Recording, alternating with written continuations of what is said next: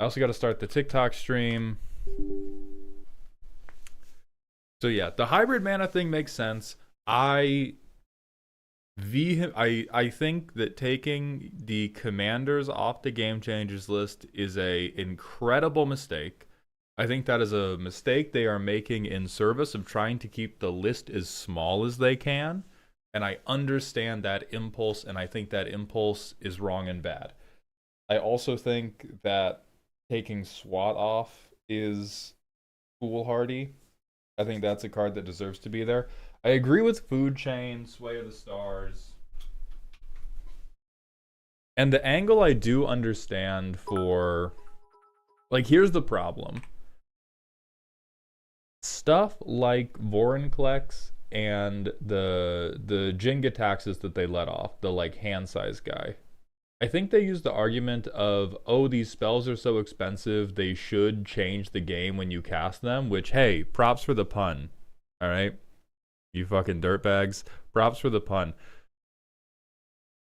What I do understand is them feeling like they don't fit in terms of the overall power balance, because like Vorinclex and Jin-Gitaxias, they were on that list. They were on like the sex offender registry. They were not on a power watch list. They were on a like creepy guy watch list. And so I understand wanting to move them off. But I do think we need the creepy guy watch list. Like, this is one of the... And also, nobody's ever paid 10 mana for this guy in their fucking life. That's another part. That's another part that I disagreed with. When they were like, oh, we should take these cards off because they're crazy expensive. And when you spend a lot of mana, you should be changing the game. Dog is not 10 mana. The man costs a dog going to sleep. Like, that's not turn 8, game's gotta end. That's like, I played fetch once. I would like my treat, please. I pay for it in my Helga deck. Bant doesn't count. You're not paying for things. Just, you have a $2 million trust fund. You pay for things, alright? Go buy a fucking plane about it.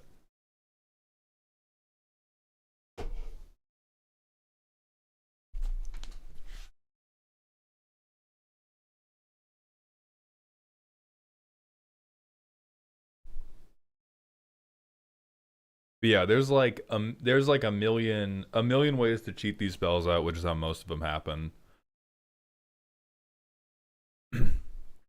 I've seen it paid for when it's the commander. I also don't like that because then you can build such a bad deck to do that. Because you can build a deck that just does every colorless ramp trick in the book. And then you have like 1 or 2 cards that win you the game. And that's no longer bad deck building because you're going to draw them. You're going to draw 7 cards at your end step. So you get you draw 8 cards a turn. You will find the 2 cards that win you the game. So I just like, I disagree with that being a appropriate thing in bracket 2, and I also disagree with the idea that the bracket system should not take responsibility for some level of guidance on that. Like, whether this is in the command zone or not. Dallas, thank you for the $3 super chat. Companion rules with hybrid mana cost rule. I have no idea. I presume if they do change it, you can play Lurrus in a mono black deck or in a mono white deck, or you can play Lurrus in like a Selesnya deck.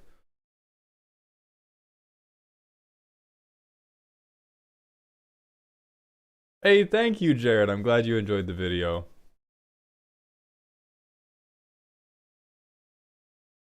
There's a million ways to cheat spells out. Mauled, I paid 9 mana. I thought this was America Hound.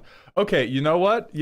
I did pay 9 mana. I did think this was America. I did think that meant I got whatever I wanted. But also, like point of order. 2, 10 mana spells should change the game. If I make 10 mana in VV, are we like, oh yeah, reasonable you cast this guy? Or are you like, ugh, ugh? Like we needed more commanders on this list. We did not need to take Kinnan off. We needed to put Vivi on.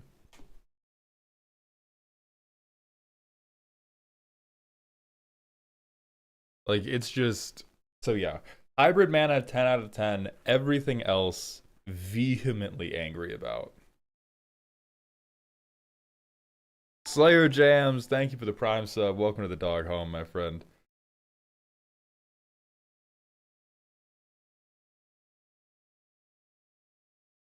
We shouldn't do banned as commander. I just don't think that we should I think that many commanders are game changers, even if they're in the 99. I think this guy is on the line because Jin-Gitaxias is really more of a smell thing than he is a power thing. But like, Kinnan is fucked up wherever you play it. Winota is fucked up wherever you play it. Yuriko is probably the weakest because you cannot reuse Commander Ninjutsu, and that is the thing that makes her the most broken. But like so many of those cards are so fucking strong. Wild Stoner, thank you. Thank you for the Twitch follow. Welcome to the Doghouse, my friend. They removed the tutor requirements for brackets. Thoughts? I think that's probably a good thing. I think that there's still a line for me where you can only have so many tutors before you're taking a bracket 3 mentality to it. Like if you have, I'm just gonna throw out a number. I would say if you have more than 5 tutors, you are approaching that deck with a bracket 3 mentality. I'm not going to say it's necessarily good, so your 0% win rate does not influence my perception of it, Jeremy. But if you have more than 5% of your deck, if you approach like a double-digit percentage of your deck being dedicated to fetch whatever you want out of the deck, that is a somewhat optimized mindset. That is. Like, you're going for something that's a little bit too well planned to be bracket 2 anymore. Like, I think bracket 2, there is a certain looseness to your butthole that must exist. Like, there has to be a certain level of go with the flow that you have to be accepting. I'm not saying the plan has to be bad. I'm not saying that it's like, oh yeah, I'll just get my ass kicked and it'll be fine. But like, you have to have, you know, a couple different ways the game can play out that you're all happy with. And I think once you're like, I need this to happen at this time, that's a bracket 3 mindset. Atomic Sharks, thank you for the Prime sub. Welcome to the dog home, my friend.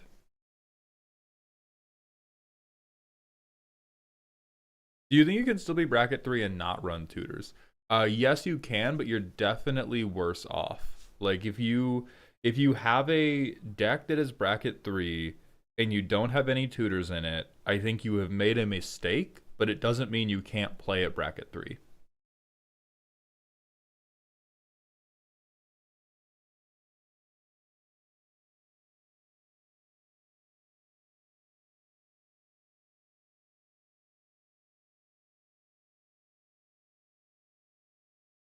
My pod has a personal vendetta against tutors unless it's CEDH. I highly disagree, but I just conform so people don't complain. Yo, fuck those people, Panda. I'm sorry.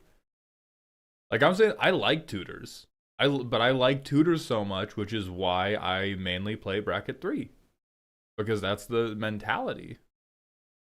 What about Dimmy or Transmute cards? I feel like the restrictions make them okay for a toolbox.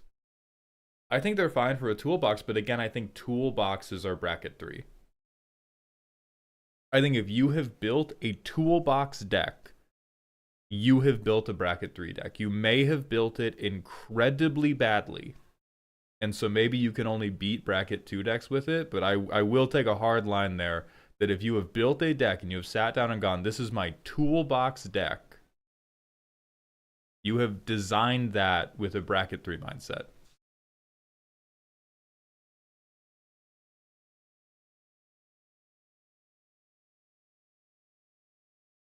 This isn't a rule change yet, but how do you feel about bracket 1 allowing silver borders? I kind of like this since it would mean bracket 1 basically becomes its own format. I think that's fine.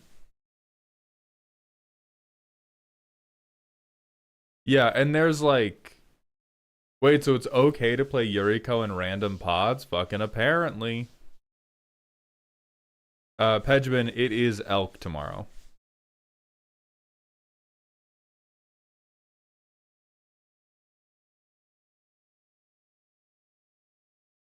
Atomic Sharks, thank you for the 6 months with Prime. Manamorphos and Veyron, that's gonna be hot. That's gonna be hot.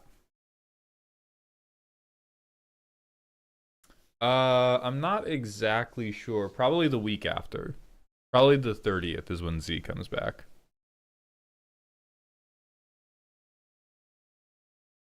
I mean, Demon, they did say it's like, if you bring her in the command zone, they expect all bracket 2 pods to soft ban her.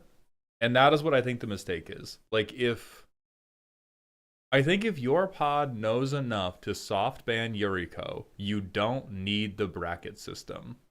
So that is what I disagree with the most. I think if your pod knows enough about Magic to know, hey, this Urza deck is not appropriate for the type of game we want to play, I don't think you need the bracket system anymore. So I think it's dumb that the bracket system is divesting themselves of that responsibility and trying to say, oh yeah, well people will know because they're fucked up. It's like, not the people who need this. The people who need this don't know that. The people who know that don't need this. Same goes for Winota. Yuriko in Command Zone versus Yuriko in the 99 is a very different thing, but like same goes for Kinnan. Like this is supposed to be for people who need help finding pods or for new players who don't know how to articulate a lot of their preferences around the game and being like, ah, yeah, Henry Kissinger over here, you should know. Hate it. Yeah, their argument of making them not game changers is that people know how they change the game.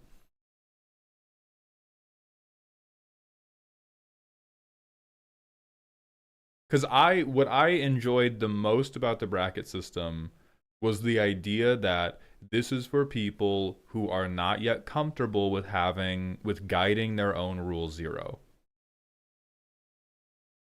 Which means we're going to cater a little more on the side of the casual player, the player who doesn't know how crazy this game gets, the player who doesn't necessarily know all of the different interactions. And now we seem caught in the middle.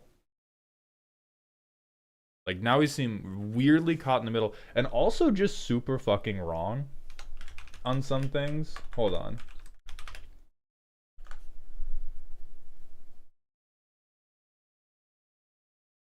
This is crazy. How do I mark this up? This fucking turn length thing. This is crazy and wrong. They should not have done this. This is the worst. I think I already said one worst thing. This is now the second worst thing that they have done with the bracket system update. Like they probably got the closest with core.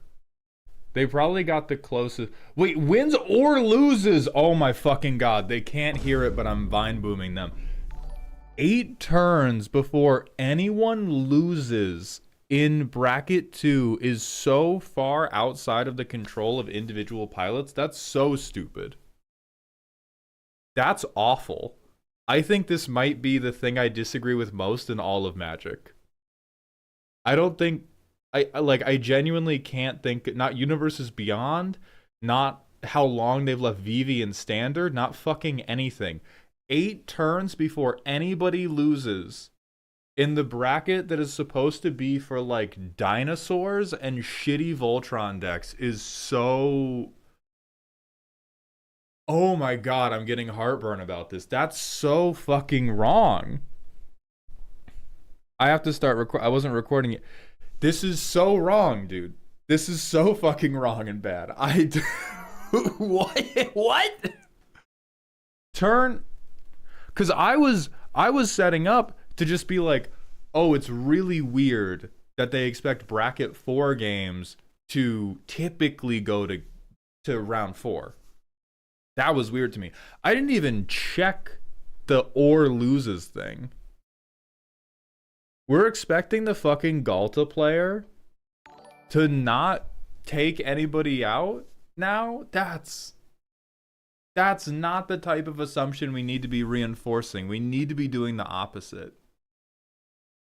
Holy shit, this has to be rotations. There's no way this is total turns. Because if it's rotations, it's a useless thing because that's 2 rotations. Hold on, Rachel tweeted about this a bit.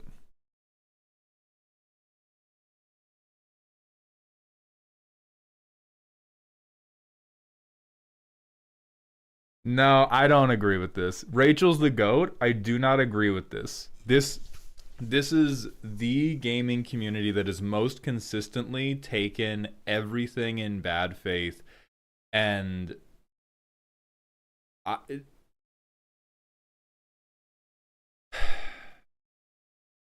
this seems like a letter of the law defense versus a spirit of the law defense. But like,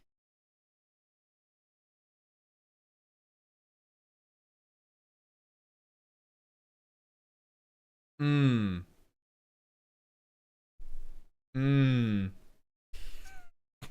that's bad.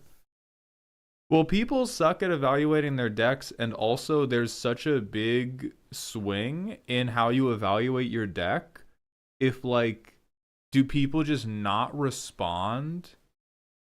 Do people just not respond to me doing a fucked up thing? Like, let me walk you through. Not even Voltron. Not even Voltron. Let me walk you through the series of events that makes me despise at least X turns before anyone wins or loses. Let's say turn 1, I go like Llanowar Elves. Actually, no, fuck them. I'm going to be a little bit in bad faith because they've already gone out of their way to defend this card that I fucking hate. Let's say I go turn 1 Soul Ring. I'm in a green deck. I go turn 1 Soul Ring. I go turn 2 Hulking Raptor.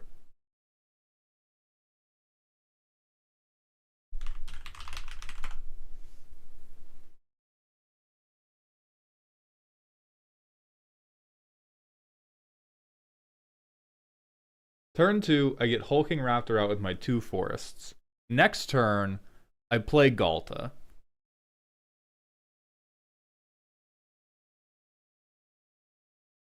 Now I have a 12 mana creature, or 12 power creature, and I can start trying to kill somebody. In most pods,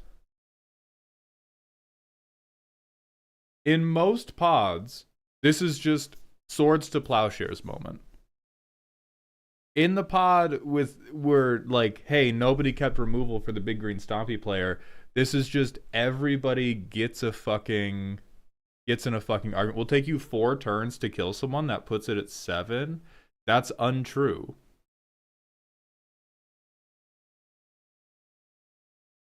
Are you aware what commander damage is?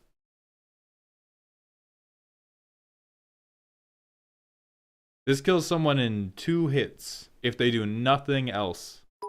If they do nothing else. If they do any type of like green stompy follow-up.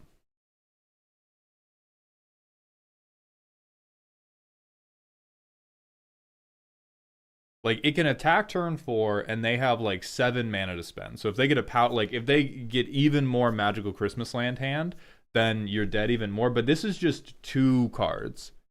This is just straight up. I got Soul Ring, which is a card they've already gone to bat for at bracket 2, and then I got Good Ramp.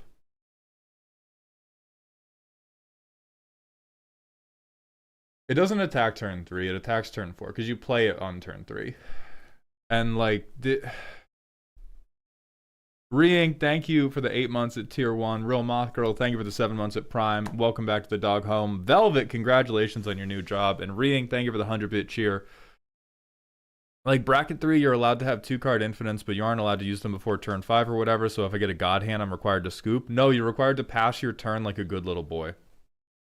Don't they mention most of the time? They do, and I do not think that is a acceptable qualifier for a guideline they should never have fucking spoken into existence.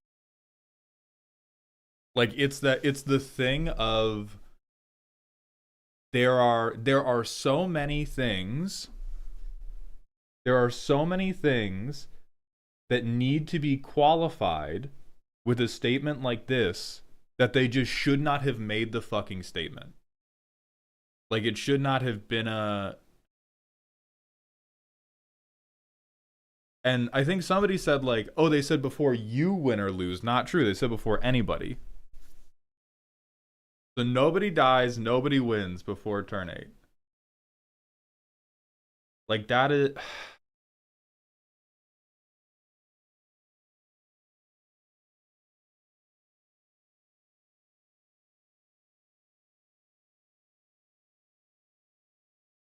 Because at least 8 turns before somebody wins, I at least think is accurate. I don't think it's a thing they should be enforcing as a guideline, but I at least think it's accurate. I think most bracket 2 games go at least 8 turns. That's the thing, Platypus. They're guidelines, but like everybody's just gonna use them to bitch at each other. Like this is such a woeful misstep. This being a new guideline they put in makes me feel like they did not internalize any of the heat that was on the first rendition of the bracket system.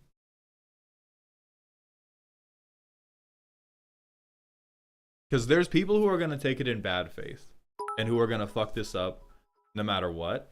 This is like good faith people are going to get this wrong.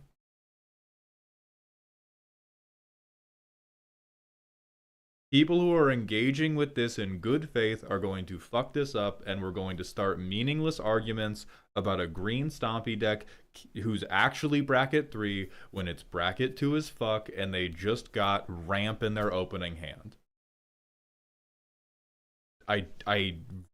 Oh, that's so awful. And then like, and that's not even getting into the main thing I wanted to yap about with the bracket system update, which was at least 4 turns in optimized is ridiculous. Supposed to be top of the line. Top of the line, best cards. Best cards you have. Do the best thing you can. By the way, we got to get to turn 4. What if I get excited? What if it's been a long day?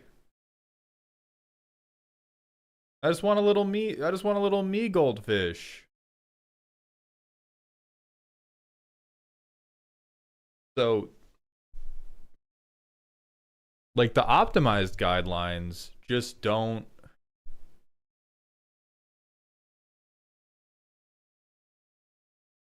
like the optimized guidelines seem like they totally misunderstand the timeline a bracket 4 deck can win in unless while still calling it optimized. If they were like, hey, we're changing the name of bracket 4 to place it as explicitly less powerful than CEDH, then I would understand this.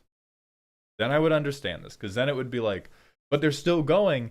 This, you are designing the deck to take them down as fast as possible, except it has to be turn 4. Fast as possible, but it should be 4 turns.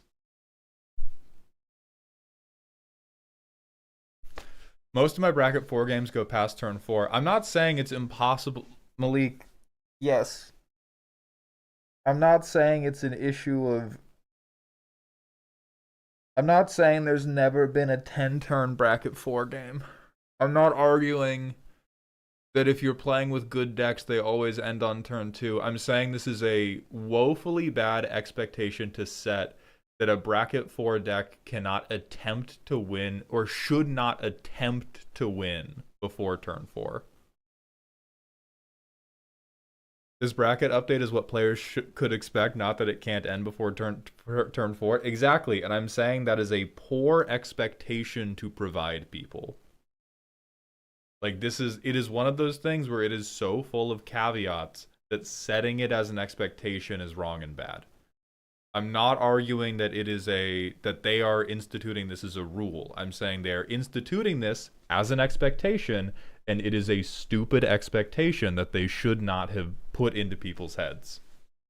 And I think it will only be used for greater dissatisfaction. That is the first rendition of the bracket system, I was a very big fan of. I am a I am hugely negative on everything that has, well, almost everything. I like the tutor changes, and I would be cool if the hybrid mana stuff changed as well.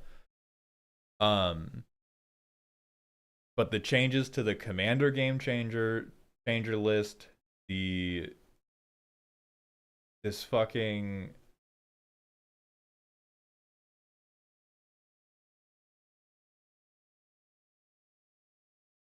so now it's like, wow, letting each deck showcase its plan. Okay, bracket 2 is like unplayably bad now. Bracket 2 is hell. Bracket 2 is the new hell bracket. This is like,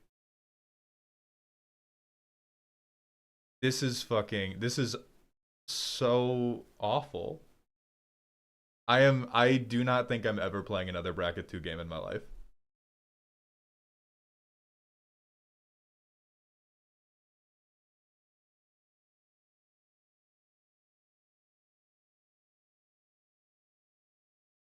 These are, and again, I know these aren't rules.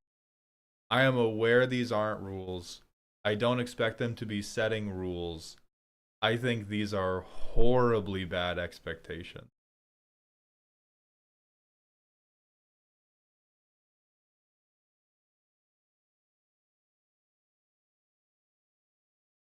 I think this is only bad if your playgroup is bad, and if that's the case, I feel bad for y'all. I don't think these are for playgroups, though. If you have a known playgroup, you don't need this. Like, I think this should be, I think the bracket system in its best form should be for new players and people who do not feel experienced enough with the game to guide their own rule zero conversation. That is the perspective from which I am evaluating this, and I think introducing the expectation to those people that they should be allowed to do their thing is a fucking bad expectation to give them.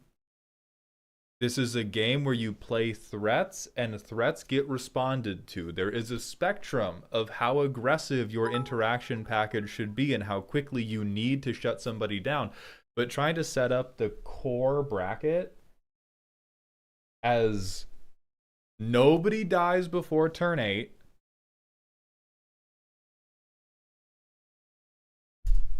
Please tell me, is this... it's from the Magic Reddit tagged official news. Please tell me this is a lie. Please tell me this is a fucking lie. I don't think it is based on the Rachel Weeks tweet. I haven't read the article yet. Let's read the article. I doubt the article can save this when they're saying such a fucking... I was a big article enjoyer when the first one came out because I thought they were saying things that were not obviously bad and just required a little bit more elaboration. This is like... This is an outright, on the face of it, bad and wrong thing. I do not think elaboration can save that for me.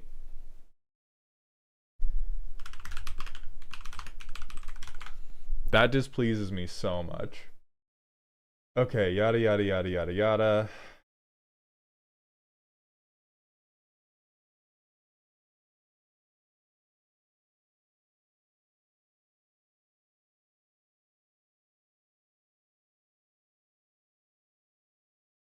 Okay, so it looks like they're moving bracket 2 down because they think too many people ended up in bracket 3 when they wanted to be in bracket 2. I do like these little arrows. I think these are good.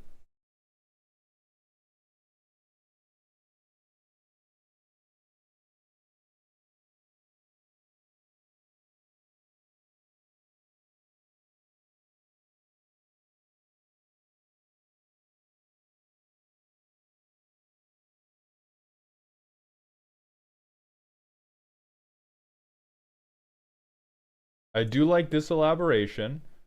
If you are just passing your turn to avoid running afoul of these turn length things, your deck should go up a bracket. I agree with the spirit of that. I still highly fucking disagree with publishing turn limits.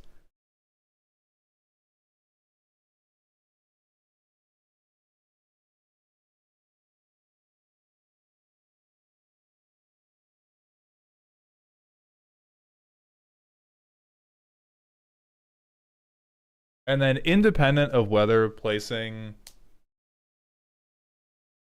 elk, I think this is a fucking disaster in 90% of areas.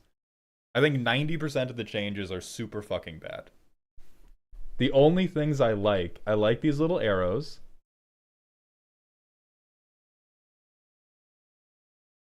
And I like that we have removed I like that we've removed tutor considerations from the brackets.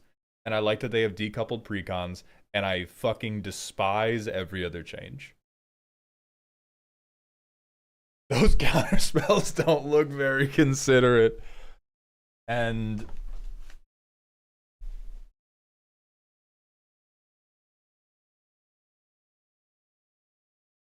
I'm going to try to look past my individual bias. I don't think the nuance saves it. I don't think you can, like, this is a situation for me where if you just say, like, 2 plus 2 equals 1, you then posting nuance later about how that was actually a linguistics joke rather than a mathematical statement makes it better.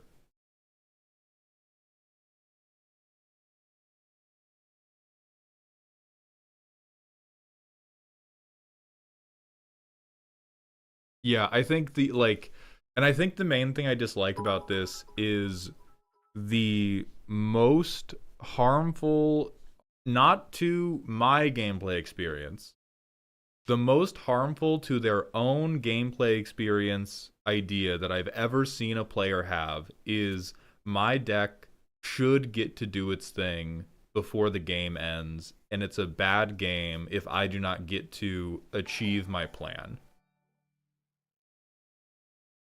That is that is the first thing I ever see commander players have to get over to actually begin enjoying the game. Like everybody who thinks that way has a bad fucking time until they stop thinking that way.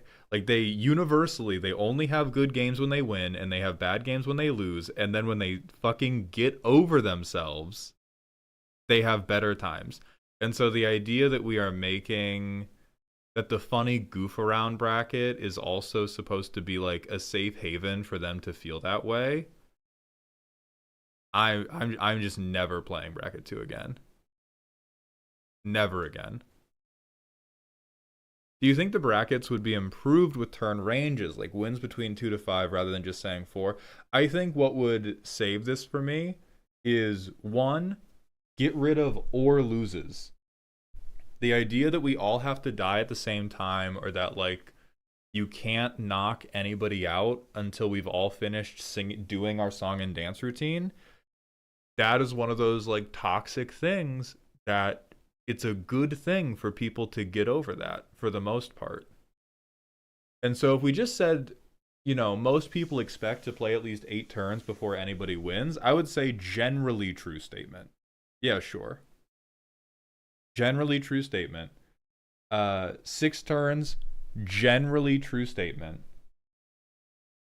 4 turns is fucking ridiculous for optimized. If we're saying this is, you have built the fastest and best deck you can, and you have not adhered to a CEDH metagame, by the way, you should expect to go at least 4 turns.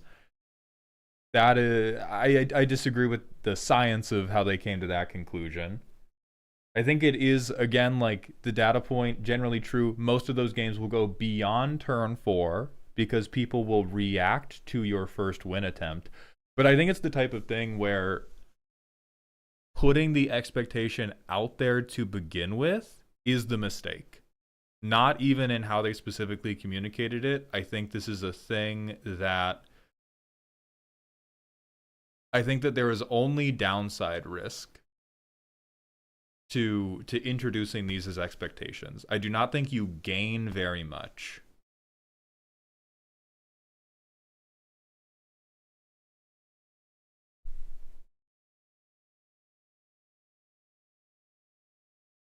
It almost looks like their turn goal in bracket 4 is trying to push people who are trying to go under that into just playing CEDH. I would agree with that if they change the language of bracket 4 to reflect that, but they're still calling bracket 4 optimized. They're still saying you're trying to go as fast as you can. They're still saying you should be lethal. You should take people down as fast as possible. The games will end quickly and suddenly. The gameplay is explosive and powerful. Please wait 4 turns.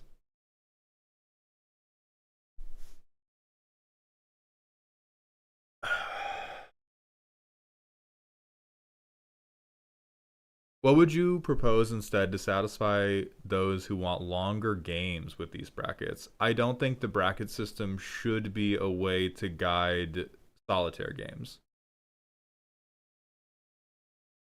Like, I think that...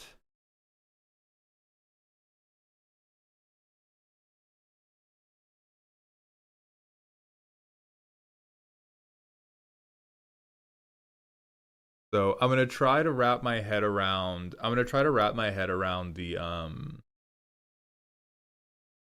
The mentality of people who might like this.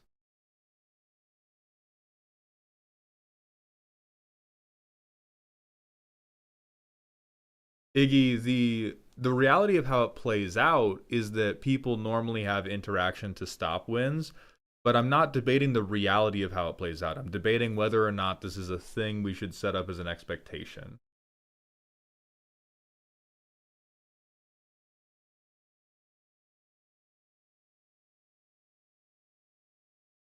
So I'm not arguing that, oh my god, every bracket 4 game should be ending turn 2. I'm arguing that this is like,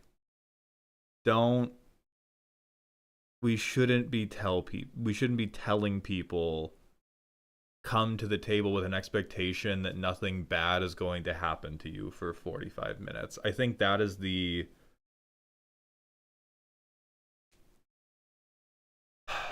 And again, I'm trying to look past my individual bias. But like the whole point, or not the whole point, I won't say the whole point. That's me loading my language. But the mechanism by which the game progresses is people winning and losing.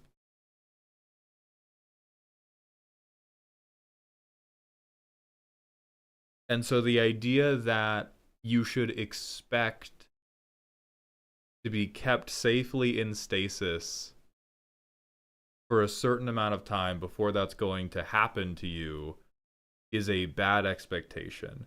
As Elk's putting it, your deck will feel good in this bracket if it tries to win around turn 8. I like that. So again, I think this statement is 90% saved by cutting off the or loses. Firebiddy, it's not that they're... I've used the word expectation at least 50 times. I'm going to need a counter on it. I have never said that this is a rule. Every single time I have said it in the context of this is an expectation, and I think it's a bad thing for people to expect. Re-Ink, thank you for the 100-bit cheer. You know what Dex makes it so people don't win or lose before turn 9? Stacks. That's true, but that's like bad faith people who already existed, who already existed and were annoying. Like,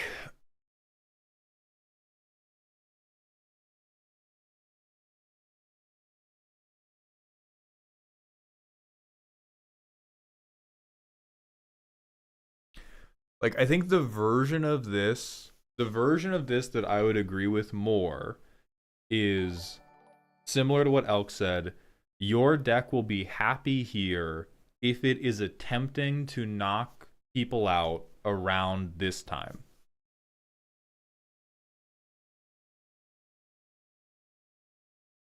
But the expectation that I'm going to be safe from somebody ramping into Galta because we're in bracket 2...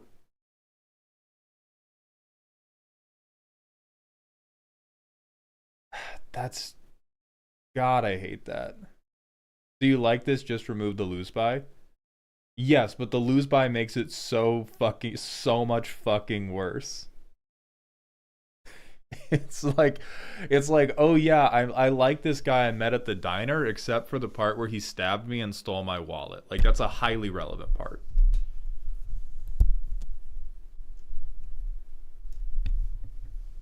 Yeah, to play at least 8 turns before anyone wins or loses, unless you play Cultivate. If you cast Cultivate, I'm allowed to kill you whenever.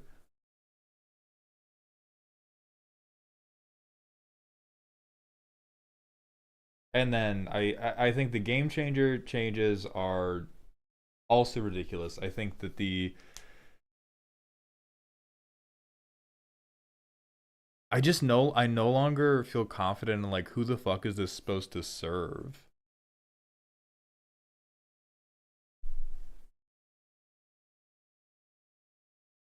Yeah, no longer tied to precon is good. Da da da da da da da da.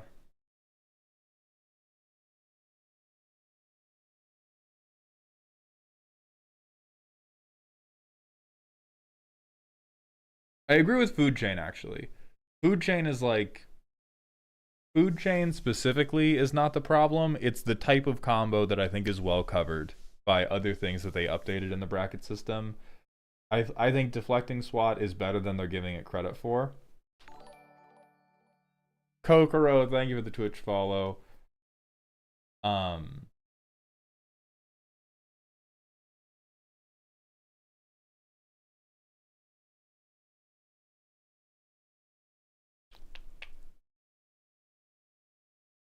but God, them taking Kinnan and Urza, them dropping Kinnan, Urza, Yuriko, and Winota off the fucking game changers list is so wrong.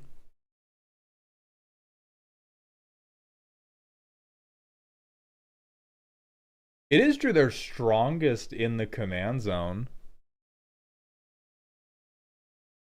And I will quote that to you when somebody resolves a Kinnan against you in bracket 2.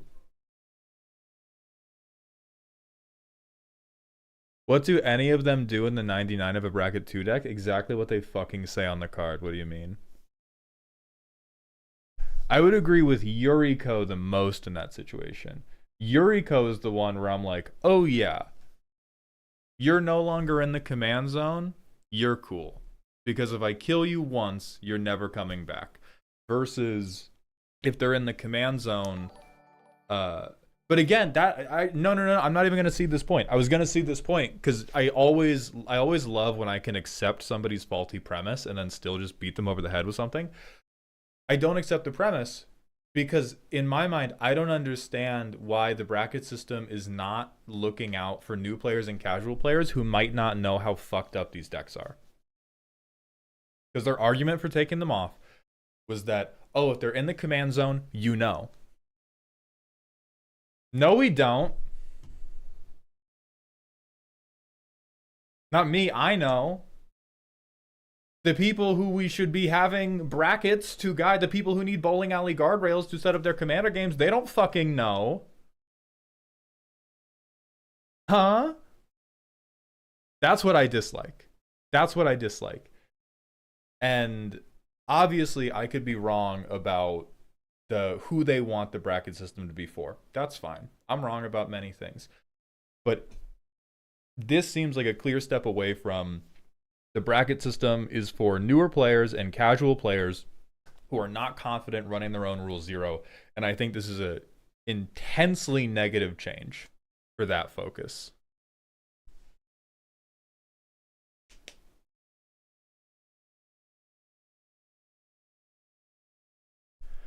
Yeah. Commando's not ruined. We're going to be fine. It's really not. It's not that it's that bad. It's just I really liked the beta when it came out. I really liked the I really liked the first version of that. And I feel like this is a pretty steep downgrade in my mind.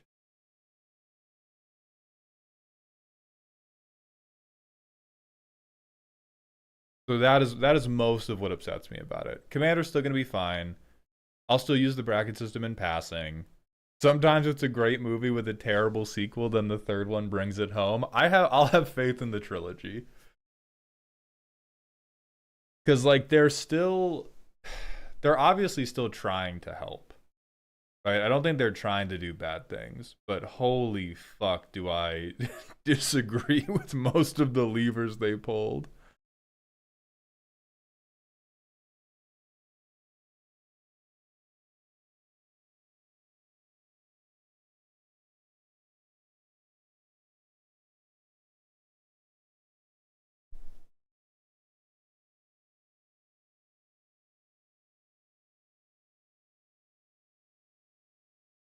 And I also disagree with the like, oh, but they'll just go into the 99 and therefore shouldn't be game changers when it's like a whole part about the card's balance is that it can go in the command zone.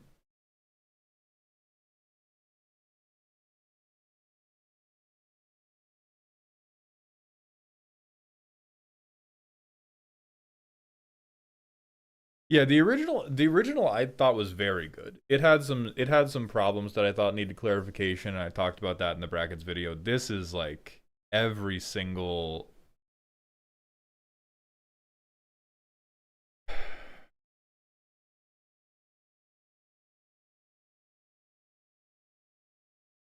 or loses is gonna haunt my fucking nightmares. Maybe it's gonna be the old tried and true pattern of 3 better than 1 better than 2 that trilogies tend to have. That's what I'm gonna hope for. That's what I'm gonna hope for.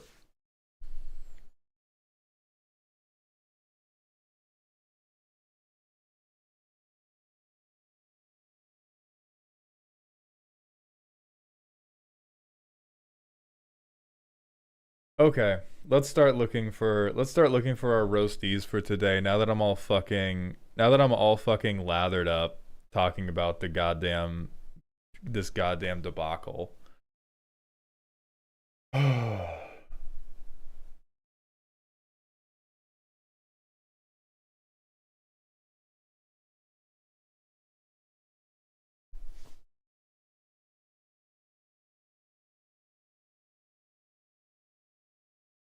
All right, Million Ants is here. I gave them the benefit of the doubt in thinking the turn count was for ending the game, not the first person losing. Yeah, right? Like them going, this is for the game ending, and there's going to be a little bit of variance if you don't interact or interact a lot. Aces. Aces. It being. And again, I know it's not a rule, but just giving people like this is supposed to be in my mind, this is supposed to be a document, a sign that people can tap when they're setting expectations for a game or a game has gone bad and they can be like, "Yo, we wanted to play a bracket 2 game and we wanted the game to be dot dot dot dot dot. Why why did you do this thing that is not appropriate for that bracket?" And now it's just going to be every fucking dickhead who doesn't play blockers. Now it's going to be every fucking asshole who doesn't play blockers and doesn't play removal and tried to assemble like, oh, you know who? Okay, now I know why I'm being so angry about this. Now I know why I'm being so unfairly biased about this because the player that is in my head that is using the new bracket graphic the most aggressively are those extremely specific combo solitaire players who want to assemble a 4-card combo, don't bring any interaction, don't bring any blockers, and don't do anything until they put a win on the board. And that is who bracket 2 now defends, and I fucking hate that. Oh, that's what it is. So you mean 3/3 Elk? Elk doesn't do that. Elk beats you to death. So like for everybody who's not that, like Okay, I get it for all those other people. I hate that we're defending janky Justin.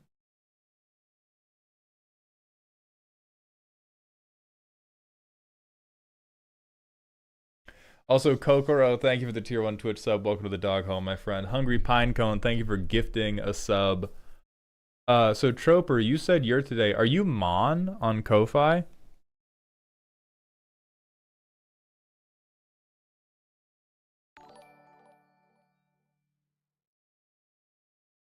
The original bracket system allowed turn 4 decks in bracket 1, while not if you could fucking read. That's not an argument I agree with. Saying that it's a exhibition deck that prioritizes theme over power, by the way, I can win turn 1 because of the specific rules. Those are the things I don't. That was something I didn't agree with or a take I never agreed with on the first rendition of the bracket system.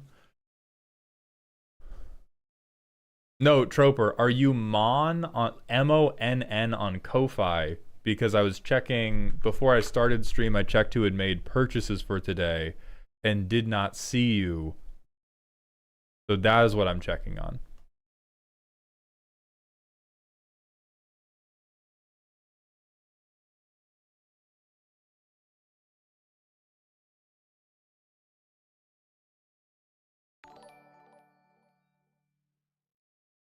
Okay, let's go find you.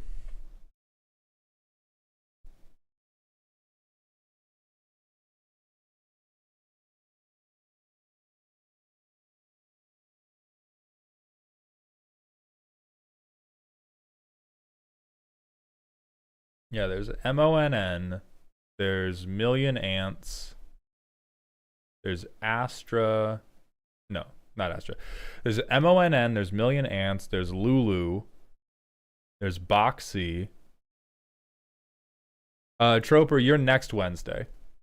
You bought for the 29th, my goat.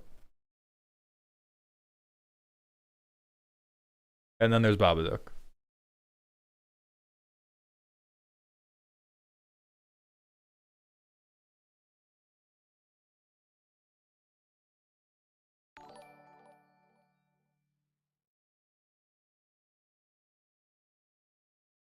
Kaboomy, thank you for the Twitch follow. Welcome to the doghouse.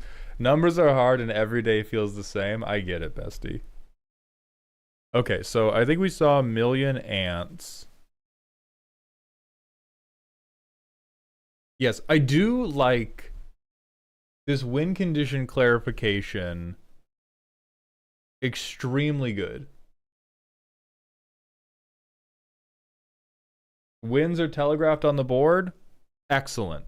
I think that's a very real and necessary thing for bracket 2. Versus win conditions that are going to be played out of your hand. Excellent. Very realistic. Very necessary to tell people about.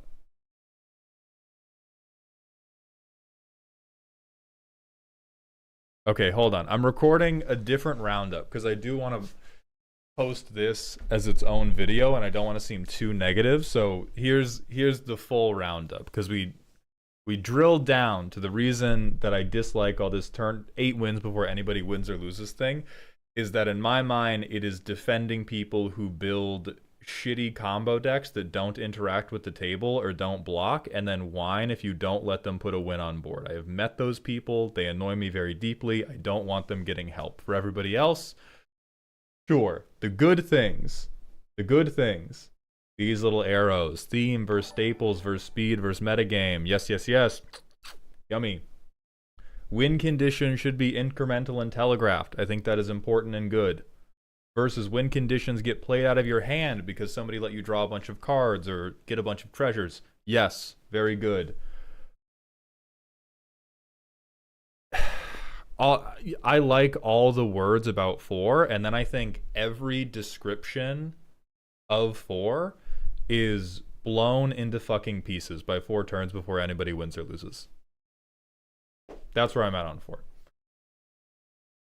The rest of these, I would be totally in alignment with if we took off the or loses thing. Sometimes people die. Sometimes events transpire. In good Magic, that's part of what makes Magic fun. Sometimes events transpire.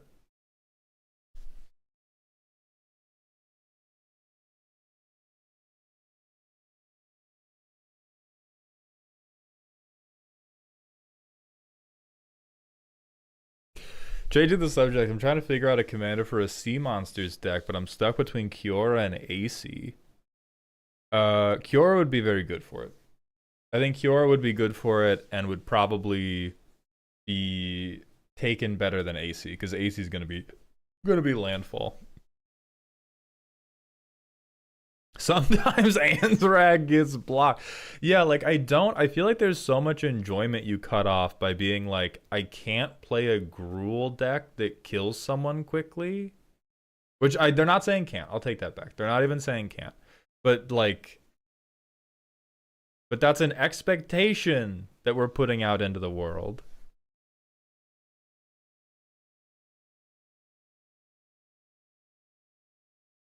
Okay, we have to redo the head break. I'm gonna call out names again. Million Ants, Boxy, Babaduk, Lulu, in that order.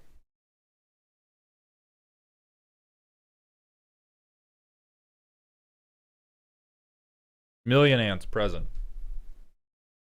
Yeah, bracket 2 Arabella can wipe people out very early. Yeah, because it feels like, it just feels like every bracket 2 game you ever walked into, you have to open the sentence with like, okay, it's bracket 2, but if you don't fucking do anything, I might kill you before turn 8. Cool.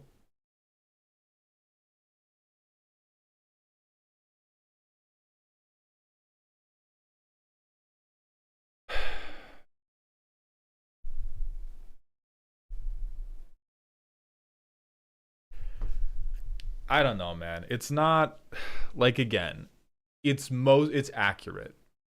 It is a true to life statement of how long most commander games end up taking. But the way it's put down right now, it feels like a sentence that is only ever going to be quoted in bad faith and is never ever going to be quoted in a protective manner. And I realize we cannot prevent bad faith actors from acting in bad faith, but it felt like the first version of this document was relatively well designed, that if you were engaging in good faith, it was going to be protective and useful. And this feels like even good faith adopters this is gonna lead to some really fucking stupid misunderstandings.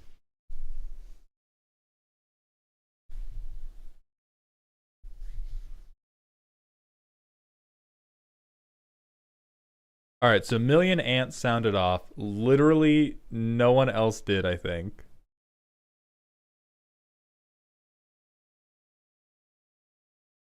Grey Wolf, thank you for the Twitch follow. Welcome to the doghouse. I also blame Josh Lee Kwai. Who the fuck else in that room was gonna argue for Rhystic Study being iconic?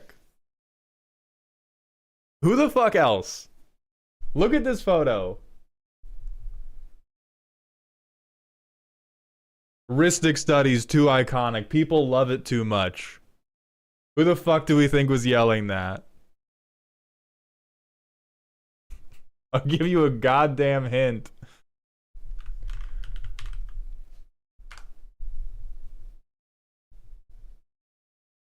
I fucking found him. I have identified the Rhystic Study defender.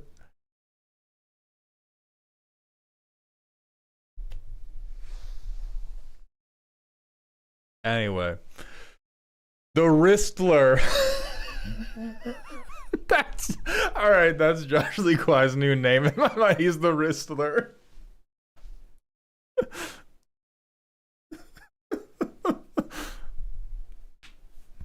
That's so good. Holy fuck. The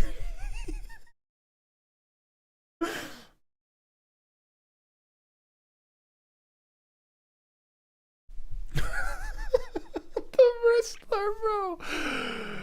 Oh shit. Okay, so Million Ants is here. We also have Babaduk, Boxy, Lulu, C, Anovo.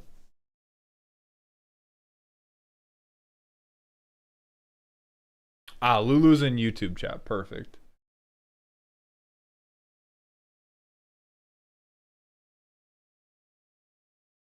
Okay, I'm gonna hit the manual ad break, and then we're gonna get into it with Million Ants' deck roast, and then we're still waiting for Mon. On Wheeler's stream last night, he said that him, Josh, and Olivia were pretty aligned. Yeah, but it's way funnier to just call him the Wristler. He's still the Wristler. I I I can 100% believe, like, if Josh Lee Kwai was actually the only defender, they would have banned it.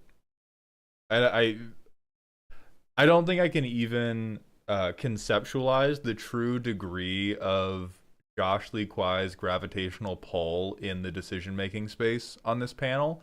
But I think that if he was the only holdout, I significantly doubt that they would have held it up.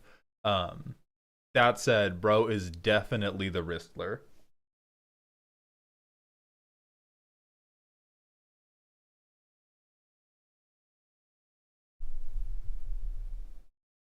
And I think that Olivia was also the person who wanted to keep Jeweled Lotus and Mana Crypt. And like, quite frankly, I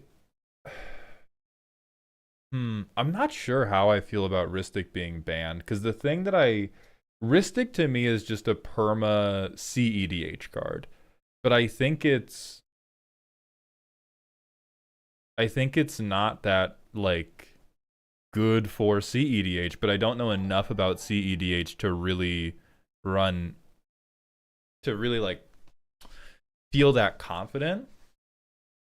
But I just don't put it in. I just don't put it in anything below CEDH because it is such an overwhelming game changer.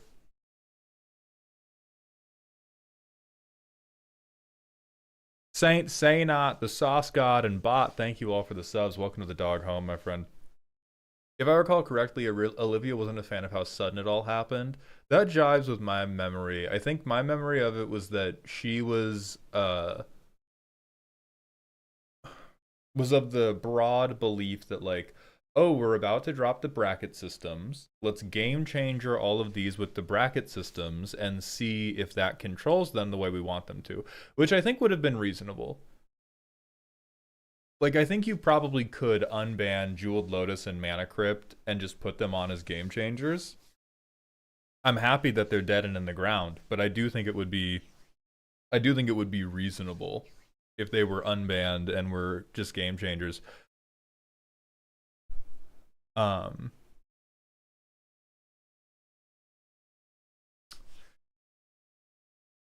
I don't think Ristic is that great for CEDH health. But I'm so underqualified to speak about CEDH that I'm not going to say that with a lot of base.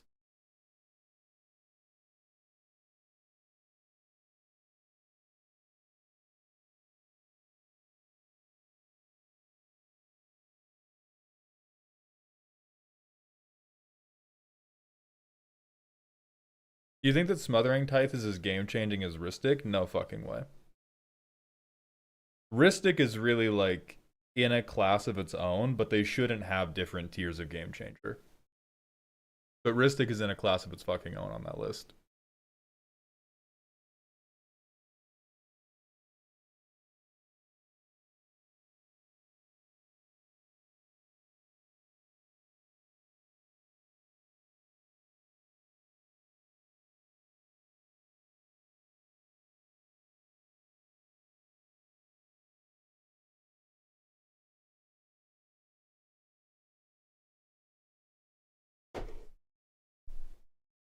Ads done. Thank you, Black Mage. All right, Million Ants. Let's get into the actual meat and potatoes of today.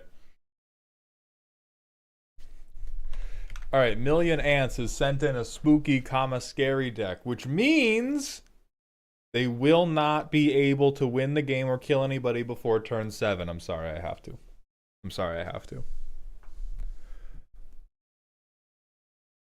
Hi, baby. Yeah. Yeah, you had a Sims moment. I came into this reason and I thought, why? What was I doing?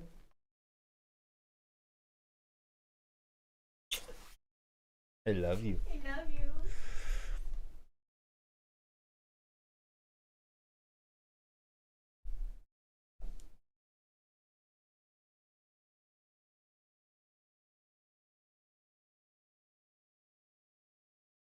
Okay. Million Ants has sent in a spooky, scary deck. Back in the March of the Machine standard meta, I enjoyed playing a Dimir Toxic deck that primarily used spells and proliferate to get the win. The deck made a lot of people salty, but I liked it. Fast forward to a few months ago, I still enjoy the play pattern.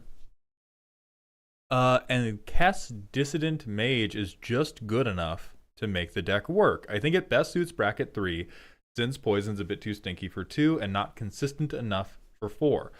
It still feels a bit inconsistent, so I'd like to improve that aspect. I'm also always open to adding more silly fun cards, even at the expense of the deck's power.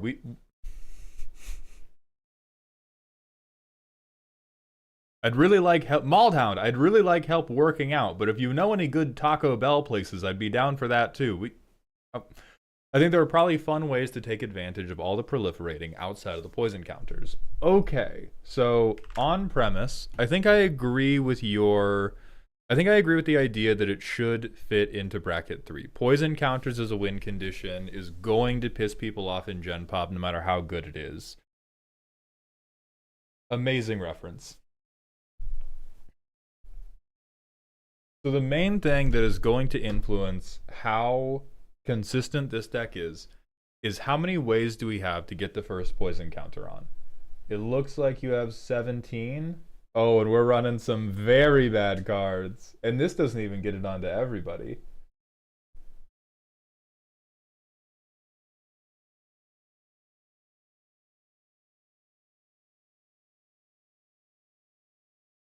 Okay, so you have 17 ways to get a poison counter on. Not all of them are made equal. Wow, you have to let them draw 3 cards? Oh, oh. This is not a surprise tool that will help us later, Brother Bear. What are you doing? This is a surprise tool that will make us very sad right now. So likely what we're going to have to do is if you want this to be a consistent poison deck, we are going to have to cut the lowest performers here for just good card draw or good tutors in general. There's a lot of, let's see what you have. Oh shit, oh my god, you have the good card draw. I love you. Well, okay. Well, all right, you got the card draw. Lars Magic, thank you for the Prime sub. Welcome to the dog home, my friend. Counting to 10. So this is all our proliferate.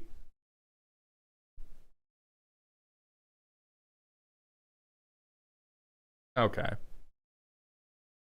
Does red have a single relevant card? Has it ever? Interaction, except some of them are shit because they say poison or proliferate. Fuck. Alright. Oh, so this is a bracket 2 deck that we have to play in bracket 3 because of the smell. My opponent probably need their creatures more than I do. Not all of us are Yugi Moto, some of us have to fake it. Okay, so you've taken the best ones. I would say if we want this to be a more reliable deck, genuinely what you should do is just fuck it up with way more tutors. Because you can have a deck that is other stuff to proliferate. I'm going to tell you right now, if you want to have a deck that is doing funny proliferation stuff and is only sometimes doing poison, but is not necessarily doing poison, you want to be in Jeskai. Flat out. This is not a white agenda. I hate white just as much as everybody else does. Okay? But if you want to have a deck that is proliferate first and is poison second, you run Kilo, and then there's a million different funky things that you can do with proliferate. If you want to do poison, we do have to be very committed to poison because it's a very bad strategy. And so the big list of tutors that we have not considered so far. Let's open up Scryfall Tagger. We'll just do tutor card.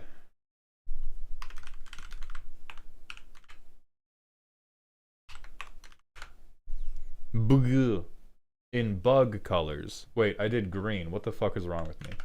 In bruh colors, my fault.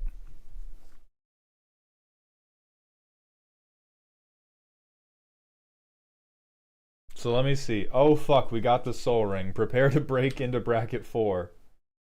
So we go Soul Ring turn 1. Oh no, we have to have a swamp or a mountain. We have no untapped lands in this hand. You fuck. You absolute fuck. Holy shit, what is this? Okay, I'm fine. I'm fine. I'm fine. I am going to drag you to a realtor's office by the scruff of your neck. By the fucking scruff of your neck, I swear to God. I ring Talisman on turn 2. So Kess Dissident Mage really doesn't matter right now. We just got to get this poison shit going. So I think we go...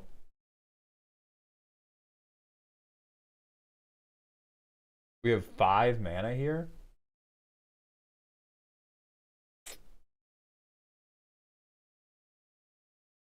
I'm just gonna go bam bam. I do have to take one. Oh wait, this proliferates. It doesn't put a poison counter on. Hold on. Oh fuck, I put the top 3 all in my hand. Shut the fuck up. Shut the fuck up. I'm not piloting the deck wrong. Fuck you. I think we do then Phyresis Outbreak. Yeah, we do Phyresis Outbreak, and then I just get Voidwing Hybrid down. I'm going to count mana for this. So these are each of my 3 opponents. 1, 1, 1. So now I go Whale.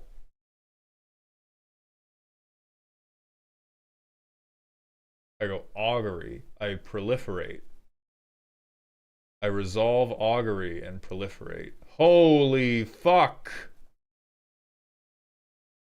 So everyone's up to 3 now. Play this land for turn, I get to Surveil, fuck that. I move to combat. I hit somebody. I'll say the black player has moved up to 4 poison counters.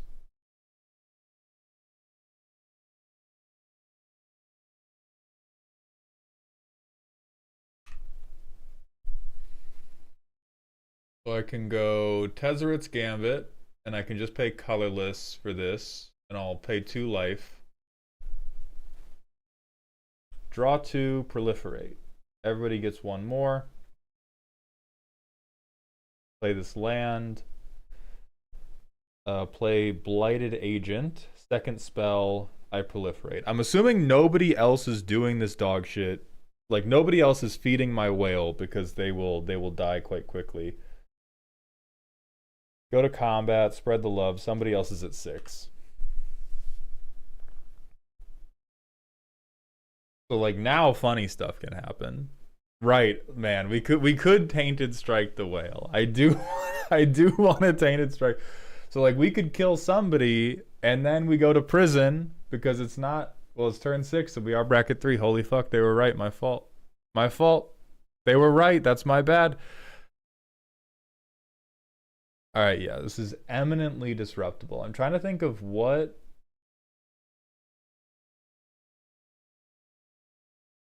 And if anything bad happens to us, we probably roll over and die.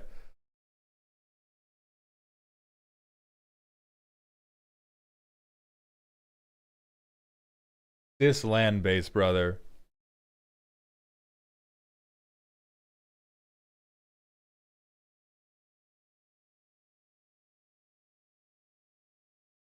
Your Hatsu already blows. You cannot be fighting with one hand tied behind your back like this. You do not need to hold yourself back like this.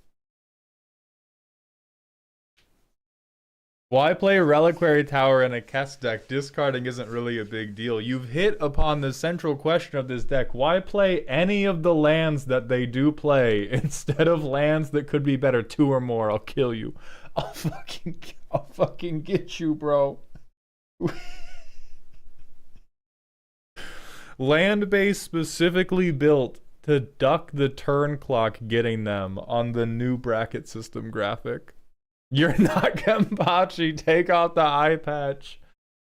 Fucking release the Bankai. Stop doing this shit.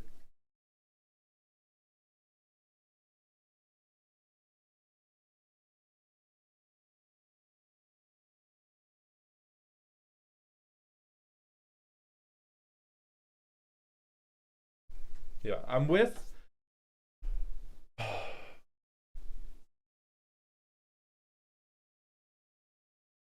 I think this is cute. I do think this is a cute attempt. A cute attempt at a relatively fair poison deck. I think that if people hate poison, they are going to hate you, but I think that is going to happen regardless. You are playing 2-mana 1/1s. How mad can they get? I think the bigger problem with this deck is that Kess doesn't do anything for us until we have already cast one of our good poison spells, and we have so few good poison spells that we're not committing to a really hefty, like, self-mill game plan to get them all in the graveyard. Because that's what I would imagine you should be doing if you wanted to do this well. But again, 2-mana 1/1s, you're not trying to do it well. I get that. I see you. But if our commander doesn't matter until we've already achieved our game plan, I would highly recommend that we swap commanders to something else. Spellbreaker in chat is arguing very heavily for Refine. I do think Esper is not unreasonable for this. Does Refine give something unblockable? I don't think she does.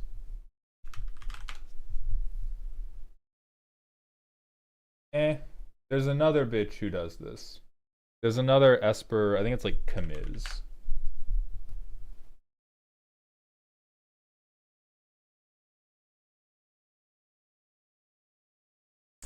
Kamiz doesn't give as much card draw in the command zone, but she does make our toxic creatures better. But wow, that's still pretty bad. Yeah, oh fuck, is it about to be a Jin-Sakai moment?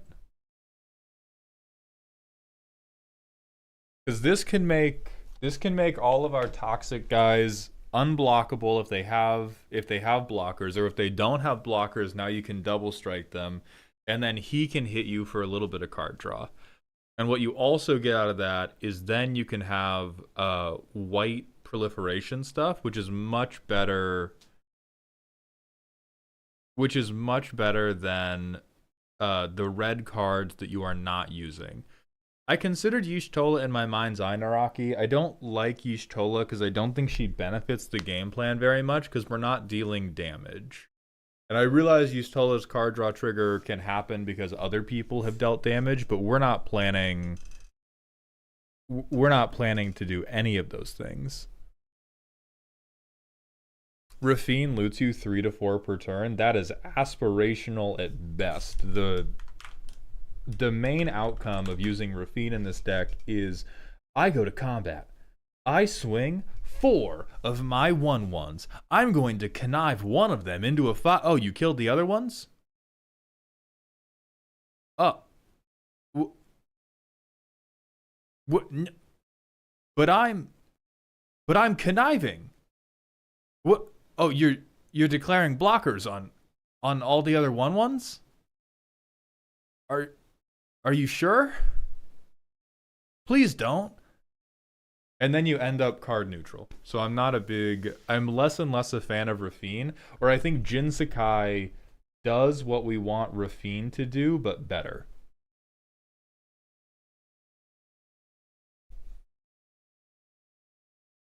Like Jin-Sakai, Poop Knife Extraordinaire, and then you can still have this proliferate stuff.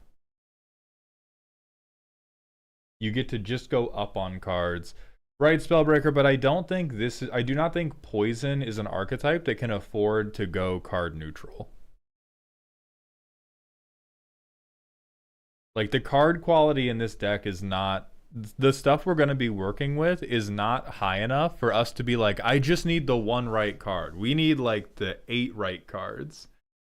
Disagree, you're seeing way less cards. It's okay to be wrong.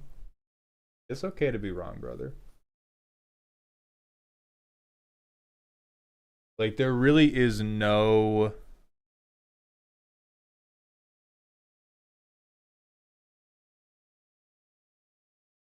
I just don't believe I could go near empty-handed and then connive 4 and have that fix it. if we were doing a strategy that was a little bit better overall, I would believe in it more. But I think this is like, okay, I'm gonna connive 4 into fucking steady progress, and then I scoop. And so I think you go Jin Sakai. I think that makes things like, so it makes your naturally evasive creatures way better for their combat damage triggers. I think it allows you to, what does it allow you to cut that it's going to, that will make us happier? You don't have any red, you get to cut Blasphemous Act. What do we get to put in instead?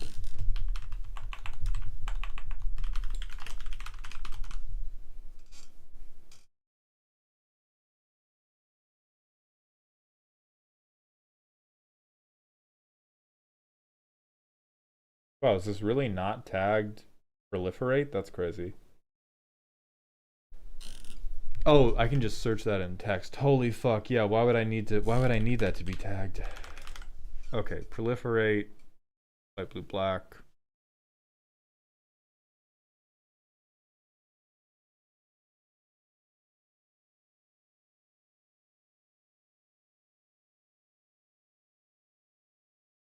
So Yawgmoth can do it with discarding. Oh, we want to look for actually just white.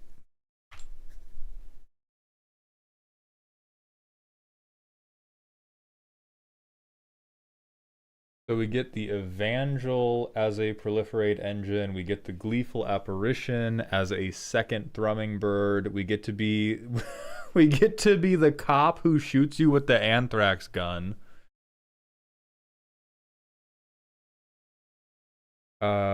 Ooh, we get more things like unbounded potential. I don't know if that's good enough for it. We have terrible, terrible removal.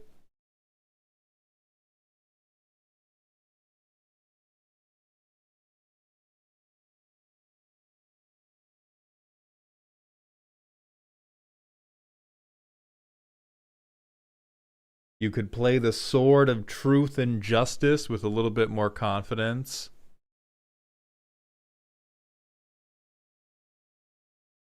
We're not doing OG Atraxa. OG Atraxa is just going to get you shot on sight. We're not playing a deck that's that strong.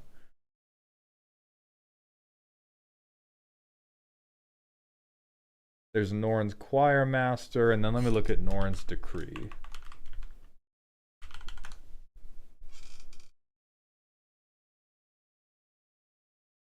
Ooh, Norn's Decree is very, very good. Sword of Facts and Logic. Yeah, I like this angle a lot more. This is why I ended up with Kess, because if there's only 20 good cards for this, at the very least I can get them twice. Well, my argument is more that Jin Sakai turns a lot of these cards that are very bad and just say proliferate on them into good cards for the deck. A 2-mana swinger that will proliferate twice every turn. Pretty fucking good. Pretty fucking good. Yeah, it lets you run.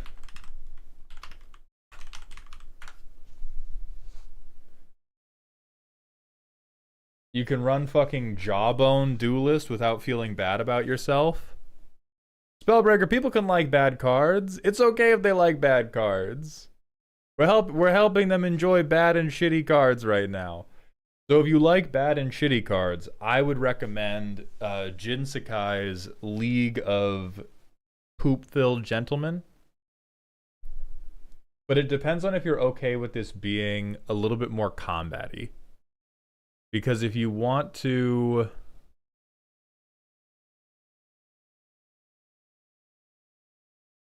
It could still be very tempo-based, it could still be very control-based, and it could still be... You could still be doing all of this like Spellslinger proliferate stuff, but notably, all these really shitty creatures become less bad. Because right now they're really, really bad, but you have to run them anyway because you need the proliferate. And with Jin Sakai, they become actually like, oh, these are actually fine now. And then we can have Jin Sakai and the poop knives over the top.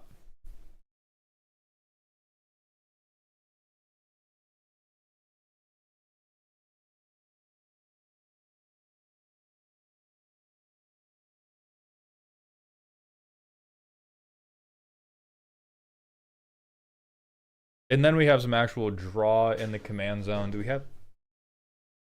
Okay. Something crashed. Do we have other, like, crazy card draw? What I'm imagining is, like, hold on. Newt.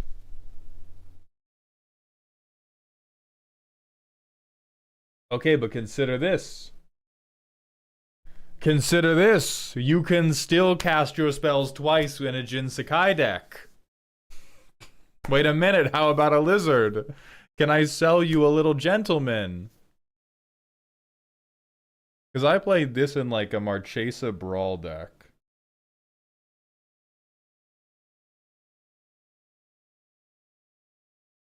This is the sort of thing I am here for, exactly.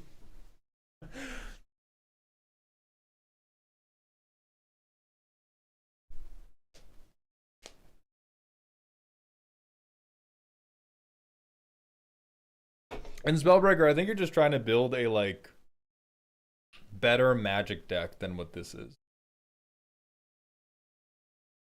How is a vanilla 2/2 gonna hit? Oh, Ezra. Oh, you fucking fool. How would they hit? How would they? There's no way. There's no way in the world I would ever make my vanilla 2/2 deal combat damage. It's impossible. It's unthinkable. It's inconceivable, even. This is what Jin Sakai can do for us. This is what Jin Sakai can bring us to.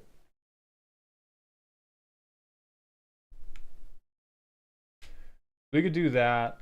I don't know if there's any other, like...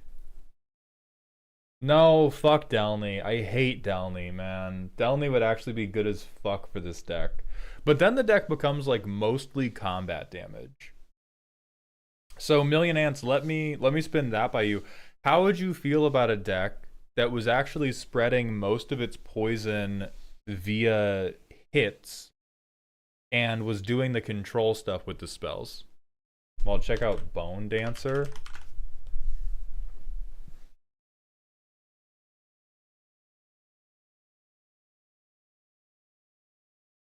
Oh, that's insane. Fuck Delny. I agree, fuck Delny. This card's fucked up for Jin Sakai. Naraki, you're banned for the Oloro mention. We do not support terrorism in here. Okay? We do not support a guy man-spreading from an eminent position. Fuck that guy. This is not for the poison deck, but I do think, like, if you start going Downly, if you start going all this other stuff, there is a... Like, you go towards, this is a poison proliferate deck that is poisoning and proliferating mostly around combat damage rather than around spell slinging. And I do think Delny is the bridge to that new reality. So if you want to try that, and then have all of your control be like Esper, Spellslinger control with like ground tempo, you can do that, and I think that would work. Kaiser, we talked about Kamiz as the commander, but I like Jin Sakai more for all the things we'd actually be using it for. Yeah, Jin Sakai has put Kamiz down. Kamiz is floating down a fucking river. I think I would prefer to keep it more spell slinging. Okay.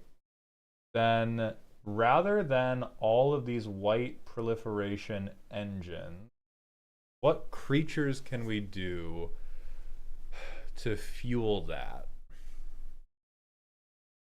I don't think we do Xyrus.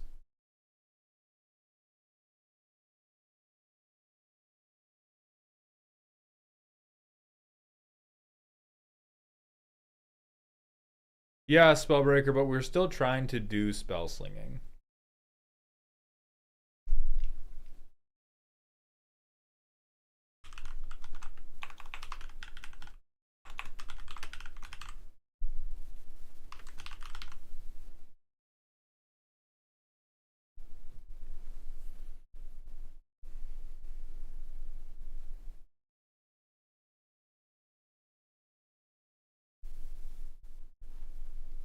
That does not fucking work.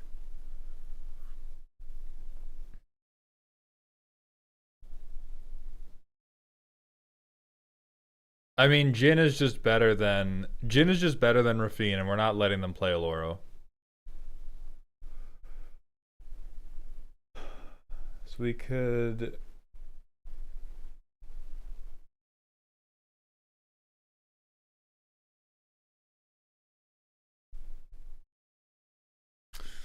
Are there any of the? So we could do like Archmage's Newt to get our spell slinging stuff back. Let me see if there's any tags associated to that.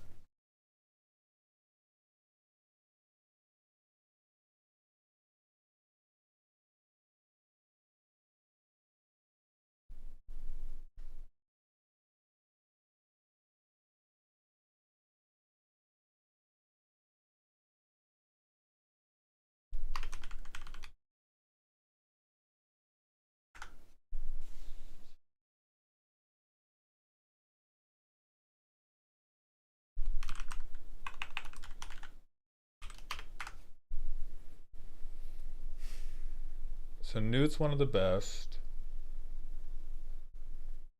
We can do Skyway Robber.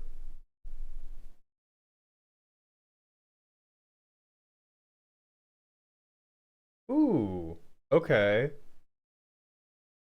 This guy's a little spell slingy. This guy's a little bit shitty.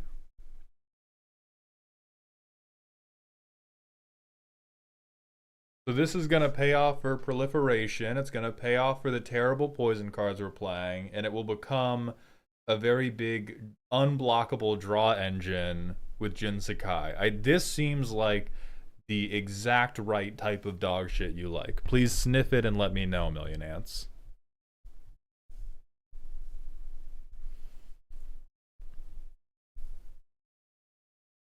I like it. Perfect.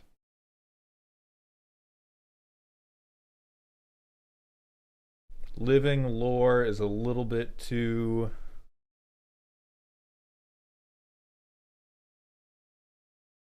Oh my god, fucking Spellbinder. Wait, are any of these instants worth doing? Prologue to Phyresis? Huh? Huh? Does this still count for you? Is this still good? This is really bad. This is a really bad card, but it's gloriously bad. Boss, what about Insight Engine for Draw Engine in a Proliferate deck? I've been thinking about that. I really don't think we should Insight Engine unless Proliferation is much more the name of the game.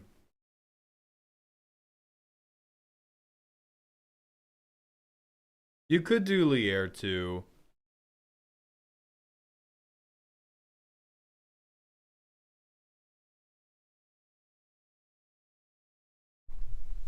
This is Spell Puncher.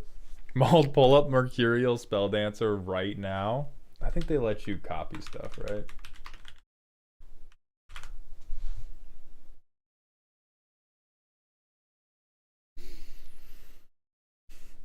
Okay, unblockable. On combat damage, you can remove oil counters to double cast. Yeah, perfect. This is exactly what we want. Yeah, so how do you, Million Ants, how do you feel about this direction? How do you feel about, okay, we're like spell blades. Love it. Amazing.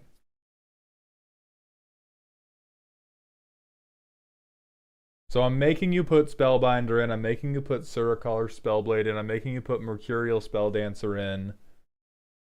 And then that doesn't matter. You are now playing the Sword of Once and Future. We're not doing Skrelv because we want this to continue to play into the Spellslinger angle more than we want it to play into the poison as quickly as possible angle.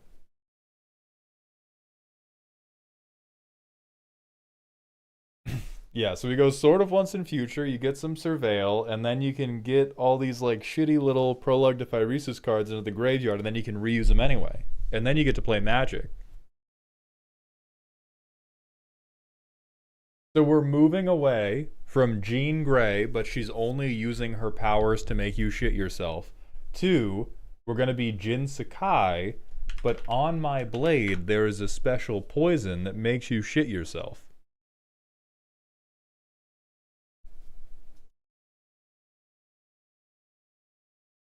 Yeah, Wealth and Power also does copies.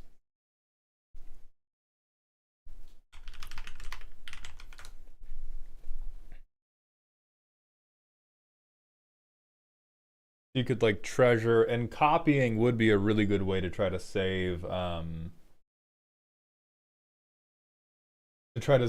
terrible, terrible no good cards.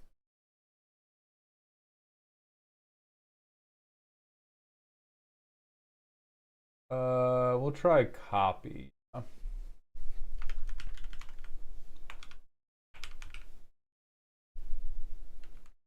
Black, blue, white.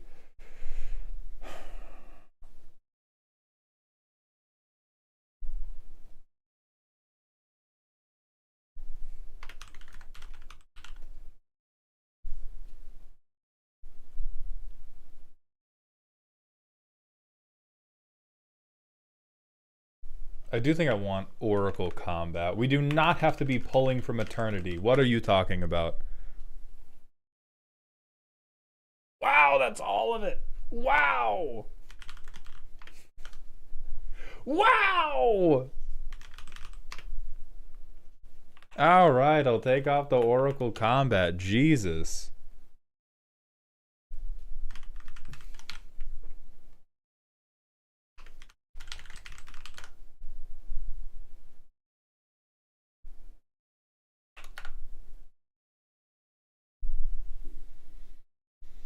Yeah, Kairakuto, but we still need to keep it pretty focused on poison, because if we don't keep it focused on poison, we're just never going to get there.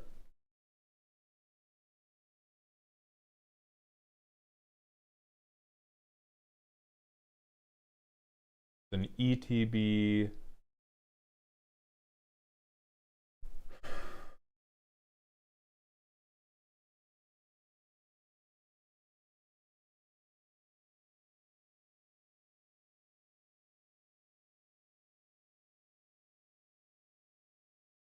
Yeah, and if we go Esper, you could genuinely put Zethi into the 99 of the deck, and she becomes a pretty useful recursion engine. Isochron Scepter is not pretty, Pog. You stop that right now, Macy. We've talked about this. We have talked about this, Macy. Isochron Scepter is not Pog at all.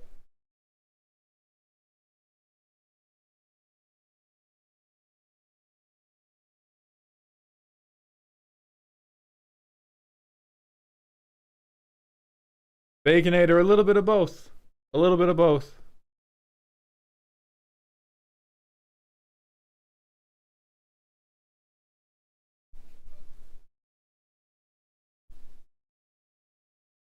Yeah. Okay, so I like your vision for the deck. I think right now, you're about right that it works, but it doesn't work hyper reliably. And so the way I would like to fix this is I would like to expand the umbrella of cards that are usable.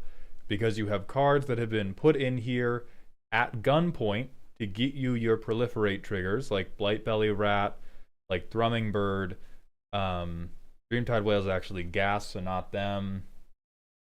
I think there's at least one other just garbage creature that snuck in here as a way to try to get that first poison counter, or as a way to try to proliferate them. Yeah, like Ichor Rats, Plague Stinger, Plague Mirror. And right now, these cards make you very sad, but say the words on it. And if we move to Jin Sakai, you can not only get card draw in the command zone, but now all of these guys become fine. They don't become crazy. They don't become immediate game winners, but they all become fine. And then the rest of the Spellslinger plan gets to proceed as you want, but now you get fun new tools like Zethi. You can play cards like Archmage's Newt, and you will not get blown out instantly. You can use Sword of Once in Future.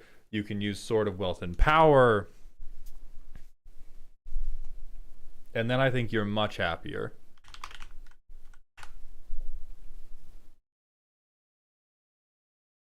We are not doing Sigil of Sleep. We cannot get distracted from the poison proliferate game plan. How many of these are instants? 19. Okay. How many of these are useful instants? For rebounding, kind of. Yes. Yes. Yes. Yes. We did that one already. Yes.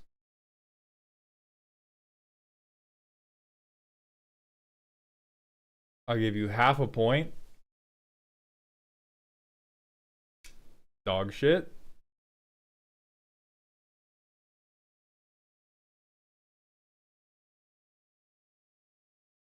Dog shit.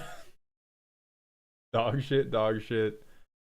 That one's good. Dog shit. Well, it has proliferate. Okay, we can accept that. I think too many of these are counterspells for me to give a fuck about Taigam or the blue O'Hare. I feel like Taigam and the blue O'Hare are just living in a world that we don't actually exist in. We have like 10-ish targets in the entire deck that rebound does anything for. And like we're already building a slot machine if we want to win with non-infinite poison and non-Fin the Fangbearer poison. We're already fucking around. We can't be fucking around with like, oh, but maybe one day I'll play this big dragon and then he'll give me back one extra card on my next upkeep, and the rest of the time, oh no, I've counterspelled nothing. I'll look at Taigam.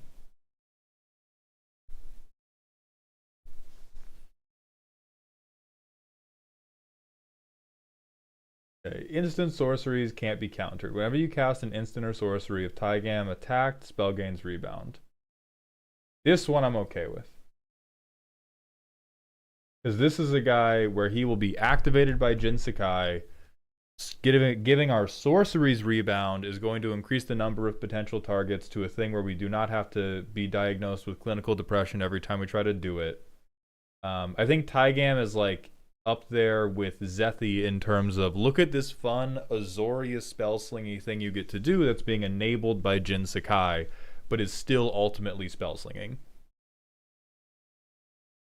So I like that a lot. So that's the direction I'm going to advise you take this deck in.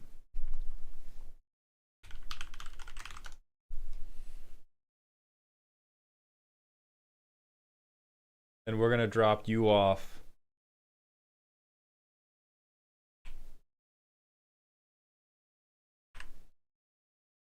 I think we're on the side of YouTube short behavior because you're trying to recapture the feel of a 60 card deck. But I like what you're trying to do, and I think this is a relatively acceptable way to go about poison and to go about spell slinging, and I hope that these changes work out for you. Immediately leave the goth waifu behind and study the blade. Million Ants, thank you very much for submitting. I hope this was helpful. We're going to go to the manual ad break, and then it's time for Lulu. So Lulu, proof of life, please. And then Babaduk or Boxy or Mon, if you all are here, proof of life from you as well.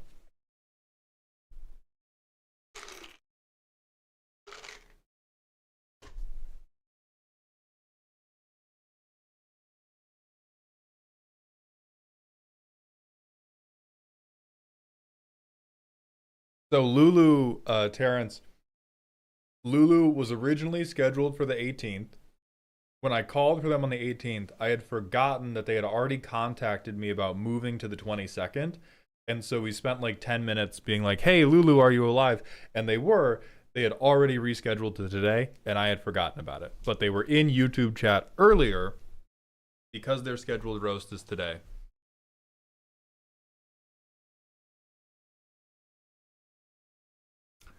I'm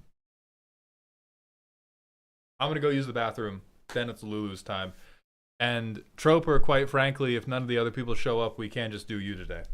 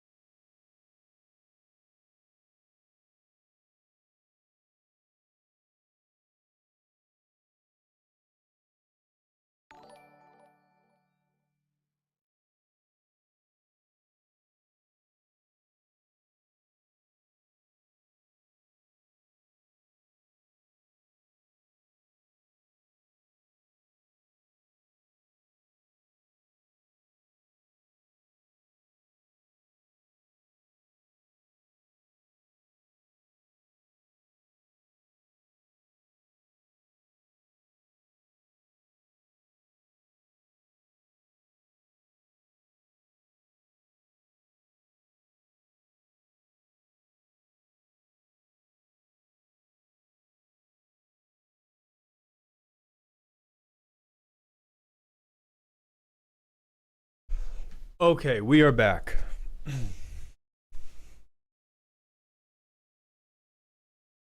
Moj, are you Mon on Ko-Fi? Because we have one. That's me. Perfect. Okay. Did you fill out the Google form? You did. Yes, you did. I found you. Okay. Excellent. Then we will do you next because Lulu has not signed off of proof of life. The weirdest one. Thank you for the tier 1 sub for the 16th month in a row. Welcome back to the dog home.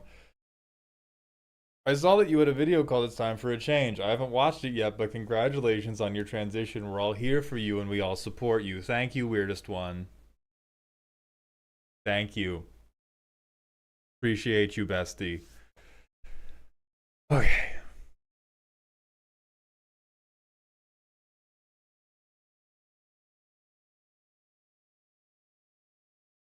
Coyote, yes, I've been watching for Lulu in the YouTube chat. I am, yes, I am aware. Well, Lulu, oh, here's Lulu. Okay. Okay, then Moj, we're gonna do Lulu next because they were waiting a little bit before you, provided that you will be able to stick around for the next like hour so that we can do the both of you.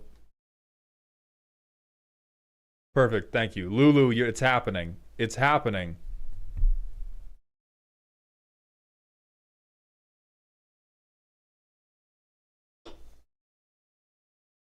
Interview at 4. We will have you handled well ahead of that. Lulu has sent in something silly, spooky. Hi, Mauld.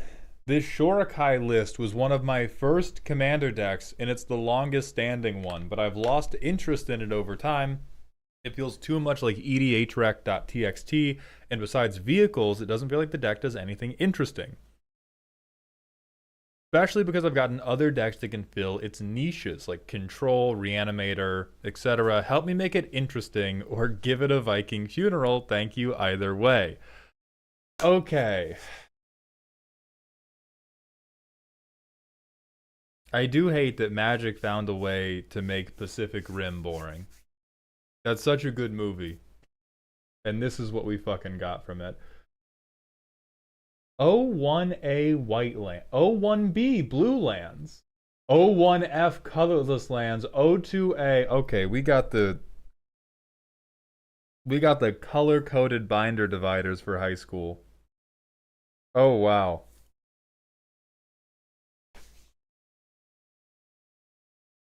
Listen, Lulu, I'm sorry, Go, but this commander was made for you, brother.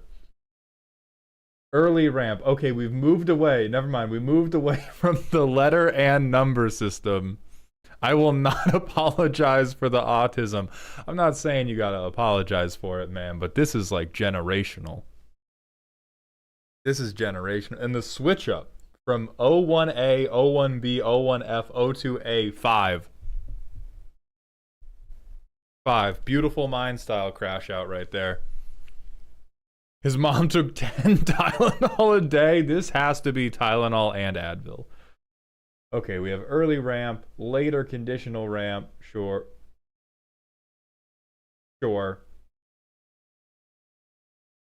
20.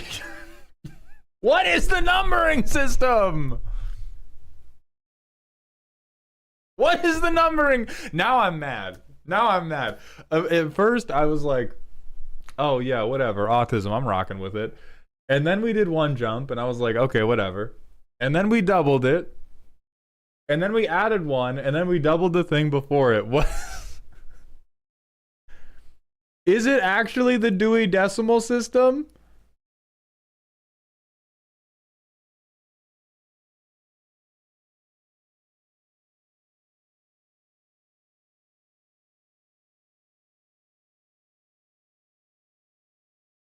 I'll send the freaking TXT later. I'm in hell. Okay. Cantripping, card filtering.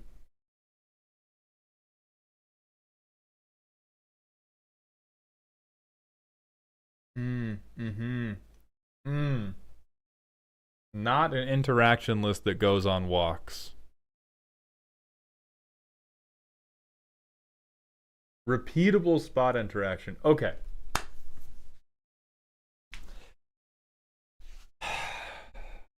Number one, yes, this is just crawled from the EDH rec database. I think the problem that you're going to run into here is Shorai is just a broadly super fucking good commander. It's not a creature instantly, but it can be a creature with really high power and toughness. That's useful. It will make chump blockers. That's useful. It will draw you cards. That is the most useful thing it does. It's also an artifact that will play into a ton of synergies. And so the thing about these super broad, what I'm going to call value chunguses, if you're piloting a value chung guy, your only two choices are, this is going to be a totally mechanical deck, and I have to find a way to make it interesting as a pilot, or you have to find the worst archetype possible. Worst thing possible, and go all in on like a theme deck around that thing. Like, it's too good at all of the generic things that Magic decks want to do for you to ever justify putting in other generically good cards, because then it just becomes soup. Card draw matters in blue-white is not what you need to be doing.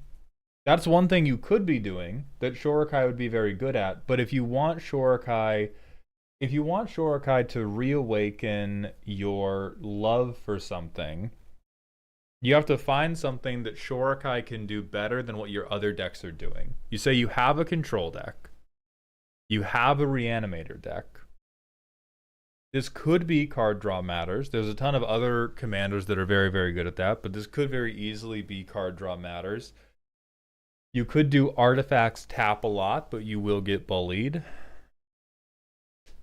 You could do high power stacks, but you will get bullied. Shorai just fills so many roles. You could do Voltron,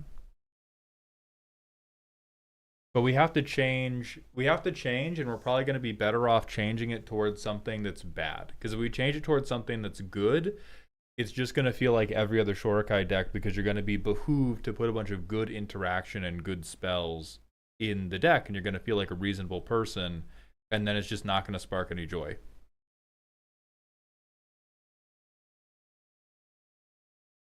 Well, we could Voltron Shorai without even needing Katori, because we only need 3 pilots to crew this guy.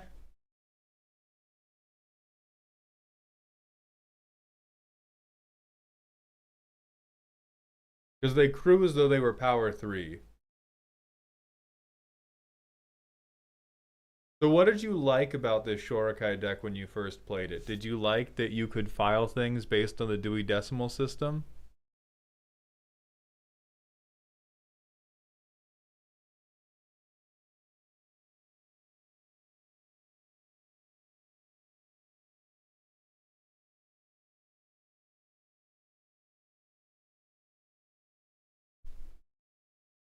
Because you could make this a vehicle commander if we did more vehicle stuff and dropped the generically good artifact stuff. Because, like, Emery is the type of card that is going to be pulling you off game plan. Sun Titan is the type of card that's going to be pulling you off game plan. Even though they're not broken, they're just good. But Shorai is already good, and if we add too much butter and sugar to the concoction, we're not going to be able to taste Grandma's secret ingredient. Vehicles were cool as a beginner. Azorius control seemed interesting. Are vehicles still cool for you?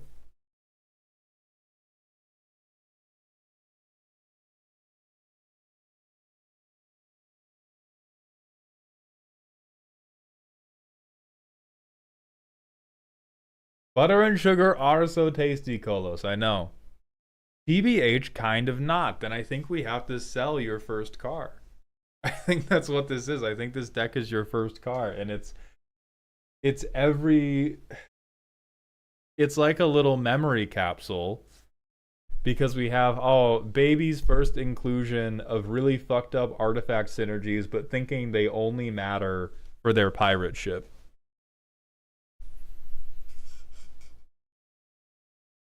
Because you could do, let's see. I mean, Shorai makes tokens. There's Azorius tokens, but there's so many other token commanders we could do. Oh, and I can see the descent into hell. I can see the upgrades we put in, like, oh yeah, I'll sack Inventor's Fair. It's gonna get a boat. And nothing else. And not Isochron Scepter. We're not putting in the white O'Hare. Because the thing is, if you say, like, oh, I have a gimmick.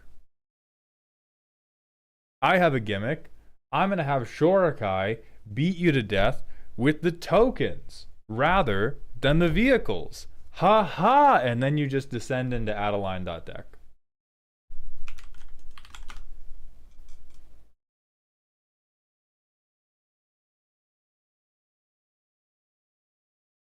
Because Shorai does nothing to mandate the path that you take will always be littered with staples. Unless we pick something horrifically bad.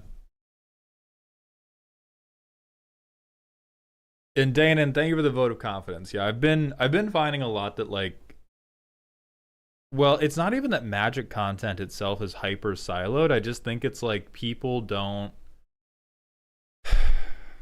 I can't talk too long about this. I'll get distracted. Now that vehicles have enough cards, just being good at piloting them is kind of sauceless. That's true, but what that makes room for is for all of the vehicles to have sauce.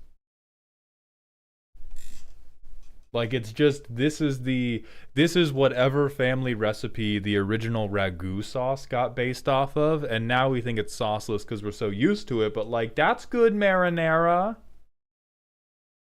People cared about the Weatherlight once upon a time.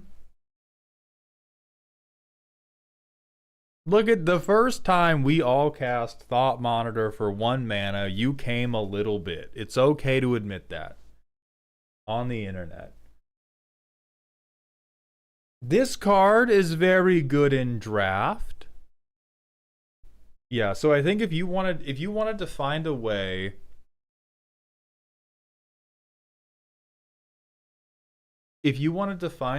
to make this feel like it had a little bit more sauce for vehicles, we need to identify a, like, quips and guac ass vehicle theme. Like, it needs to be, this deck is food trucks only. And you need to find a way to convince me that every single vehicle in this deck is a themed restaurant. Or it needs to be like, Nebraska Roadshow, and it's only cars you think would show up in Nebraska. Like, that's the type of energy you need to be on. It needs to be like, we need to hyper fixate on some incredibly niche car guy thing or vehicle thing, and then just meme that into oblivion. Or we need to kill it, and we need to get a new commander that can fill the hole we want this one to fill. Because you go Greasefang, you're getting yourself into the opposite problem where it's going to be really bad.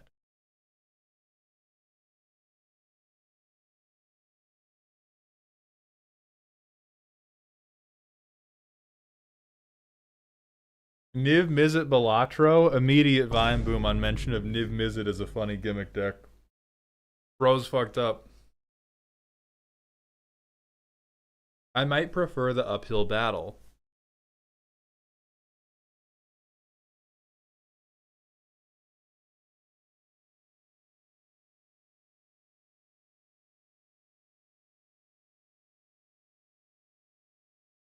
I'm debating internally, because I don't want to try to sell you on a deck idea that's just going to be carried by novelty, and I worry about that for Greasefang. Because Greasefang is EDHREC.deck, it's just a different slice of EDHREC. Like, it's, oh, you can be creative, except you have an incredibly clear assignment, which is to somehow discard Parhelion. And then you play Greasefang. So it's a different flavor of Reanimator than Taval is. So I'm not worried about it overlapping too much with Taval. But like I've not played this in Commander, but like I've played this deck list. I've watched Veggie play this deck list, and it has very, very few play patterns. Like really, if your favorite thing in the world is going to be ha ha ha, I have played Parhelion or Reaver Titan,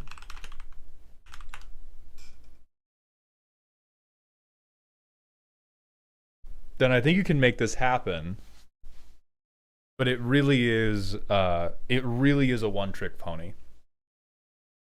Macy, I'm partial to the idea of Shorai, but only vehicles you yourself could pilot. It's still fun while you're getting used to the gimmick, but if your problem with Shorai is that you generally got less interested in the deck over time, I think that will 100% happen with Greasefang too. But Greasefang could just be something you add to your repertoire.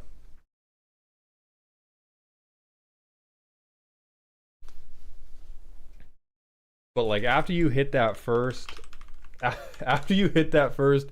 Bitter Triumph of Mana Dork on turn 2, discard Reaver Titan, play Greasefang turn 3, yippee.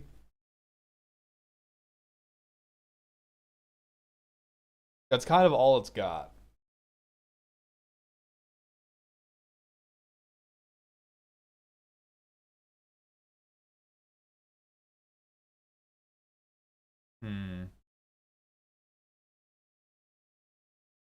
That's a nutty as hell play pattern though.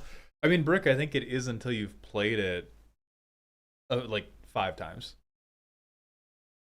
Now, for some people see that, and it's like the most compelling play pattern they've ever done. It's that I talked about this when I tried Destiny on stream, but like most games in the world can be reduced to hyper specific tight play loops. And Greasefang's is I discard monster, I play rat.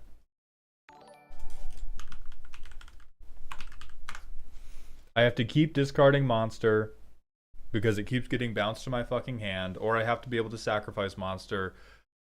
And I found that interesting about 3 to 4 times. And then by the 5th time I was doing it, I was like, I really don't care about this anymore.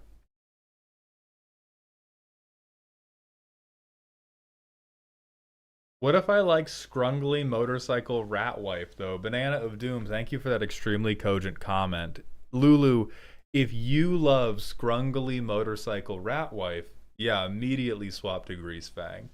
I just worry that if you're having intimacy issues with Shorai, Rat Wife is not going to be much better than Car Husband. Hey, thank you, Fancy Snail. I'm not a furry, unfortunately. Are you, like, sure?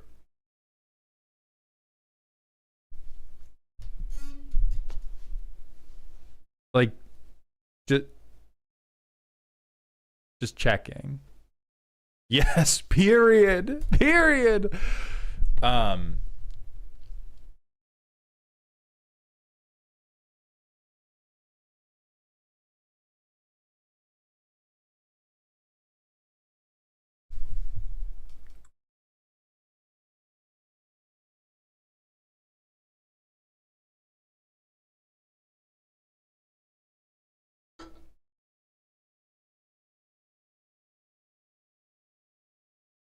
Yeah, so I'm gonna genuinely recommend that this gets relegated to the autism dungeon, much like your probably encyclopedic knowledge of beetles or something. Whatever your other special interests were, it's got to go in the cage with them. Shorai is very fun, but at the end of the day, it's just hyper good. It's just really good soup.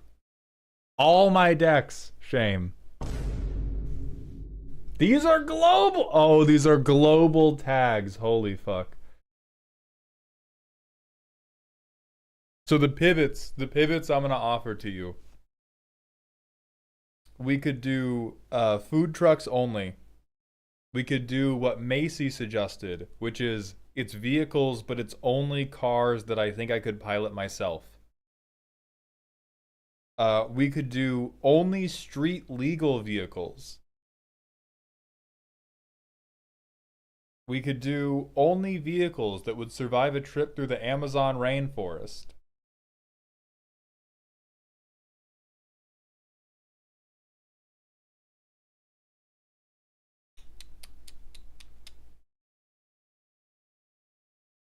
And if we're not doing vehicles that you yourself could drive, I do think you just go budget CEDH because he is quite good for that.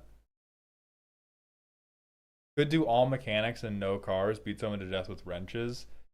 Yeah, but then I think we're building the deck bad on purpose, which I don't align with that heavily myself. I like when we use a commander to do a thing that is typically kind of bad, but they make it great. I don't like it when we force our commander at gunpoint to do something bad just to try to hold them back.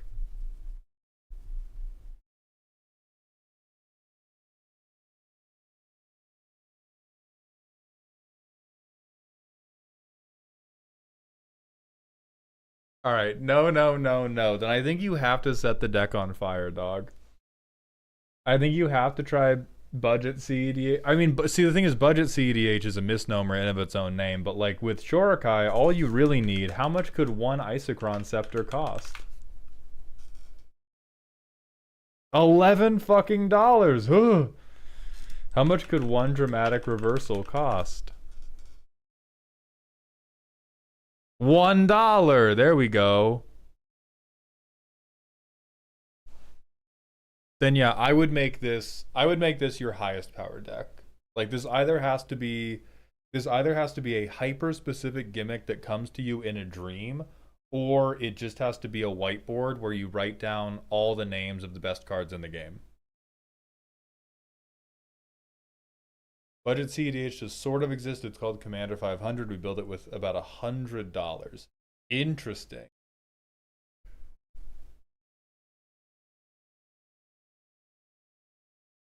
I don't know. I think Shorai could handle that. I'm not confident if blue-white can handle that. Like, I don't know if blue-white's win cons. If blue-white has, like... But maybe. I think having card advantage in the command zone helps you a lot, because you can probably avoid running Rhystic Study. And then you can just run a lot of, like, little stacks assholes. Like, how much does... How much does Dranitha cost?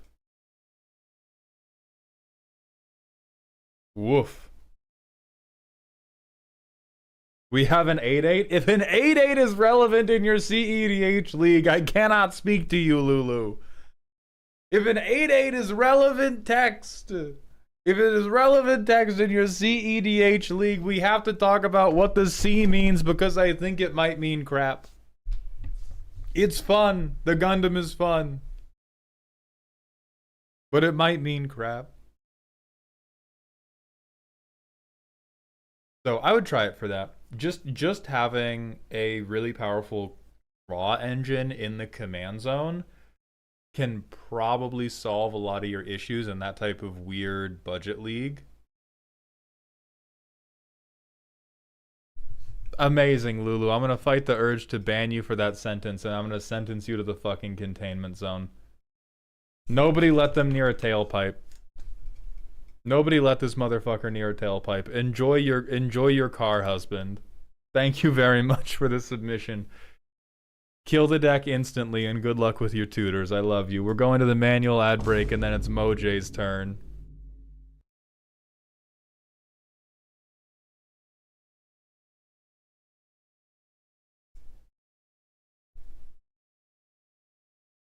Yeah, hard line on not being a furry, but I will nut if I touch you with my Gundam.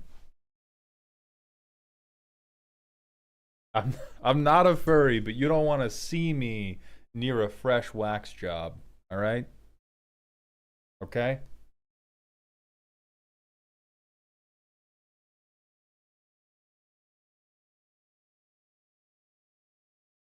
You show me a Chrysler 300, I'll show you Chrysler 300 kids.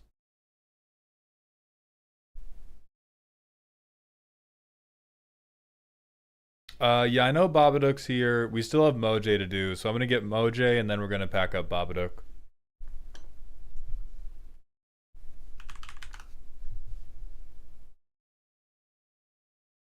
This was your crush? I mean, not.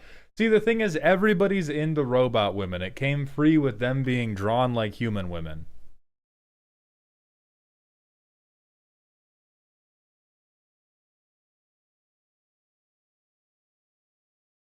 Right? Like they put the robot love into you when they drew it like a human and gave it emotions like a human. Huh?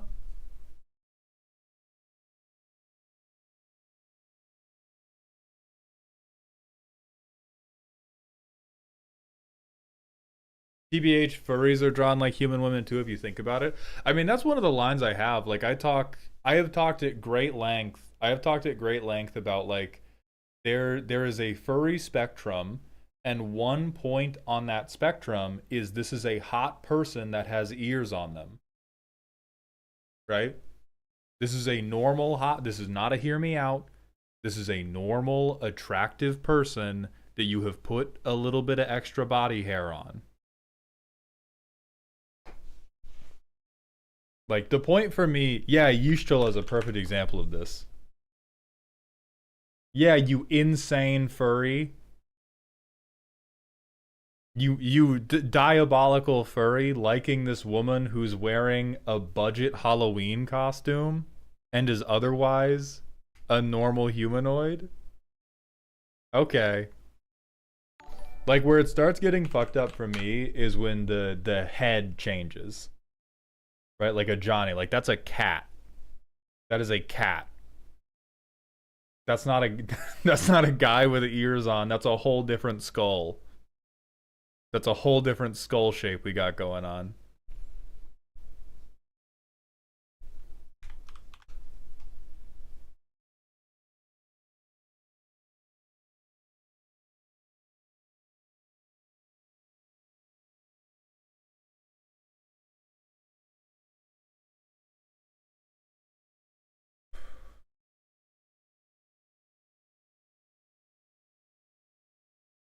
It's not free count hour. Moj, are you here? Moj, proof of life, please and thank you. Test new username. Thank you for the Twitch follow. Alright, Moj is here. Let me grab your deck, sir. This is a spooky deck. This is a fun bracket 3 combat damage triggers deck where I can utilize Jin Sakai, oh no, to give creatures evasion. There is an equipment sub-theme because I like the idea of suiting up some of these creatures with swords. Oh, I'm gonna be... I built one of these myself. I compared notes with Bean, and I was just shown a fucked up card for this earlier in the stream. Jin versus the Mongols. Ooh.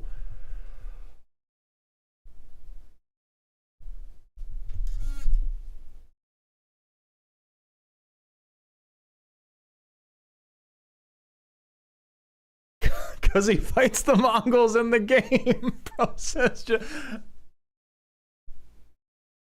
It's a reference. Right, like we need... That's an immediate melanin check in the pregame conversation. That's an immediate... I think you can play this deck. I don't think I could play this deck.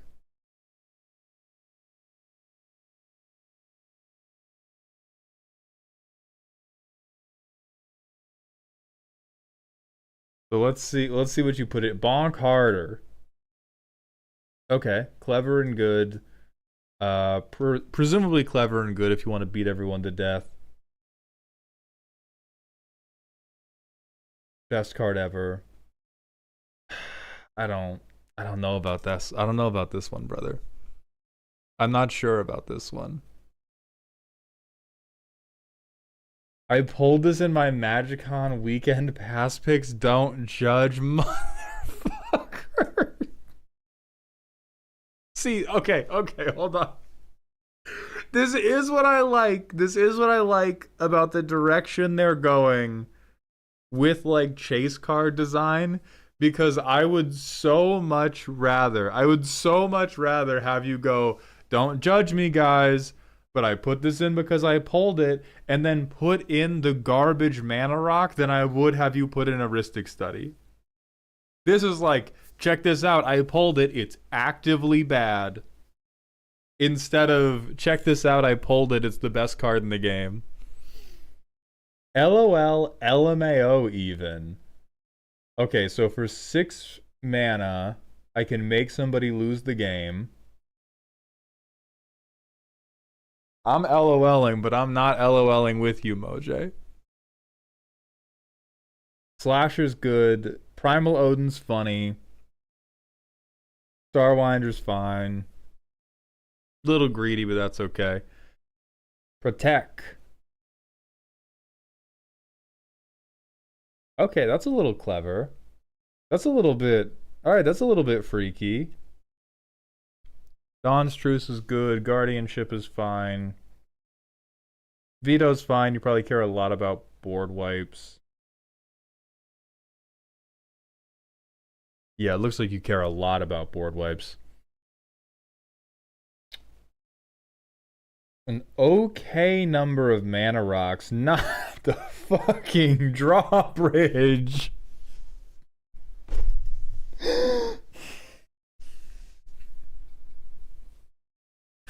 Not the defender of every brawl deck, dude. What's the drawbridge doing? It's getting me my Jin-Sakai card on turn 4. It's getting me my turn 4 Jin-Sakai swing. It's... You know what? This is fine.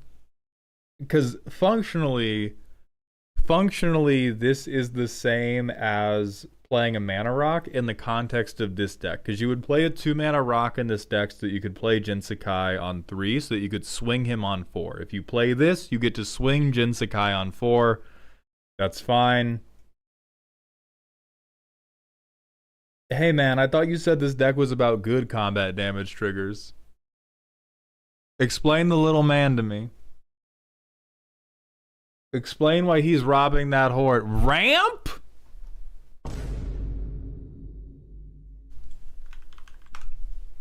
Here is your ramp.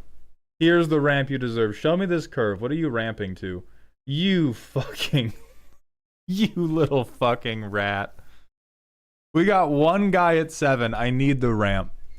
I need the ramp. Pick up a card for once in your life. Fine. 32 lands! Now, alright, so that's why we need the ramp. That's why we need the ramp, you little rat. We had, what, 7 mana rocks? Have you ever balanced the checkbook? What do you have in here? What is this deck so full of that we only need 32? Oh my god, greed! Greed! A combat damage trigger that doesn't matter! What are you gonna do, transform him twice? This is the I pulled it. The LOL LMAO even section needs to be expanded by about 20 cards. Combat damage, draw a card. Combat damage, draw a card. Nothing.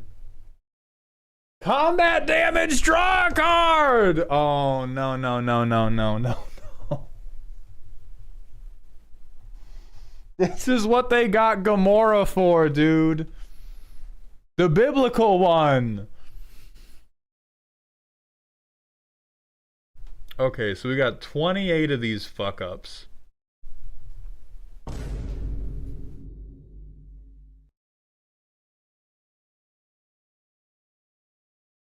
Yeah? You need flash? You need to enable flash on all your cards that badly? With all the mana you won't have to fucking spend on them?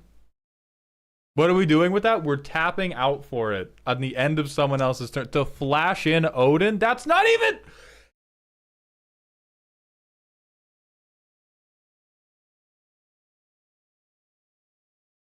Most normal fucking series of events I've heard of in my life. To play a creature. Okay. So Immediately you need more lands. Immediately you're who needs removal? You do! You're swinging a bunch of 1/1s! 2/2s! Stop, my fault. My fault. Who needs removal? It's you!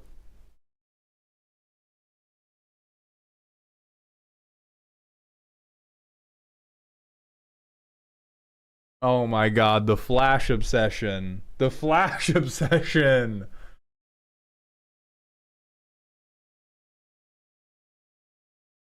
Memory vampire. Okay, okay. How does this deck kill people? It casts Virtue of Loyalty and it waits 5 turns. So there's some stuff in here I really like. There's a lot of stuff in here where I think our standards are just too low.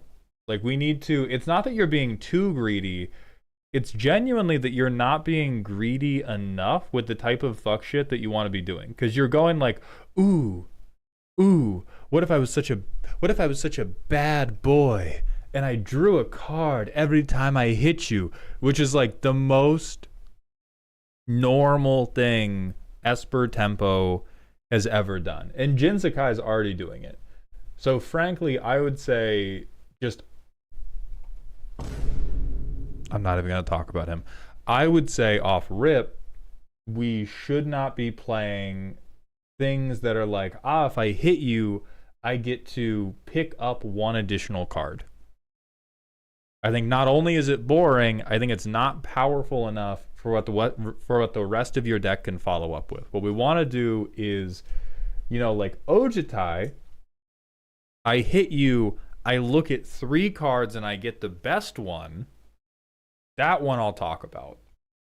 You know, I get to hit you and I get to free cast something off the top of your deck.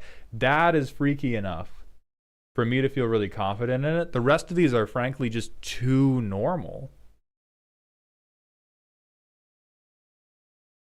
They're just like too, like I like Nashi. Cephalid is fine to clone our other stuff, but like Psychic Frog, this is a perfect example of the type of card that I didn't run in my own Jin-Gitaxias list because I was like, he's just too okay. It's just too whatever. Like, you know what you need.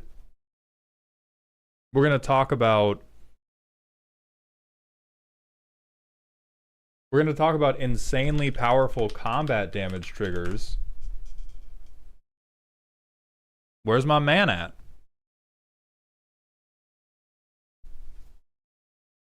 Where's my fucking man at?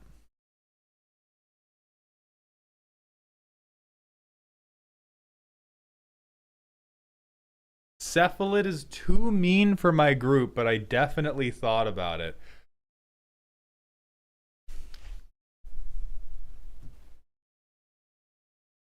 I mean, let me just see how this one's going.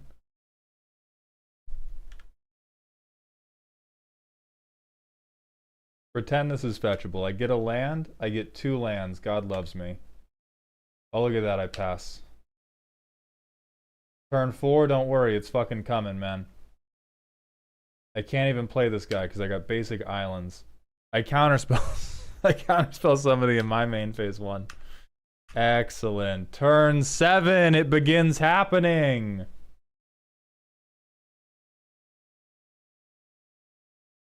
Okay, this one's fine because we can fucking horde robber relatively quickly.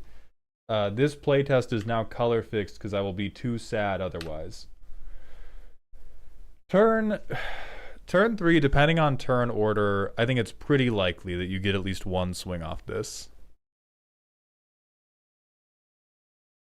How is Cephalid too mean? I have no idea. I think it's the idea that this is going to get pumped so high that you begin bouncing lands. How are you always mana screwed? The deck has 32 lands in it. That's how. So we get a treasure. We play this from hand so that we have something to do. Excellent. Turn 5, I use my treasure to play Jin-Gitaxias. So yeah, that's what immediately, that is what I dislike about the deck. Where was the 4th mana? Was there a land in my hand that I was missing? Oh, there was an extra land. Okay, my bad.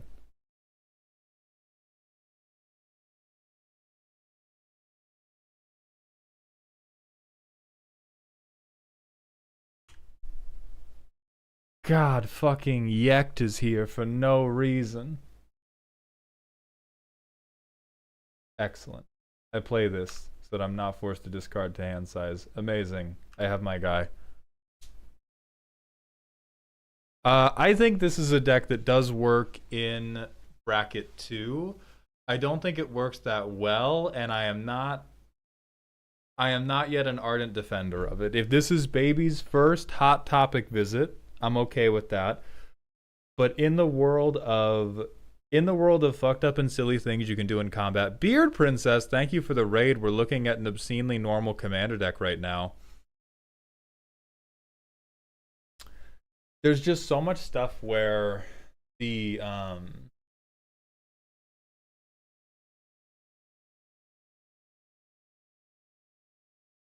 where it's just so normal. I just want you to be a little bit more of a freak, but it's just every tap draw deck I've ever seen, and I don't like that as much. And I'm trying to think about what we could do to like it more. But you're walking around telling me about your fresh cut, and you're showing up with this.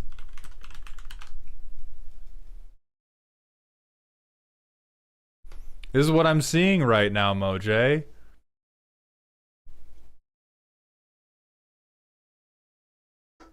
You gotta show me a little movement. Insane slander. I mean, like, I'm trying to. Frodo is the movement. Because, like, Unstoppable Slasher, okay. Sauron, Summon Primal Odin, okay. But we have way too few lands to do anything reliably. And if we can't even do anything reliably, I want the dream situation to be more exciting than I draw 2 cards. That's my core argument here. If we're going to build a slot machine, the slot machine should have a higher payoff than your 2-week check for 7-Eleven. And right now I feel like that's where we're at. We're on so few lands and so few mana rocks that we're in a very volatile situation, but the payoff we get for committing to volatility is literally just like, what if I drew 3 cards? And like at that point, just play a bird deck.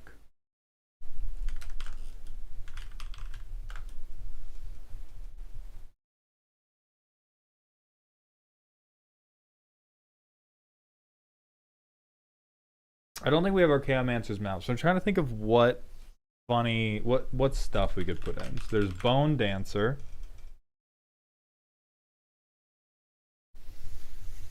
How about this, Moj? Is this too mean? Because the ones I like...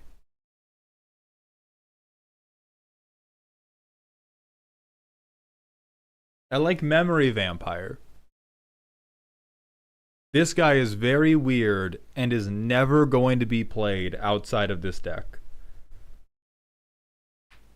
I think the Necropolis Regent is reasonable as a top-end thing to make sure that you can beat people to death.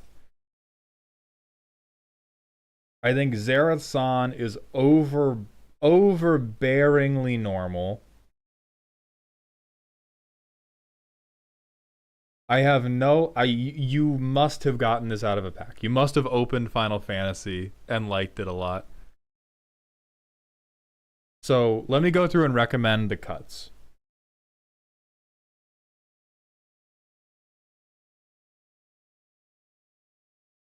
This one, I'm not judging, I am merely helping. This one, if Cephalid Constable is too mean for your table, I don't understand the Sword of Feast and Famine inclusion. This card's just horrible. I think relatively. Oh, I'll tell you what, lateral.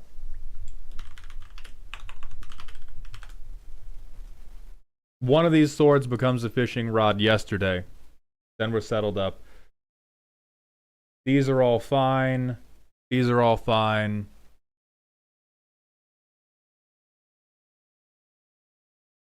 Horde Robber, Pure Steel Paladin, Augury Adept.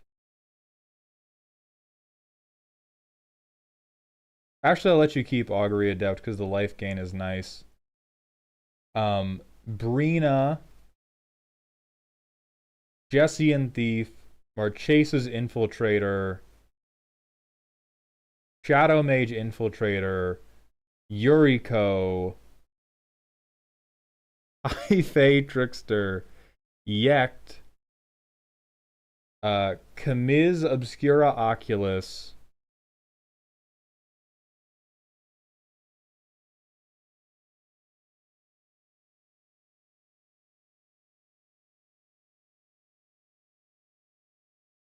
yeah, sure you can keep fucking Starscream. This feels like a childhood dream.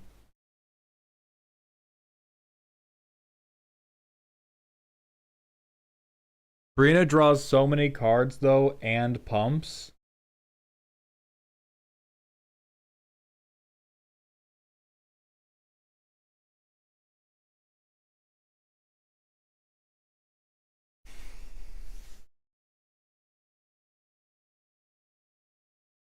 Before I finish evaluating this, because it is good, it doesn't help your opponents a lot. It helps your opponents, but I think it helps you more. You know what? I will allow Brina to skate through, because you do get 2 guaranteed triggers out of her, which is so good. Which is so good that I think it overcomes this. But I do want to mention, all of these cards are good. All of these cards do something in the deck. I am not currently cutting on the basis of, oh, this card is bad. I'm cutting on the basis of this card is not interesting enough for you to be running 32 lands about it. This is credit card debt right now. Brina gives your opponents free cards, but there is a very specific use case of, in this deck, each of my combat phases, I am guaranteed to trigger Brina twice.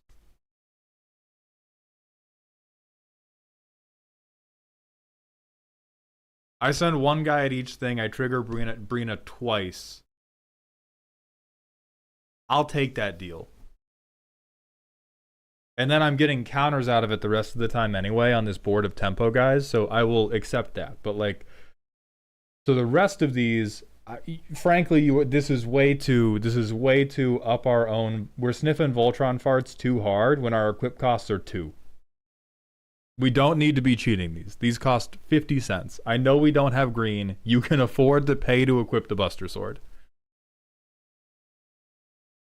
And I think a broad theme for this deck is it seems really, really lost in the desire to, like, pick up as many cards as possible versus having the cards it plays be meaningful threats. Why do I have to cut Soulstone, though? It's a mana rock. That's true. You can probably spin the block and put Soulstone back in, but we have to fix the mana base to make the deck as a whole more consistent. And in general, having to spend black mana to get black mana is a really bad situation to be in when you have to make 3 colors by turn 3. That is the standard for this type of deck, is either your commander comes down ahead of curve, or I am able to play something really, really good and then play my commander on curve. And so, like, right now, this hand does not have blue. And so if we pull the Soulstone versus even, like, a worse mana rock like Chromatic Lantern, we would be happier with Chromatic Lantern because Chromatic Lantern would be able to play all of our cards. Right now, we frankly shouldn't even keep this hand because Loyal Warhound doesn't color fix because we can't make blue. And Soulstone is going to put you into that same type of situation. Anyway, continuing with the cards I don't think are interesting enough to be justified in here. Shadow Mage, Yuriko. I'm going to say you should bench High Fae Trickster for now until the deck as a whole is better, but it can come back in. Frankly, this man is ridiculous. Is this your pet card? Do you just like him? Do you just think he's cool?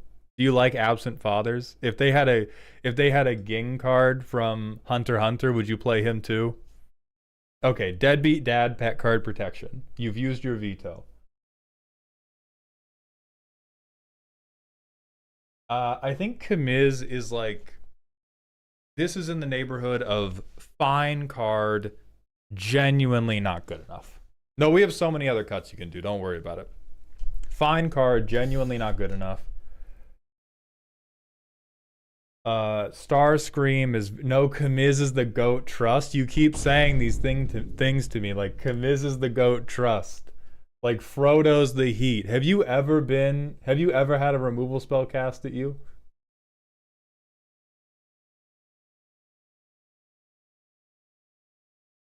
Double trigger your commander. That's why I'm 10 protect. God.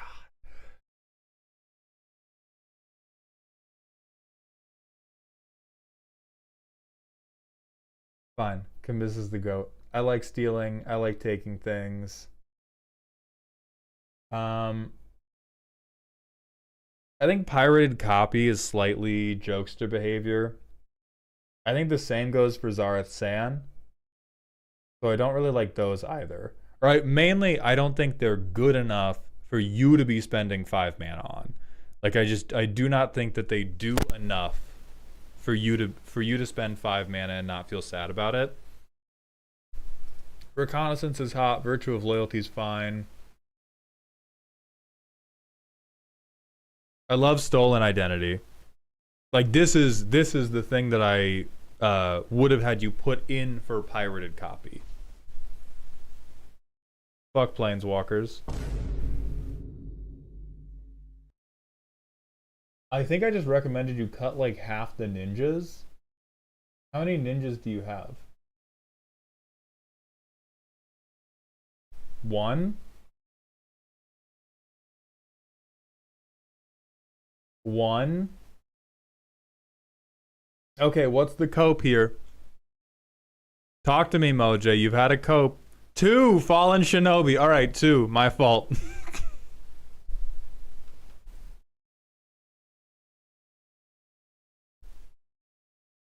You draw 3 cards a turn with a 0. Accepted. I hate you. Accepted.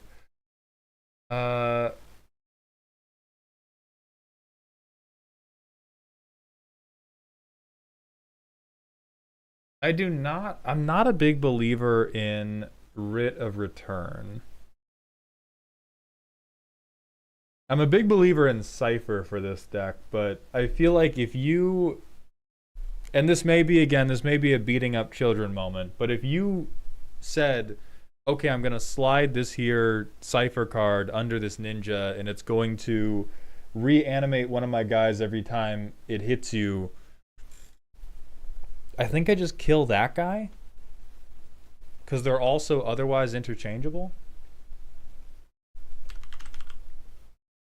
You could probably put somebody in like a rock and a hard play situation, like you cipher it on your worst utility creature, and then if they want to get rid of the best ones, it doesn't help. But oh yeah, Call of the Nightwing. Oh yeah.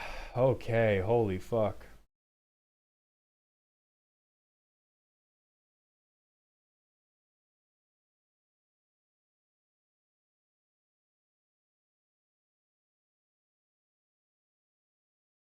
Arcane Heist is insanely variable depending on what your table is playing.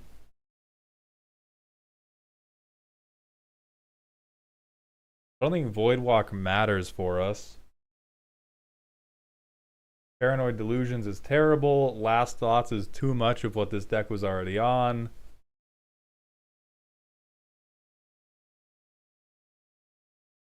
Discards a card, loses 3 life. Wow, these are not good. Okay. then I think this is the second best Cypher card.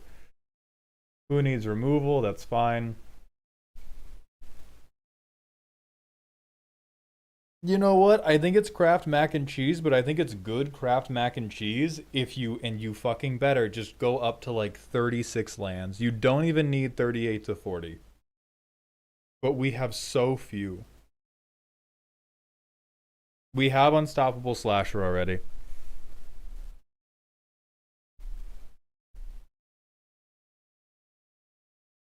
Oh my god, the God Hand. The God Hand. 34? I'll fucking ban you, Moj. Get pan. You're not allowed to cook with no pans. You can't show me all these fucking weird spices. You can't show me the butter. You can't show me, alright, the steak. You can't show me any of this shit and then say, by the way, no pans. Sorry, chef. Sorry, chef, no pans. And yeah, you do need the Genji glove, I'm sorry to say. I'm sorry to say, you want to do a fun Voltron deck and you don't have the Genji glove? What the fuck is wrong with you?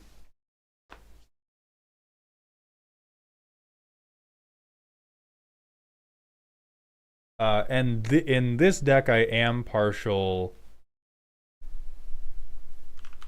to us doing a Refine moment because this time, in this deck, we can swing out all of our creatures and be pretty confident that we're going to connect every time. Dowsing Dagger's fine. What I dislike about Dowsing Dagger is that it doesn't fit in super well with the ramp to Jin game plan, and I would really like this deck to ramp to Jin very reliably. That's the same reason I'm not super on Sword of the Animist. Like if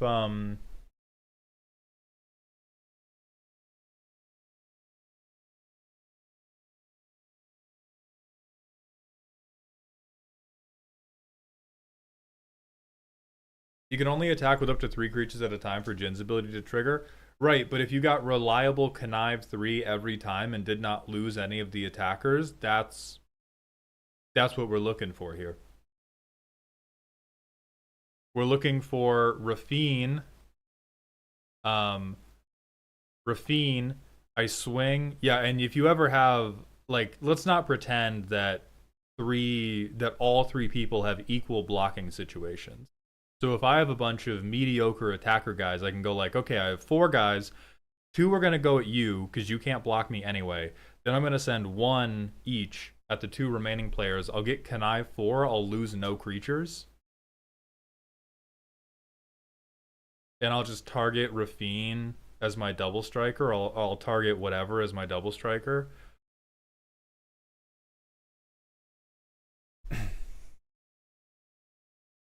Deal 1 million damage. Have fun. Good luck. Okay, so you're a land. I play you as my land for turn.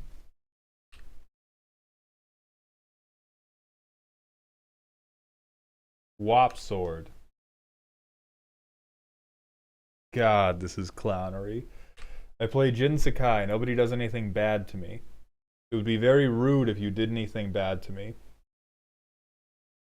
I play Ojitai. Swing, unblockable.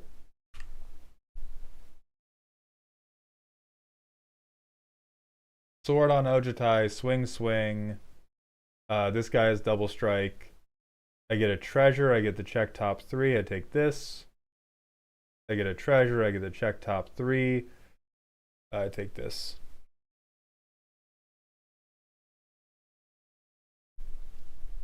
And now I have 2 treasure tokens. And then I get to copy something twice.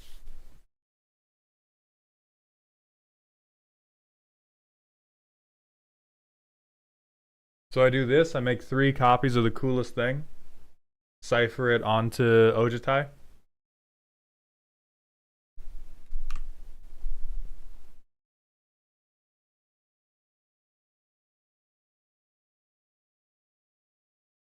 Okay. I'm liking that. I'm liking that.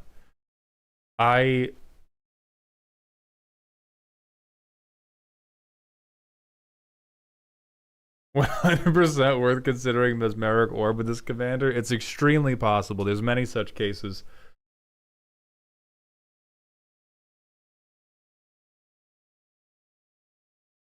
Let me see what other saboteurs do we have? Because that's the other thing that I think this is a very solid bracket 2 deck. I think your land base is an absolute fucking mess that is held up one part by Cope and one part by the Friendly Mulligan. I'm trying to think what other combat things would make you happy.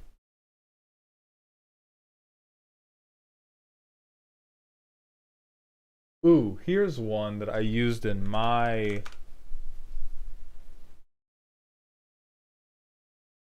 How about this little rat? Because this is the type of combat trigger that nobody ever wants to let you get away with. Like, this is the stuff that is infinitely more interesting to me than, ooh, I hit you, I draw a card. I go double strike with Malcolm, and now I'm free casting on your ass. That's a little tasty. That way we can actually make people think that maybe this Jin Sakai guy is a problem, but even if Jin Sakai is a problem, oh hey look, I'm still hitting you with Malcolm. Oh wow.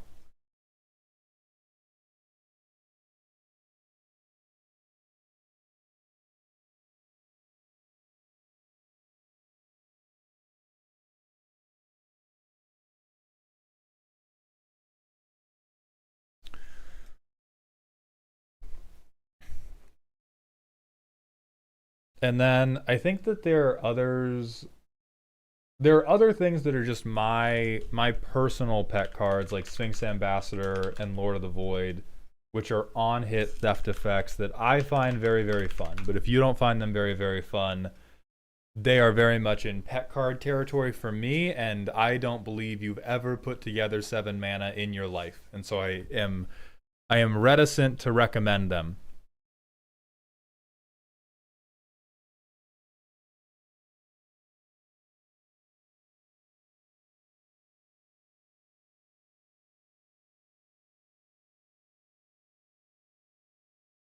I cannot believe we're running 32 fucking lands in the Soul Stone in a bracket 3 deck, man.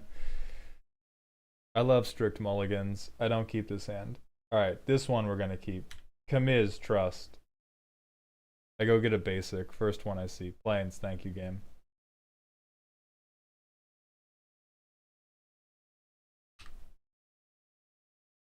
We're gonna pretend. We're gonna cope and we're gonna hope that nobody played a creature.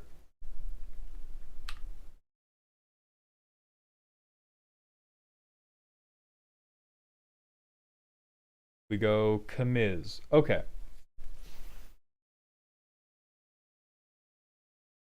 So this goes at one person, this goes at another. This guy gets double strike, I connive.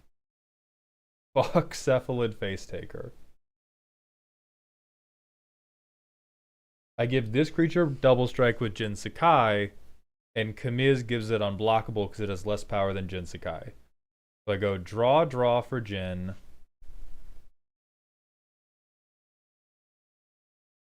Treasure.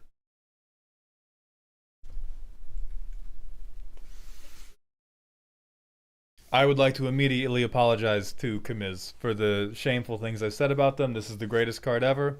I retract all of my objections about the Octopus Lady. That's fucked up. That's fucked up and good.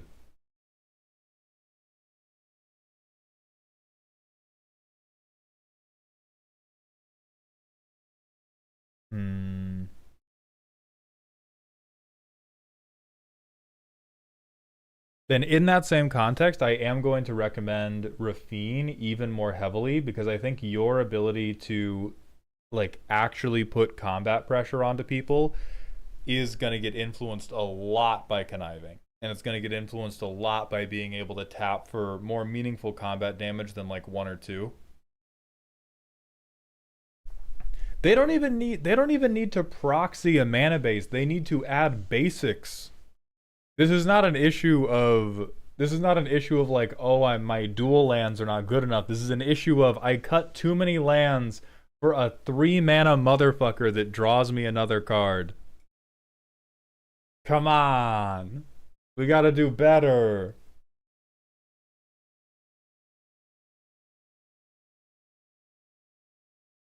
Yeah, they don't have to proxy a mana base. They need to have one in the first place. Cephalid Face Taker is not insane. Cephalid Face Taker is not fucking insane. It is have a copy Grim Hireling or something good. That is the definition of win more. None of your things will go from doing it is insane derogatory. You can keep it, but like none of your triggers are good enough for me to be sold on Cephalid Face Taker. You know, I'm sold on Brina, and I'm sold on Kamiz. They're like static effects. If you have other damage triggers in your pod to copy, great. In general, I do not believe in this.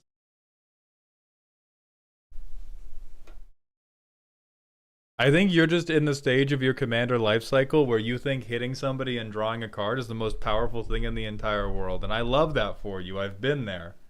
We will get you past that. We will get you past it. But I think right now you're still in the part of the game where you're like, I'm gonna deal 2 damage and I get to draw 1 card. I'm pretty sure that makes me better than you. And we'll get past there. God, that sounds great, NGL. But we have it already.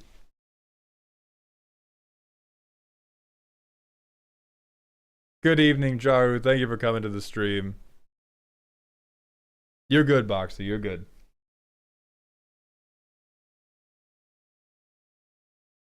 Yeah, I'm not against touching cardboard. I just think that Jin-Sakai can be used for so many more things than just beep beep, I'm picking up cardboard. Which is why I'm recommending all this other shit.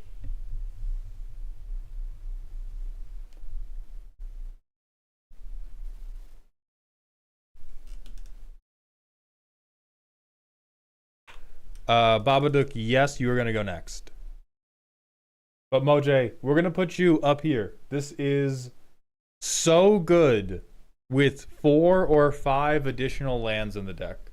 This is so good. It's good, it's clever. There's a lot of things like Brina and Kamiz where you have outperformed the average commander deck builder in terms of identifying things that help your game plan despite not saying combat damage on it. And then you also have fucking Jesse and Thief, which I really want to fail you. I really want to. Realistically, this is what it looks like. One part of your name is over here. One part of your name is over here. Kamiz and Brina, Chef's Kiss. I think Augury, Adept, Jesse and Thief, Marchese's Infiltrator, Yuriko. I think you got just lost in the sauce there. You got lost in the like, ooh, what if I hit you in over and over and over. And I do think there are more interesting things you can do. I think you got to get Rafine up in here, and you got to get 4 to 5 lands up in this bitch so that it can actually run. I think Fishing Gear is funny but bad. And then we talked about Pirated Copy and Zareth San.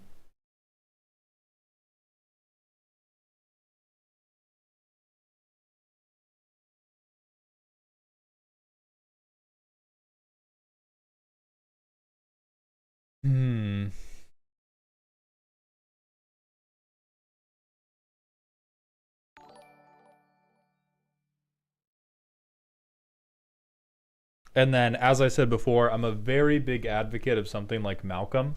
This is the type of thing I think of when I think of big, juicy combat damage trigger that people really don't want me to get, as opposed to just, oh ho ho, I've drawn another card.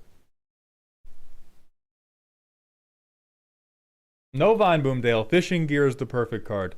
So that's going to be it for you, Moj. I hope this was helpful, or at least entertaining. We're going to go to the manual ad break and then move on to Babaduk.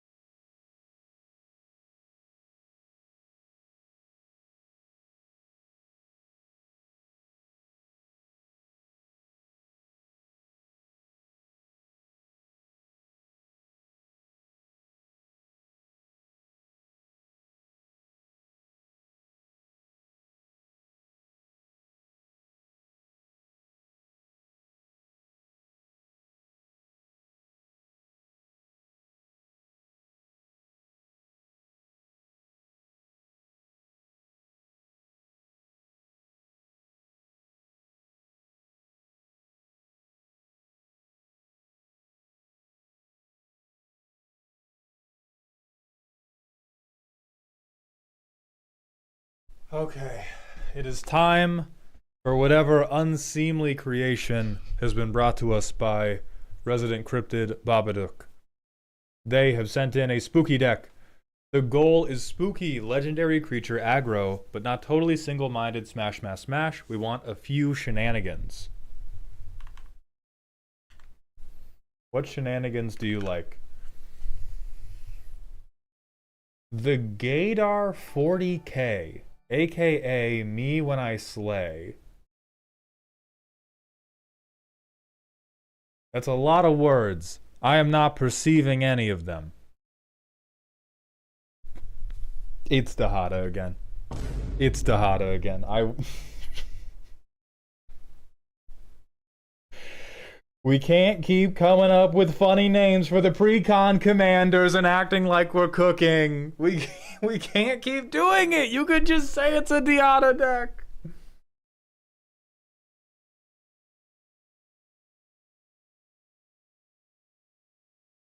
Okay. Okay. Benevolent self-love and or malignant narcissism.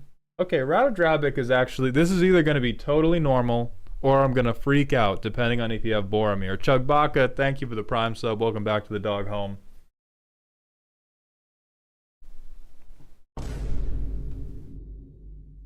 Canonically gay. Oh my.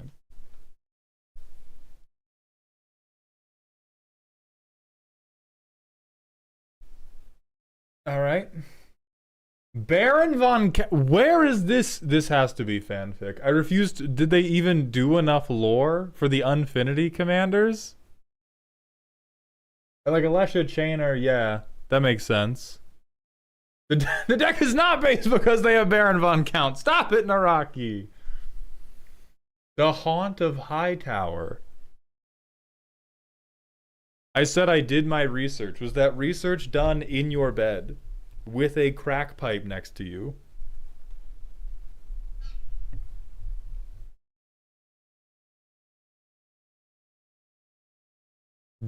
Definitively buy and or pan. I don't want to sound crazy, but I don't think this thing has genitals. I don't want to sound insane, but I don't think TVs have a sexuality. I reject your social construct, for I am Burb. What? Okay. I'm alright. I'm alright. I'm fine. I'm not worked up. My shoulders aren't tight. My shoulders aren't tight. I'm not being rage baited by a bunch of titles that are untrue and nondescriptive, officially asexual. That seems believable. Straighter than a heterosexual thing here. IDK. I mean, you two is right there. Maybe you're not old enough. Maybe I'm too old for that. I haven't even been checking if these are good for beatdown. I've just been fighting back this migraine. Dirt for the cardboard farm. 34 lands. Just barely better than Moj.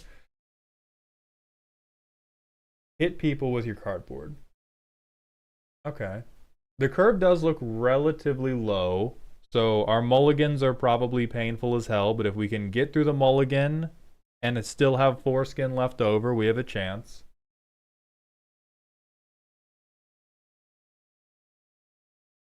Money. Oh. No touchy. Prevent damage. 4 Haven. Hey, Brother Bear, I'm sorry to tell you, on 34 lands, you can't be playing colorless lands in your Mardu deck. We cannot be playing colorless lands for Teehee Fog utility when we can't even get to our 3 drops. I'm gonna take this away from you, and you can have this back when we get this to a real number like 37, alright? When you eat your broccoli and you fix your colors, you can have the funny haha fog back. Touch more, that's okay.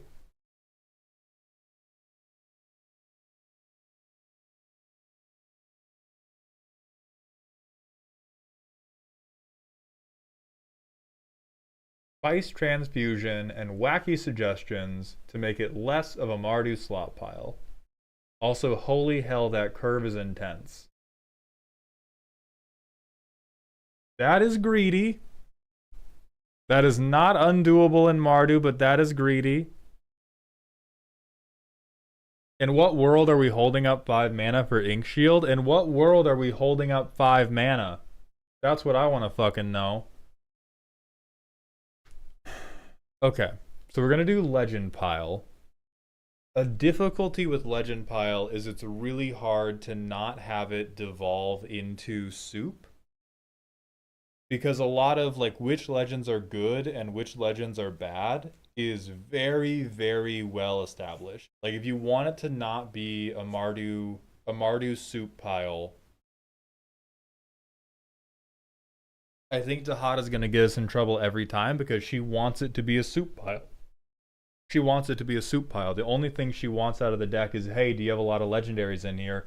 And if you have a lot of legendaries in there, it ideally would lean more aggro, I guess. Then is there a safe for work reason you can tell me about Dihada being the commander for this deck then?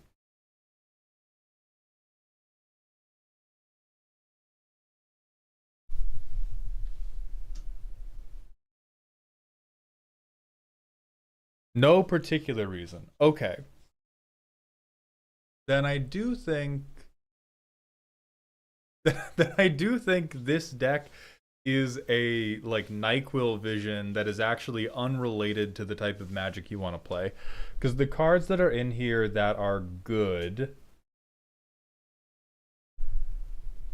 or that are good for the beatdown thing,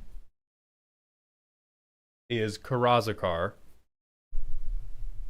Synergy with MLD, you shouldn't be doing MLD.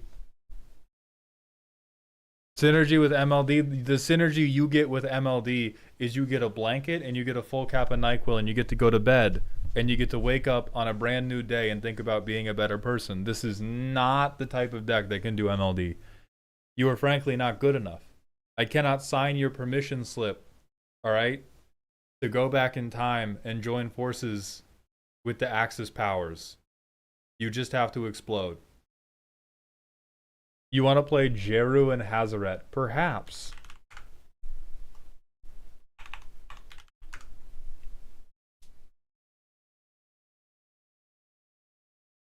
Even this is a little too much mana.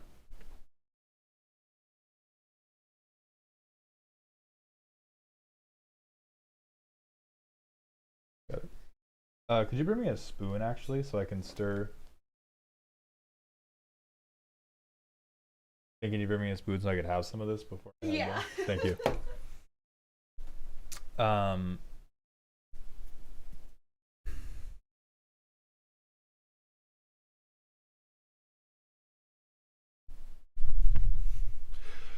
mean, we could do Shanid. We could do, like, Alessia Who Smiles at Death is probably not the right choice. Why is this a pile of legendaries? Do you just think they all look cool?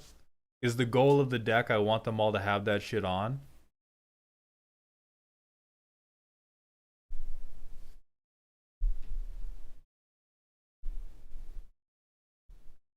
Yes. Okay.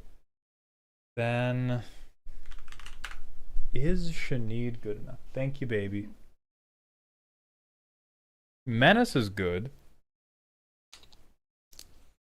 I'm not convinced we want to do Terra because we don't want to rate limit ourselves in terms of the power we can put down. Everybody look away. I'm going to put Honey and Loquat into my system.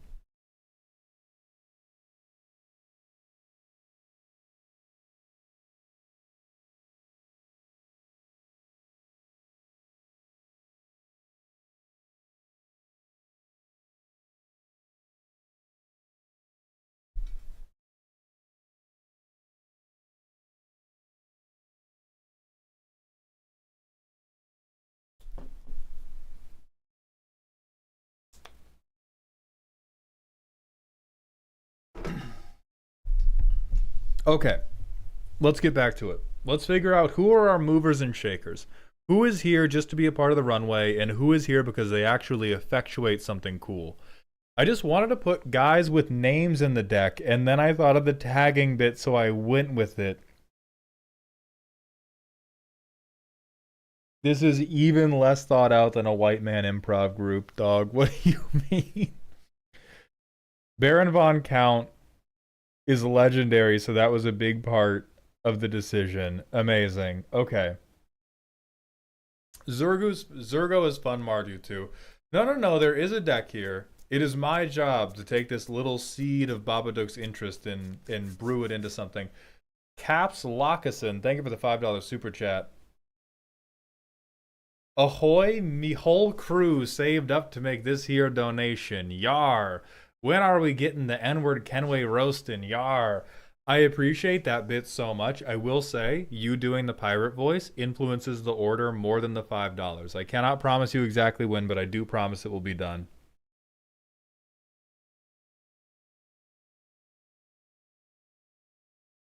Okay. This isn't a bracket 1 deck. Legend Teen Titans Go is bracket 2. Yar, what are we doing? The Archimandrite. See, MLP, now you've moved back 2 days in the order because you stole someone else's bit.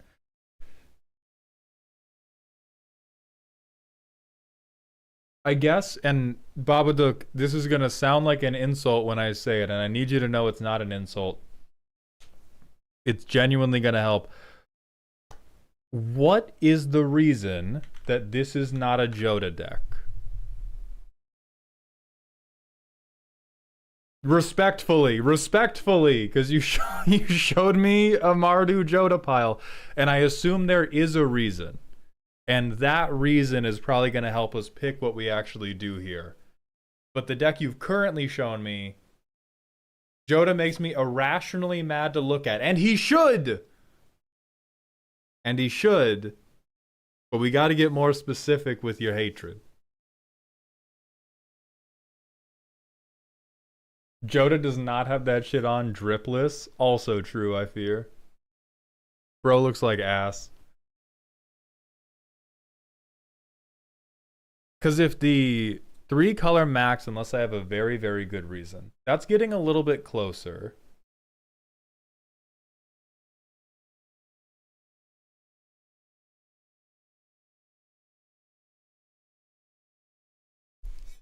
So we're saying I want to do a legend pile, but I don't want to do Joda. That's too lame.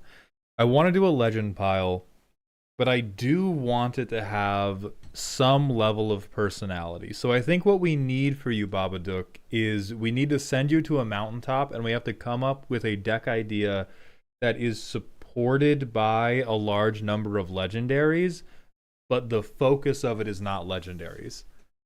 Because if the premise is I'm going to get a big pile of people with names, the end result is always going to be soup. It's always going to be chili. There's going to be beans, hot dogs every time, which is terrible chili. Don't tell that to a Texan. Because really, we're just doing a Joda deck by a different name. Punisher, maybe?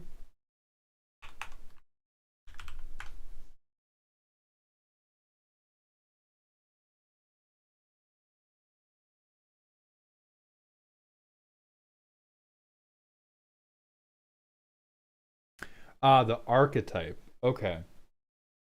Well, this looks like you want to hit people. So let me okay. Here's what we'll do. Let's come at it from a place of if we cut away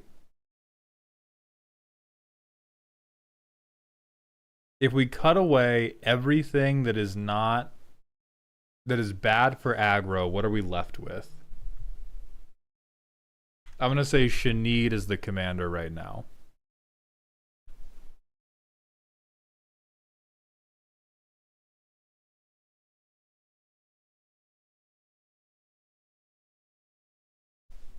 So we go back to deck list. We cut our second copy of Shanid. Who fucking blows for aggro? Ajani, Baron Von Count, Runa,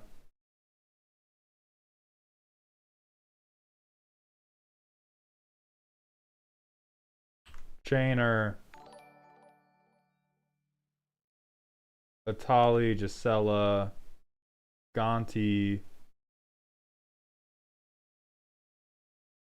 Kefka, Lotho, Malfagor,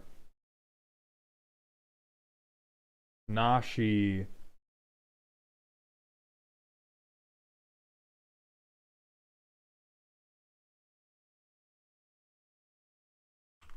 Radadrabic, Sheoldred, Sorin,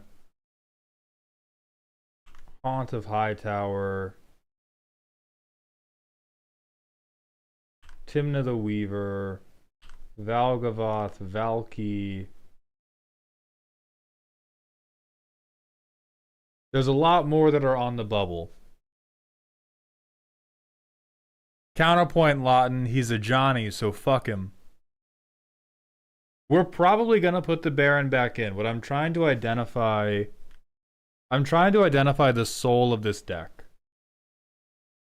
Because we have too many things that are just broadly good instead of things that are like actually on a plan.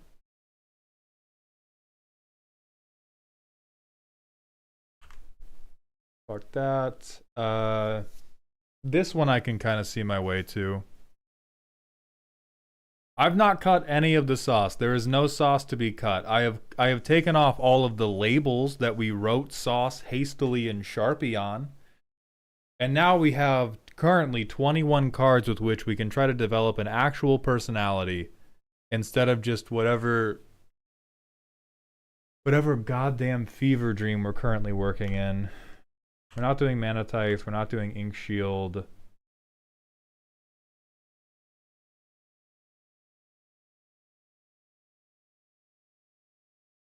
These are like fine. Share the spoils is whatever. Annex is very whatever. So we're left with 34 lands. We have 25 cards to work with. I can cut Mana Tithe, and I will. Your pet cards can come back in later.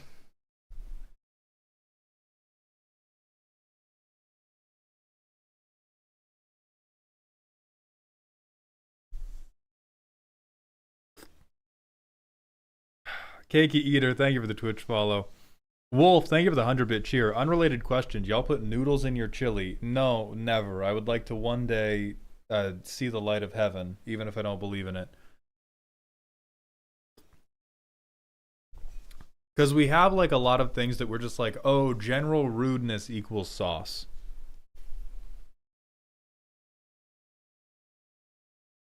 Wrong one.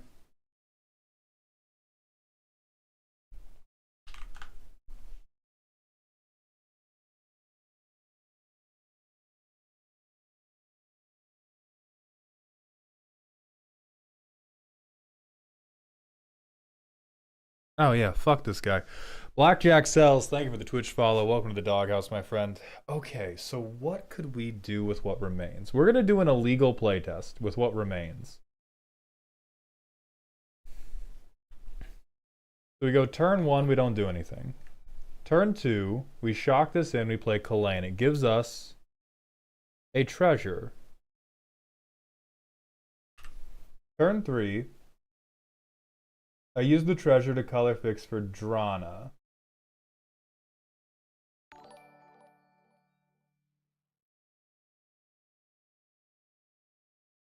Turn 4, I play Makokoro, I play Lightning. I can swing Drana. Blackjack Sells, it's not necessarily bad right now, it's just formless, like clay. It just... We got a bunch of cards from it because it was just a fully soup deck, and I'm trying to identify what are the play patterns that we actually like. I'm trying to imagine, are we like a Pokemon trainer? Do we care about going wide? It doesn't really seem like we do.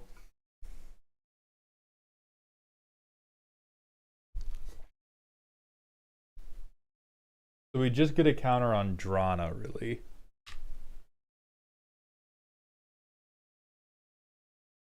Oh, but Drana's actually up at 4-5 because we used a treasure for her. This turn we can Shanid, which I guess we would have done Prismatic Vista the turn before to hold up Makokoro to play with Shanid to get an extra card this turn.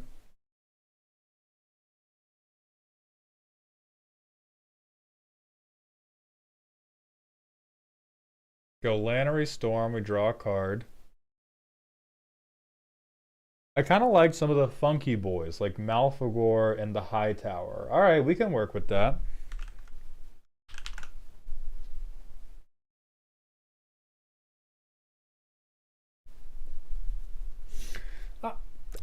I don't really know if we can work with this guy. Let's see about the other one. Not you.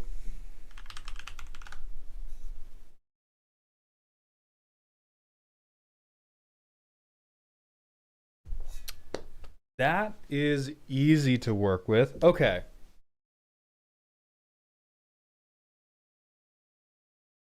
If you like the funky boys, I think the best angle for the funky boys like this is universal mill, and this will also allow us to get a very important member of the gay agenda back in the deck, Kafka.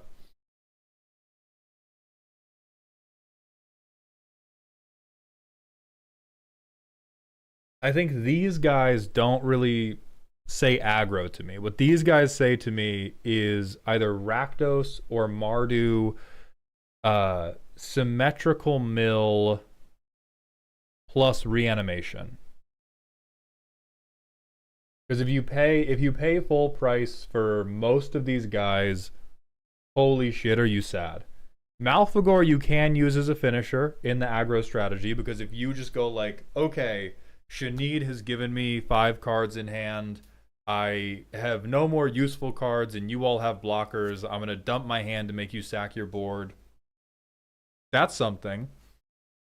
But if the guys you like are the weird guys, like if your favorite card is Drana, you should be doing aggro. If your favorite guy is the Haunt of Hightower, we need to be doing reanimation, because if you pay 6 mana for this, I am going to weep for you. I'm going to weep for your family. Don't talk to me about Malfagor is +1 because of Shanid. Don't talk to me about that. We're discarding our hand, the one-sided board wipe.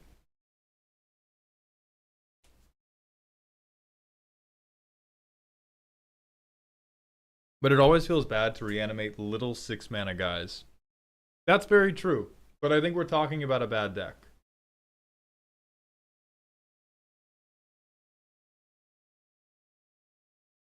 Because let's see, they're relatively pip heavy. So if we do cost reduction, nothing good happens to us. Well, Haunt of Hightower is less pip heavy.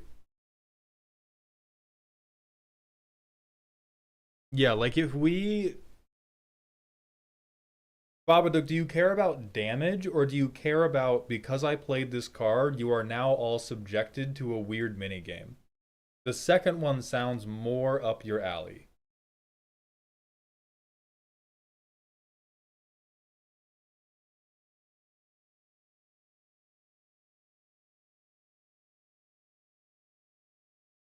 I want minigame. Okay, we can work with that. I'm actually then going to throw out something that's going to seem weird. I'm going to throw out your lock and tell you to not do group slug at all. I think we go Jund Manadorks, and I think you play a bunch of freaks. Because we're talking about, oh god, like, trying to reanimate over and over, like, that's a little hard, but we don't want to spend a huge portion of the game just counting up to 6 mana, so let's not do it. Let's get mana in the command zone, and then we can look through Jund, and we can look at fucking all the weirdos, and we can just make you a deck of weirdos that you can ramp to, and then hopefully we find something good to do with it along the way. Because if I go turn... Your lock is so specific? That's not true. He taps for 3 mana. Whatever. He's very different in gold. That's only true if you read the entire card. I need you to go blind about losing unspent mana. Mana burn doesn't have to be what you do. He can just be a mana dork in the command zone. He's just a sick fucking mana dork. I'm sorry to tell you. Like, if you could... If they made Jund Gwenna, I would be having you play that.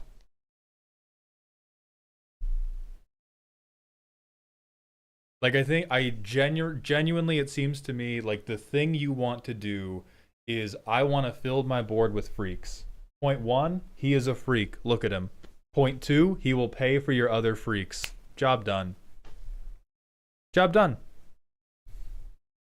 And then we get to go to... Is there a Scryfall tag for, like, weird fucking triggers? Alliteration.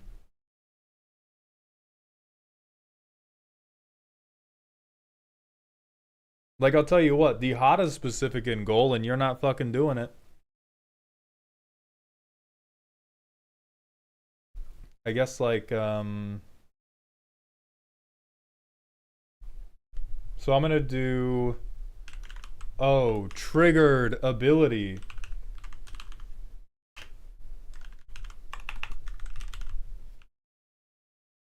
Green, black, red.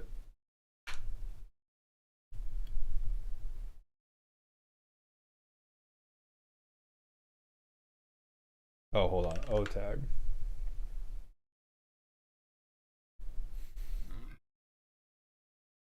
Most of the hot addicts I see just want to be a bit more aggressive. But you got distracted because you wanted to play freaks, which makes sense. I get it. I understand. We want creatures, probably. I just want to investigate if this has potential. And you still want him to be legendary? Can Tybalt stay in the Yurlok deck? Yeah, that's the point. Like my main discomfort with the deck you have right now is that we have a lot of moderately to majorly expensive guys who don't do a good job. They're basically all white fraternity brother hires. Like they could do a good job. Athari could do a good job in a deck totally in on what Athari's doing. But we're very like Moon Knight random bullshit go right now. And so if we're going to be Moon Knight random bullshit go, I want our command zone to fuel it a little better. And I want you to have access to green to ramp into them. Like that's another part of this. Mardu, you know, the color pie is getting more and more homogenous. It's easier and easier to like ramp in colors that aren't green, to draw cards in colors that aren't blue. Green is still the best at it. And so if we want the deck to be a lot of like 4 to 7 mana freaks, we can do that. Yurlok's going to do it way better.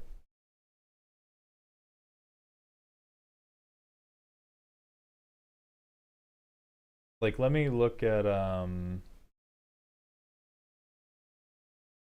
where is Tybalt?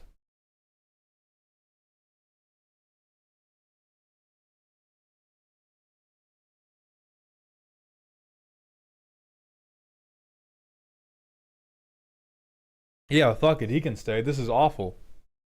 This is awful. But green is upsetting. We have so many rules.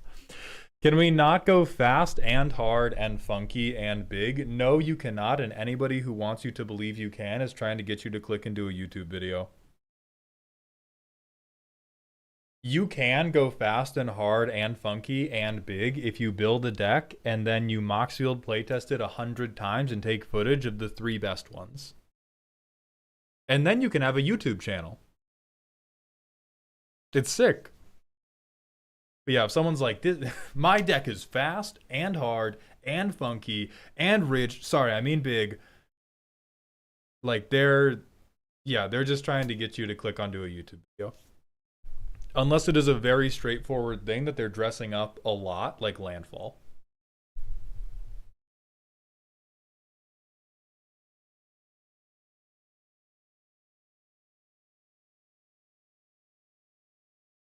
So what's our problem? What's our problem with green in this context then?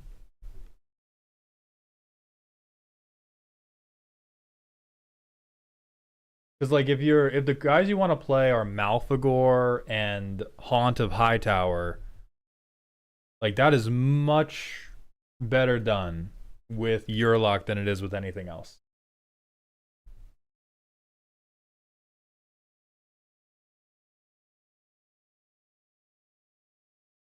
It's just different, and I want to do other things with Jund because Jund is my favorite. I'm having trouble parsing that in the context of our conversation. So you're saying you don't want to do Yurlok Jund for this pile of guys because you like doing other things in Jund too much?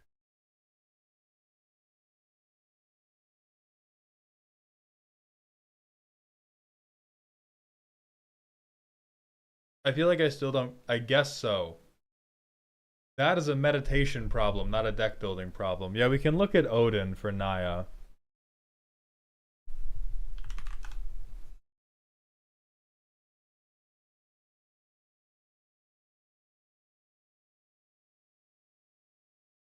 Oh, is this guy not out yet?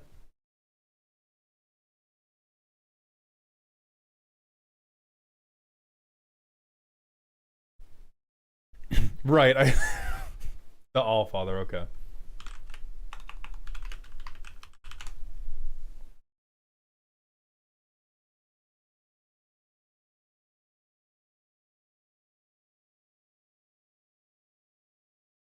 How about Naya? Well, then we lose Malphagor and we lose Haunt of Hightower, which I don't like. I think we should stay Rakdos.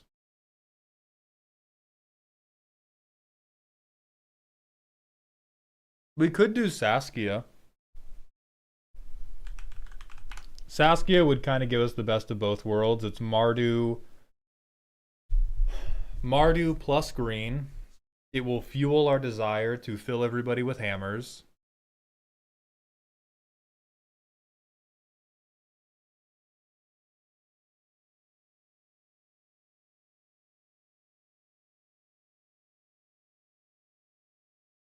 I was drawn to graveyard plus legendaries as the theme, but got bogged down in the legendaries and the hitting people with hammers.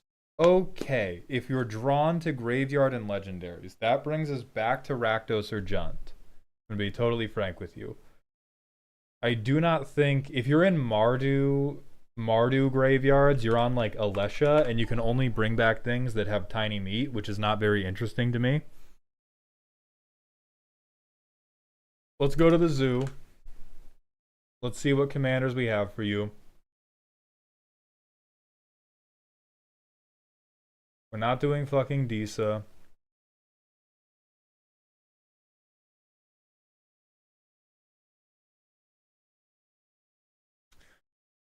Okay, you could do Corum. We could also do Slimefoot and Squee. This guy's a little freak. But doesn't my current Funkmeister mill? That is true. It's... my distaste towards approaching Dahada as a graveyard commander is that we're doing the -3 to check the graveyard, which is something we can only do every other turn. It's our commander says mill 4 every other turn. We do get some treasures, which is nice. And it's again a situation where the types of things we want to do are very strongly supported by green cards, or they're more strongly supported by green cards rather than white cards. And so we're veering dangerously towards I trained the deck wrong as a joke.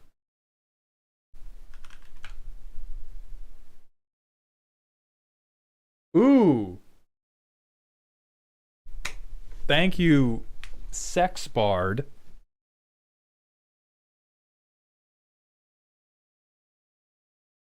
Right, clip and channel. If you kill Dihada over and over, you can use the treasures to recast her every turn. But it's again like it's a thing that is just so much better at doing stuff other than the graveyard stuff we want to do. Maybe Sabo Tavone. I spelled that guy's name super wrong.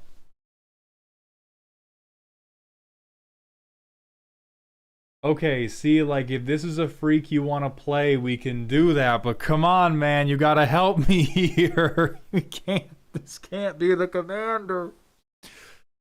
I think if you want to do... oh, the partner one, okay.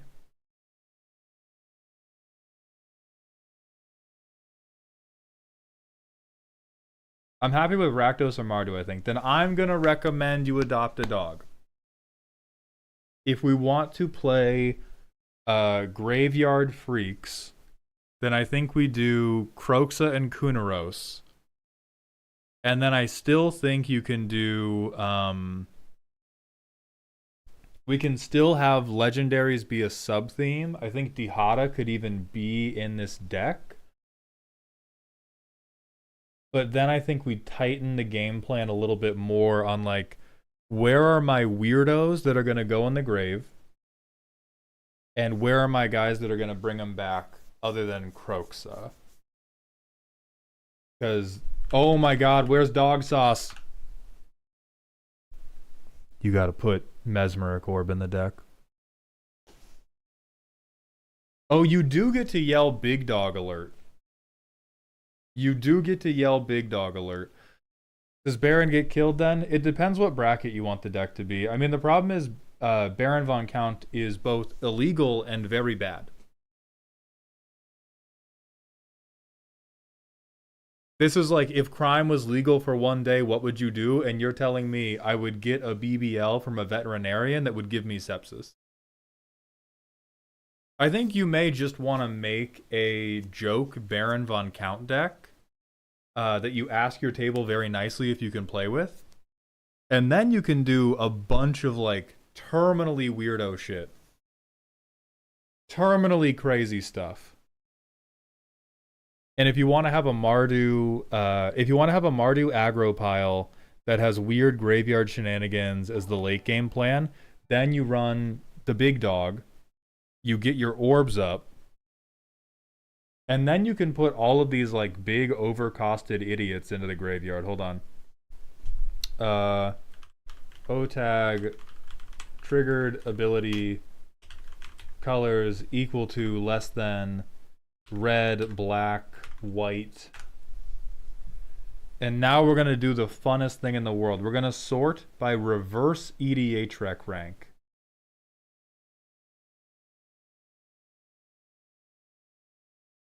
We are going back to front, and I'm going to grab other legendaries for you.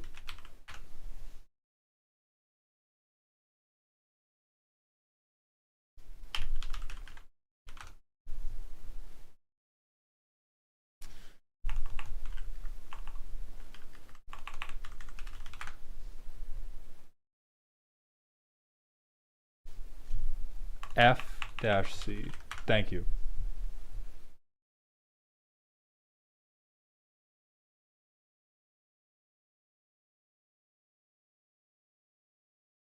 All right, so we're going back to front. Worst Mardu cards ever. Which ones can we reanimate? There is Purage, Gallow Braid. Holy shit. Commander Greven, who makes you sacrifice a creature. Fair Sidar Jabari. Oh my god, a Spider-Man card's down here. That's so fucking funny.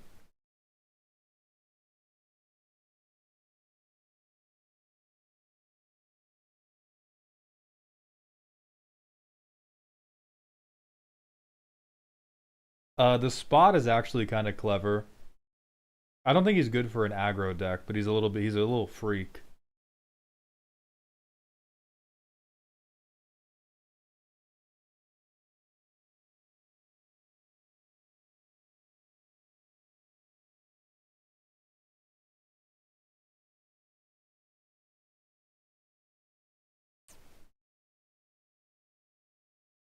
Is it worth it to also do value stuff at that point? I'm worried about the deck devolving into put the biggest guys in the ground right now and get them out right now. I want to take my time for a bit, go for a stroll, meander.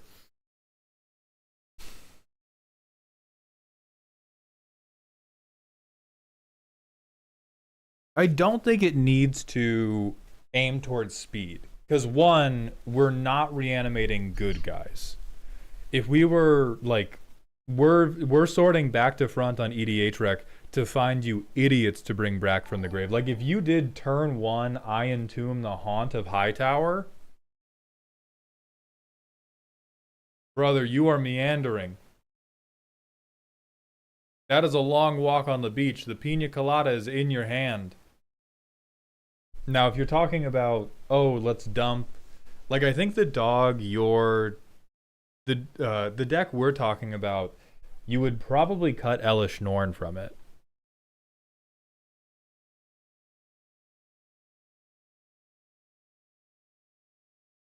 And you could play like Jaws. Wow, that's awful. Why is she big? She big and cool. Like, well, that's the heart of it. Is if you want the deck to not, a graveyard deck is generally going to have way more access to its cards than a non-graveyard deck. And so if you don't want the deck to devolve into playing the biggest and most powerful guys straight out of the gate, You have to cut the biggest and most powerful guys. I do think Elish Norn is a reasonable top end in an aggro deck, but it does mean we probably have to limit how many cards go in your graveyard to begin with, which is at odds with the strategy of I'm going to be a graveyard reanimator deck. You may, and I'm going to try to sell you on one more thing, but at this point we're barely even roasting. We're doing like a vivisection.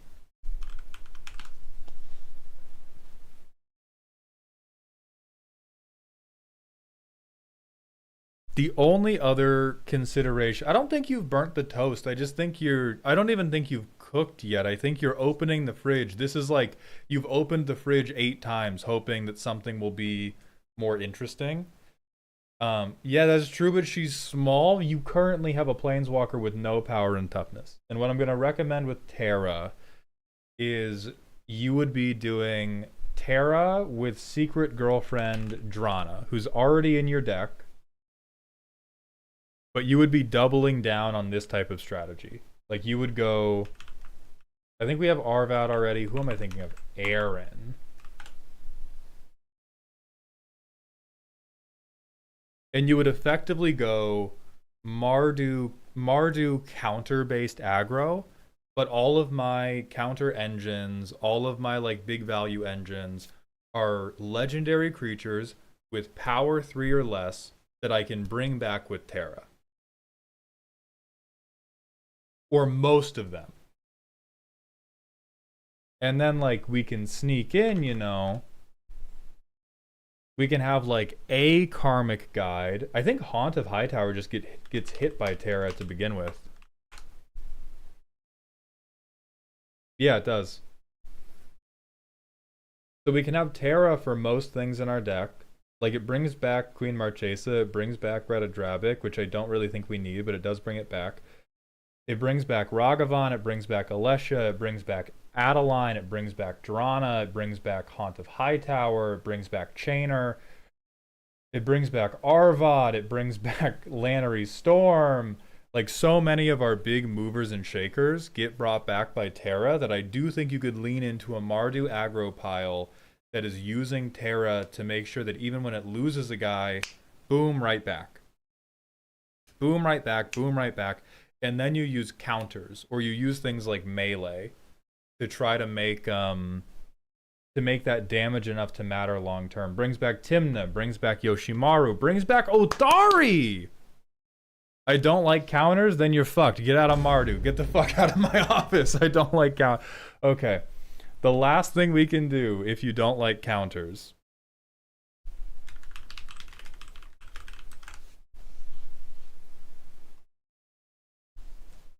is you go melee instead. You can go melee, you can go Arvad the Curse, but he's so small. Brother, look at the deck list you sent me.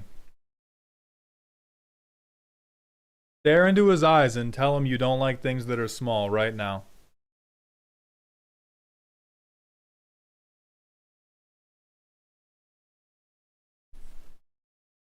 But he get big. So does everything else with counters. So does this guy.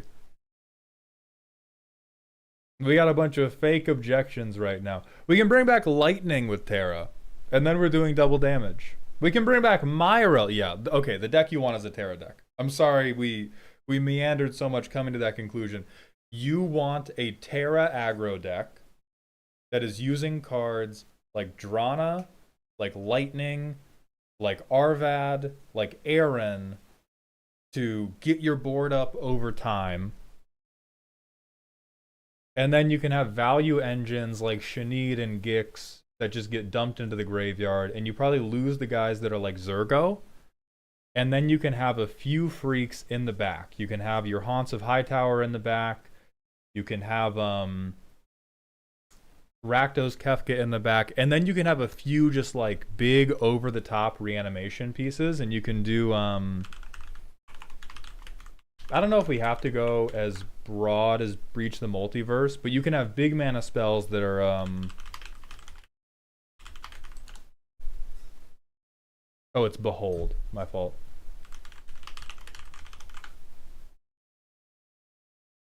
You know, you could do this. And when you've milled enough really big pieces, you go, okay, I cast this, and now I get my big funky freaks back.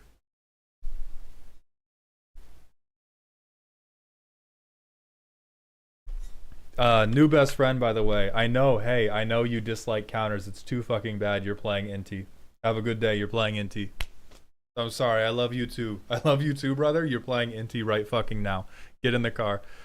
Thank you for the submission, Babaduk. I hope this was helpful. We're going to go to the manual ad break, and then we're going to look at who's left.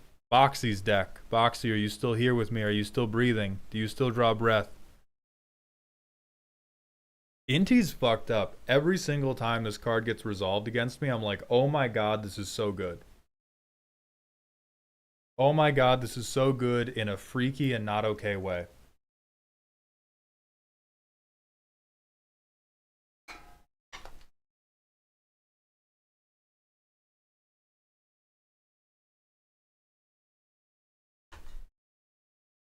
Hello, Tampo. How are you doing today? Decklist is via email. Got you.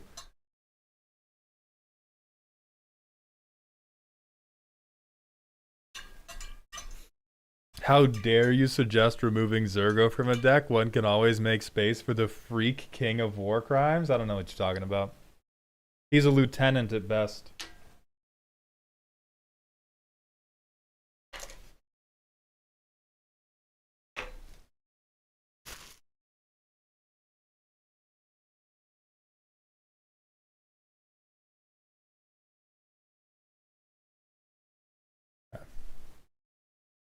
We have 2 minutes left in the ad break. Wonderful.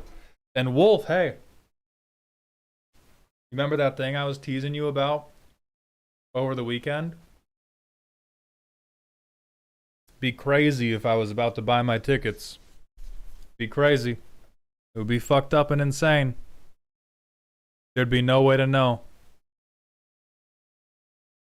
There would be no way to know.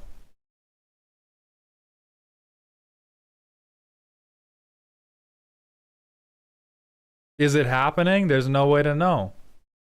I wish I could tell you. I wish I could be aware of that somehow.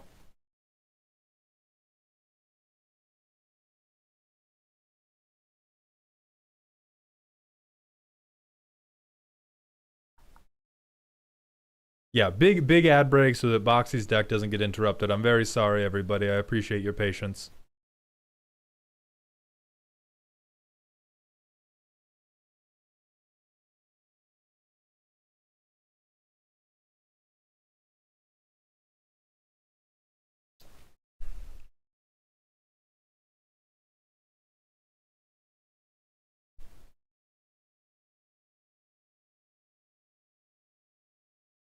Quick question, boss. Am I evil for comboing Blasphemous Act and Repercussion? Well, technically now you are if it's before turn 8, you rat fuck.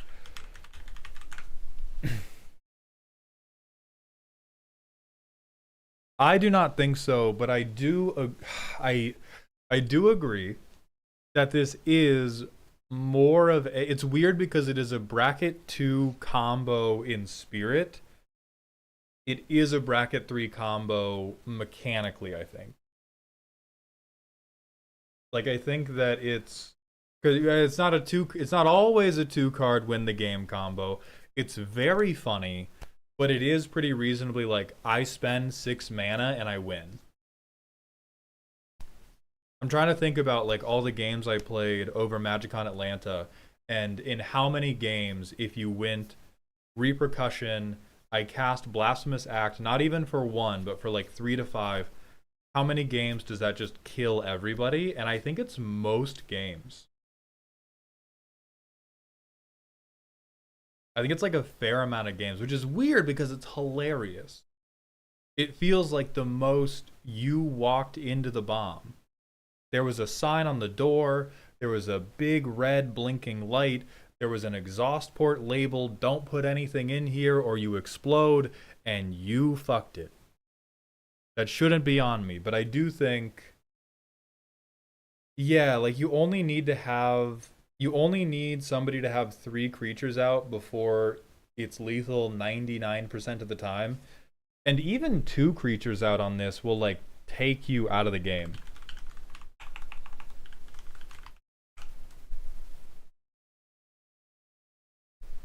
Like, if I deal 39 damage to you, you lost. If I deal 26 damage to you, you basically lost. So, Dale, I'm not going to say you're evil.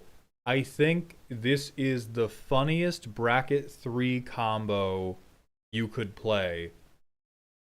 And I think bracket 2 you would have to ask. Hey, Dale, this is not very considerate of you in bracket 2. This is not very considerate. This is not really letting people showcase their game plan. If you board wipe. Alright, Dale? That's not very nice. Naraki, have a good night. Thank you for being here. So yeah, extremely funny bracket 3 combo, but it is definitely a bracket 3 combo. Let's open up the email and get Boxy's deck list out.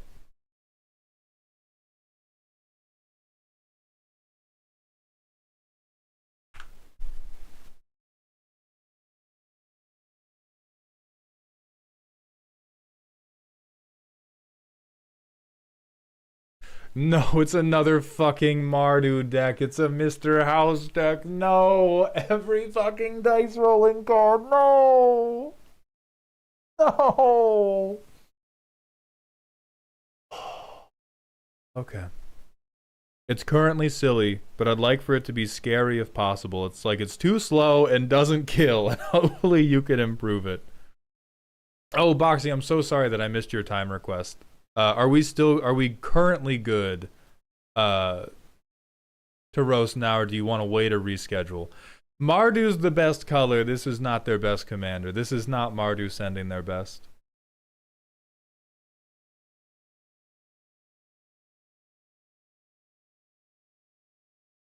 Okay, perfect. All right. So whenever we roll a die, we get to make it 3/3. If we roll a 6 or higher, instead create that token and a treasure token. As an activated ability, you can roll a 6-sided die plus an additional one for each mana spent from treasures to activate this ability. The attraction, oh, we're doing infinity stuff. Okay.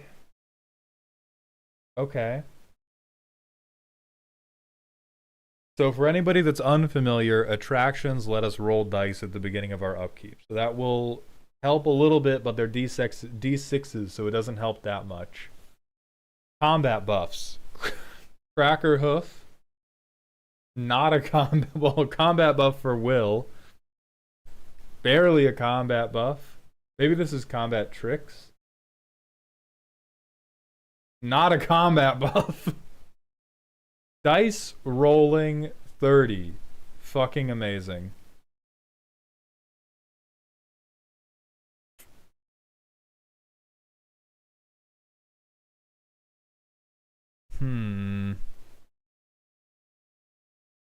Hey, thank you, Conductor Cat. I appreciate that. So we got 30 pretty terrible cards and then 3 good ones. Holding down the fort for us. 39 lands. Thank God one of you is reasonable. We have some ramp. The Rising Tide. Oh, Jesus. Alright, and then we have token doublers. Oh, it's looking more and more like a bowl of Kraft mac and cheese where you used water instead of milk. But Boxy, I love you. It's a legal deck. Alright, so we're on silly stuff. We want it to be better. Let me go through my mental Rolodex of how we power up dog shit. I got about 41 cuts lined up. So the biggest hurdle that a Mr. House deck always has to overcome is the fact that you are legally obligated to play every card that says roll a d20. I think if you have anything in here that is rolling you smaller than a d20, those get cut first. So like attempted murder, clown car, Bucknards, all that stuff. Because what we need is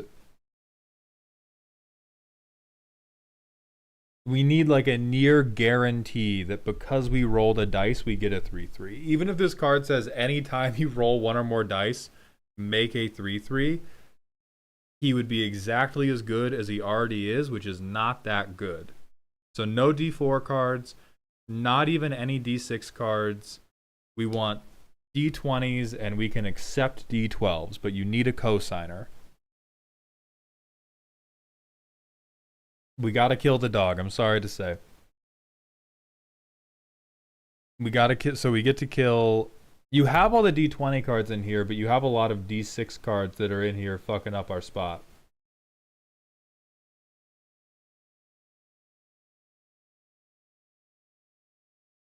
So like, all right, let's get a comprehensive list. There's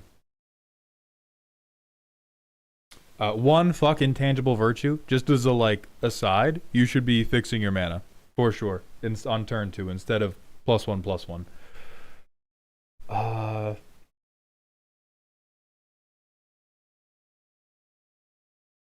We get rid of Night Shift of the Living Death too. So Night Shift of the Living Dead, Clown Car, Attempted Murder, Bucknards, Circuits Act, Maddening Hex, Comet,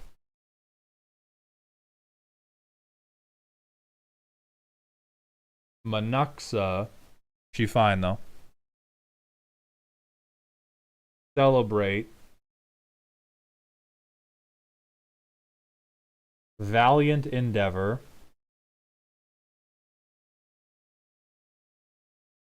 You can keep Grave Endeavor because it's at least D10.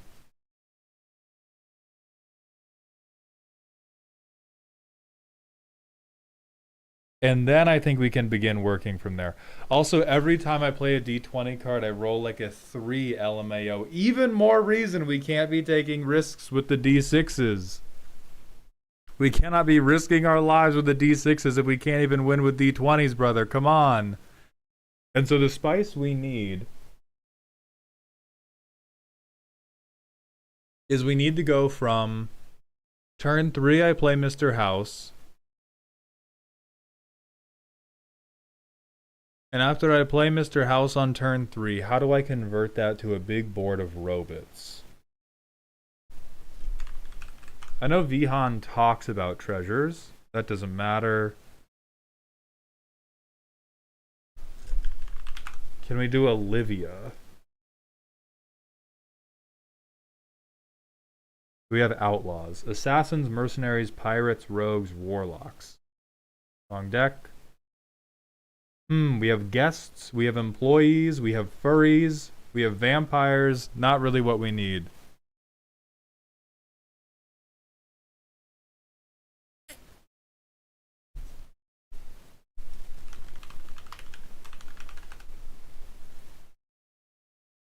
So, Boxy, you need to stop me now if this is not the direction you want the deck to go in, and I'm sorry to tell you the deck is going to go in a very khakis-wearing direction, which is often painful for people.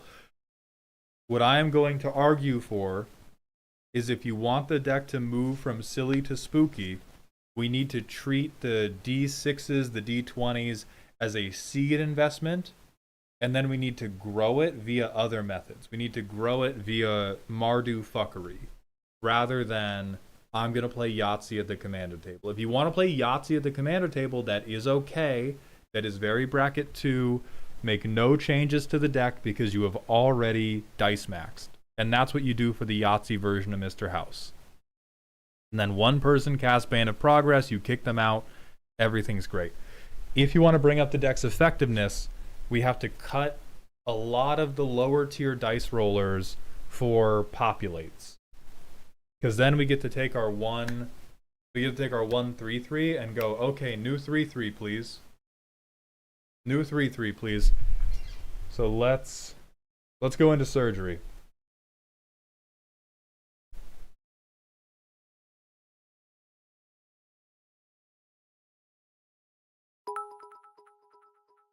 White Bread, thank you for the 100-bit cheer. If I had a nickel for every Mardu deck with Infinity cards in it that you reviewed today, I'd have 2 nickels, which isn't a lot, but it's weird that it happened twice. It's devastating. It's devastating to me that it happened twice.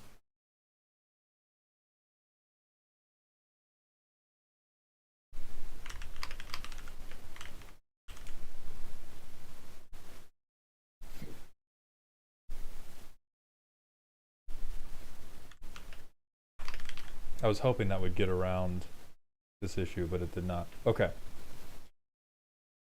Let's go find the stuff we kill. No more Night Shift, no more Hex, no more Virtue.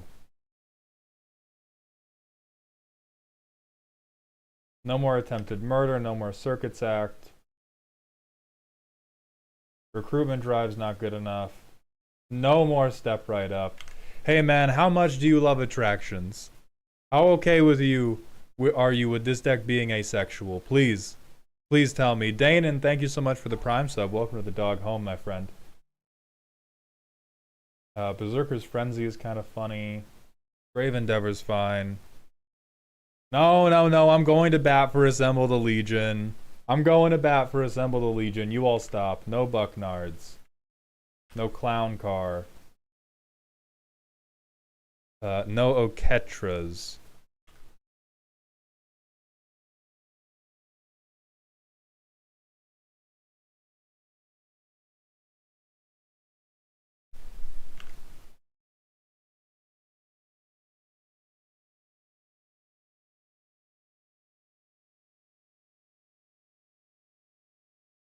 I'm gonna start out attempting to cut all of these fucking attractions cards. I'm gonna see if we can get away with it. I would just love so much if we could get rid of all of these minimum wage employees. So how much room do we open? 22 right now. God, I'm sorry. I'm sorry, buddy.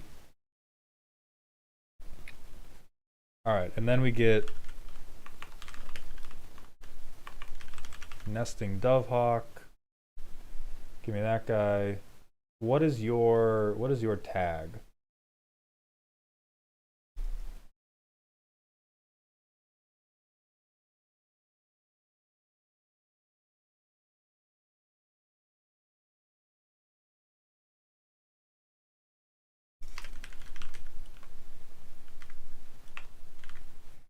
White, red, black.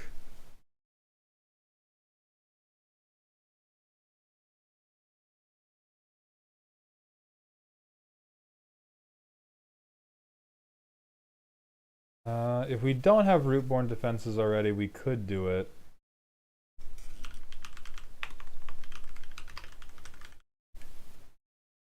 It's really not the best, but we are working from trash. Could do Renewed Solidarity.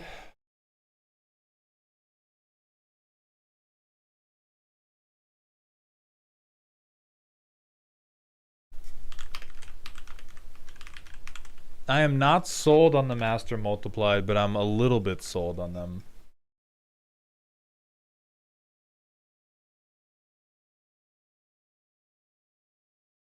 We could do Securiton Squadron.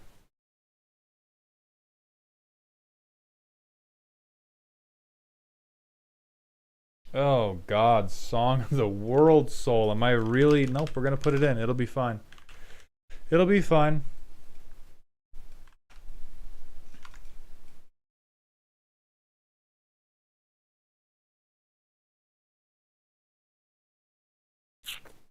Populate on death is very, very whatever.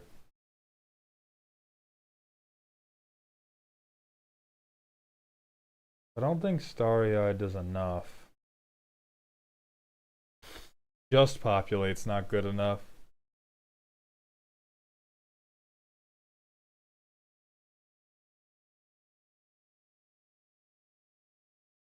Oh, that's bad. That's bad. Dane and I have not. I don't think we need to be doing Academy Manufactor. Hello, user-friendly.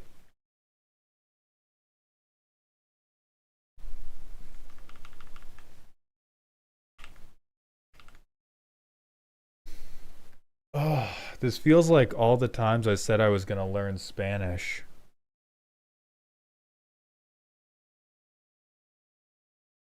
Will giving Myriad help? No. I think making more treasures might help.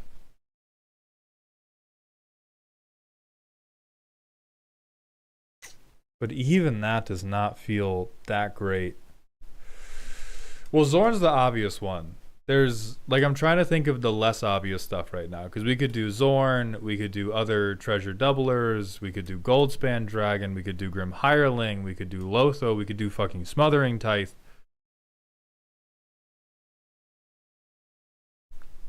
Yeah, Reckless Endeavor, that's one of the D12 damage ones. We can do that.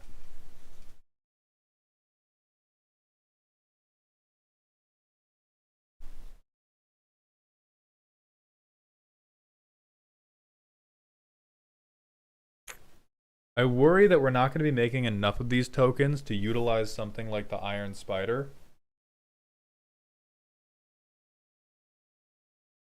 Magda? We could do Magda.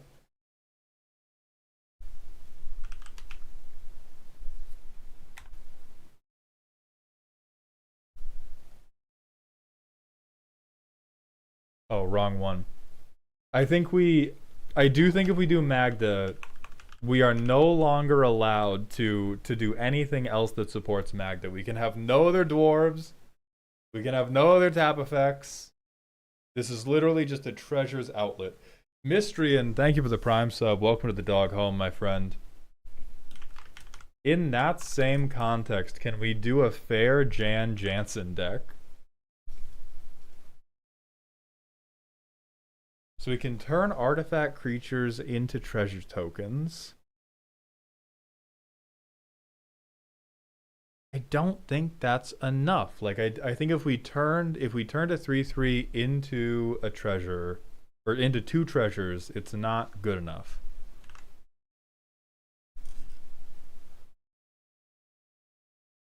Also, Mystery, and thank you for the Prime sub. Welcome to the dog home.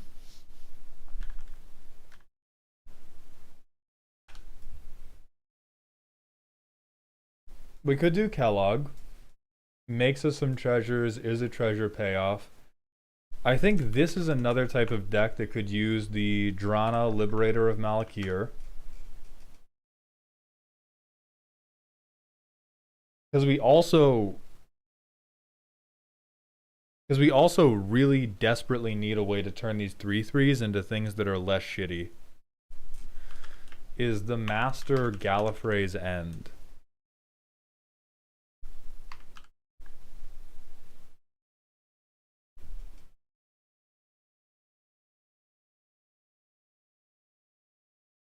Whenever a non-token artifact creature you control dies. Oh no, because we're doing artifact creature tokens, sir.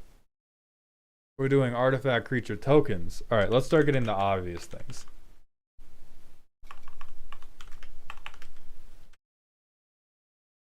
Cybermen Squad. We get Zorn.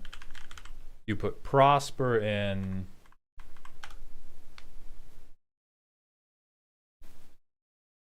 Kathar's Crusade does help a lot, but I would love if we didn't have to do it.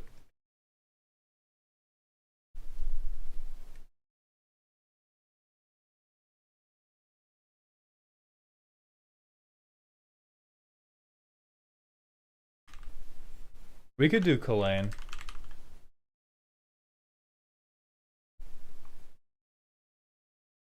Ooh, Illustrious Wanderglyph. Yeah, that will be a very good banner effect. Then I don't think we need to do pingers, or it wouldn't please me very much to be doing pingers. I'm not hyper confident we need to be doing Thousand Moon Smithy either. We don't need Goldwaker. I don't think we're making enough treasures for Goldwaker. Imcal, thank you for the Twitch follow. Welcome to the doghouse. We can put Starlight Spectacular there to at least, like, hold space.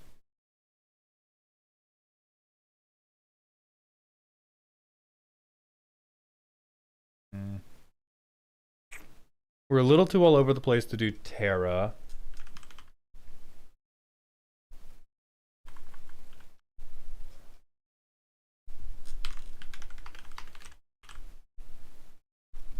What's our mana curve look like?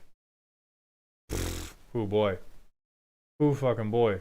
Who's doing all that?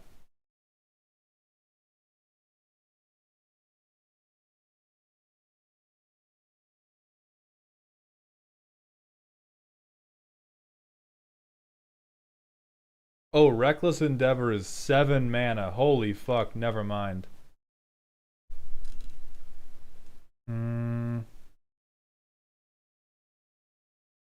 We could do Chiscoria. Hold on, hold on.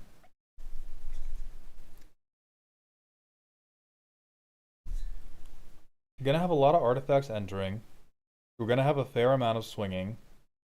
We need some way to make that hurt less. Ah, I know. I know exactly what we need. You need to bust on them. Job fucking done. Bust on them. We have Will already. So if we go Drana...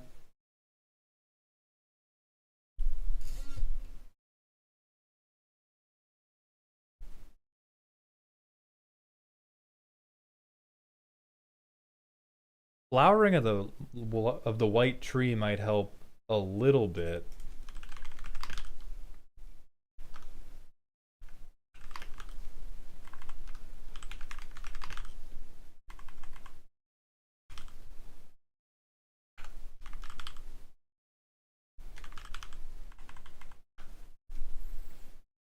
Okay, we fixed your mana a little bit.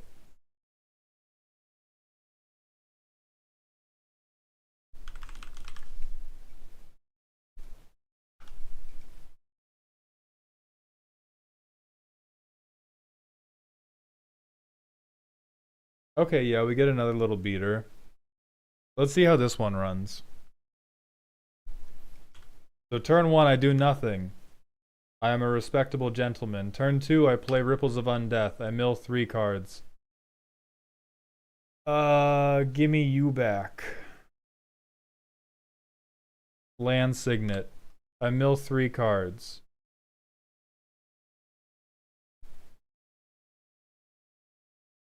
You can all stay. I play you.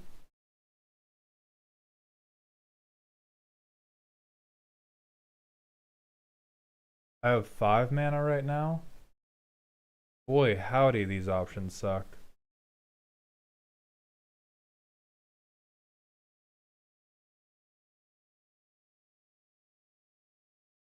Oh, I hate that my best option is just to play Elspeth. I wanna feel something. Fine, I play Mr. House. I play Mr. House and I pass. I mill 3. Give me you back. I'm losing life too, but who cares? So I go Mercurial's Edict. I roll a d20. I get a 9. So I get a 3/3 and I get a treasure.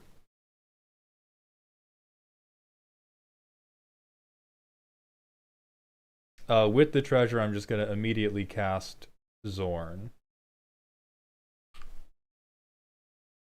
Land. I do not have 2 white pips for World Soul. Oh, right. I get fucking Prosper back. I play Prosper. And then on end step, I'd exile that. I draw this, mill 3. You can all stay. I should get Soul Ring, but I'm not going to fucking do it. So I go Prosper. Bam, 2 treasures. But I'm not rolling enough dice. So this is still not working out perfectly.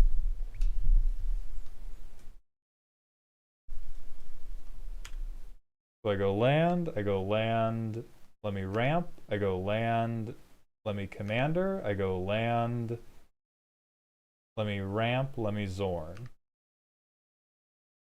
Land. 1, 2, 3. Attack. 2 treasure. If this attack is going to go bad for me,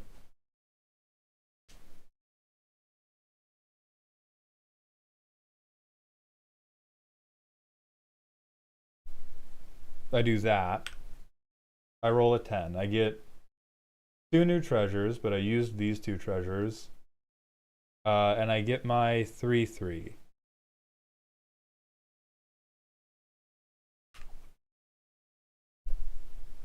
Who cares about the ETB effects? They don't do anything. I play this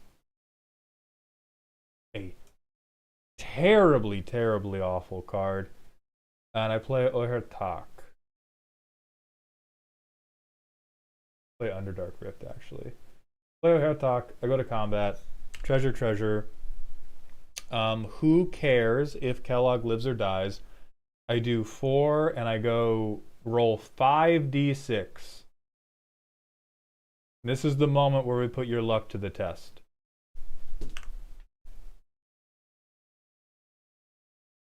That is 1 robot. No robot. 1 robot. Robot 2 treasure. Oh, and I'm making triple, actually. Never mind. Okay, wait, now this is a good playtest. Hold on. Now the changes look good, don't they? Interesting. Thank you, Jesus. Even if I don't technically believe in you. Okay, so triple robots off of all of those. So with token triplers and some better treasure generation, I think we can get to a point we like a little bit better. And from there, the thing that I don't like as much is the lack of... We just don't have enough cards. So I think Grave Endeavor probably goes away for like... Dark Confidant or something. Oh yeah, and we get 1,000,000 mana.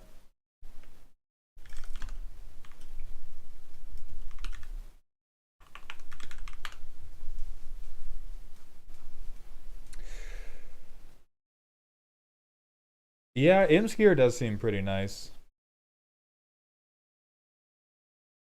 So we can also do... I will cut 1 signet for that.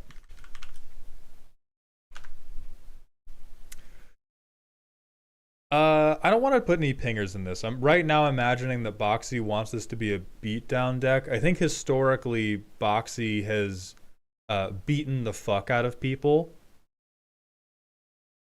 It's so much easier to build Stompy aggro. What the hell is this? Yep. That is how it goes. We don't have Crux of the Thumb in the deck. I don't think we need Crux of the Thumb. Let me look at your, what's the sideboard? Oh, all of the attractions. Yeah, who cares? We can't keep that hand. We can't keep that hand. We can't keep that hand. We can kind of keep this hand. And this is probably a good hand for us to test because we don't have a dice roller. So, like, how reasonable is it that we ever play Magic if we don't have a dice roller?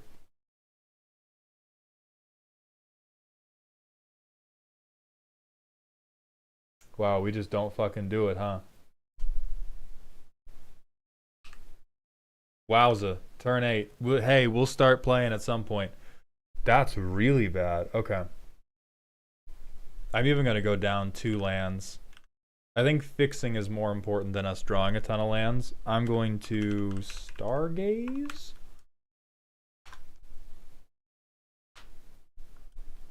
And I'm going to Tacasias.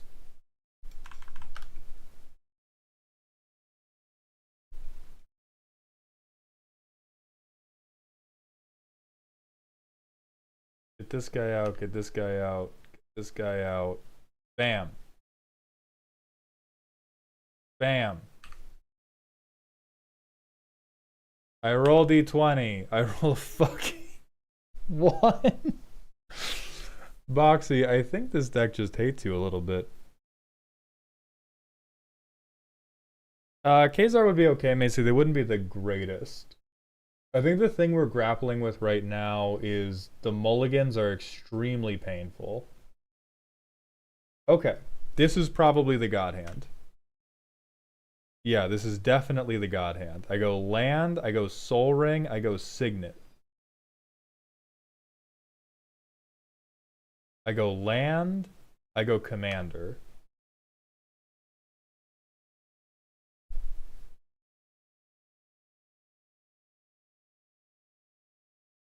And I go Component Pouch. D20. Holy fuck, a 3 on a D20. I get a robot. I have 3 mana to spare, which is a truly unfortunate amount of mana. But I get a counter on this pouch. And now from here, I go Dovehawk. Roll D20. Holy shit. Combat Populate.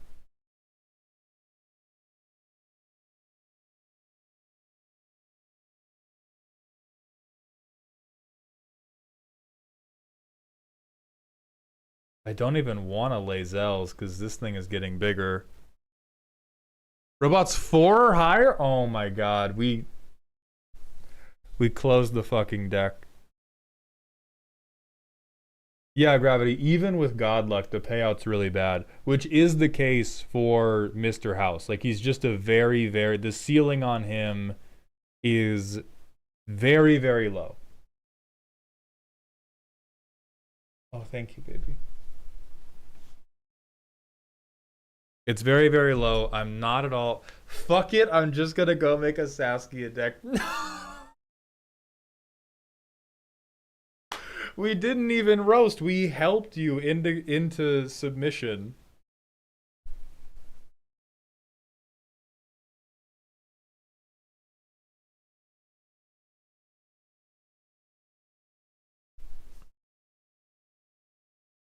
We've lost the patient. No, I am like I've seen my friends, I've seen people I care about build Mr. House decks, and so if the only thing that comes of this roast is another person doesn't build a Mr. House deck, that is correct. Because I think whatever you can do with Mr. House basically boils down to I spend 5 turns hoping people totally ignore me, and then I do token aristocrats. That is the ceiling. The ceiling is I hope everybody at the table ignores me, and now I have a value engine, and I have a pinger, and now I'm just every other Mardu Aristocrats deck. Oh, Z is here. Everyone say hi to my girlfriend.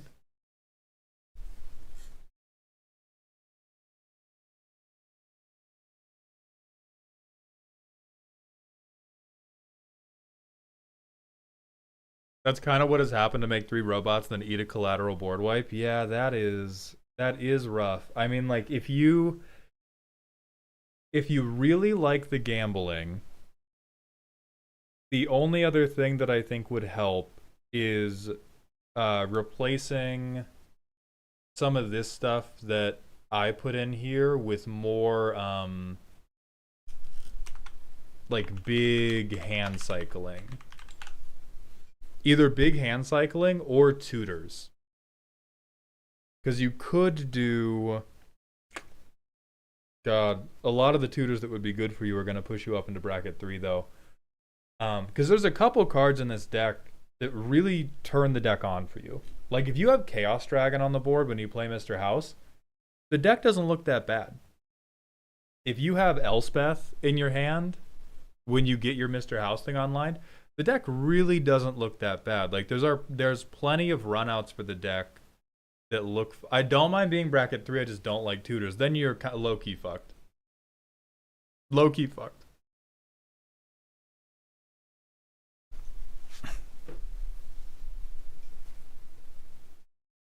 Low key fucked. Put everything that says D20 on it in the deck. Put every token doubler in the deck. Mulligan like a fucking fiend.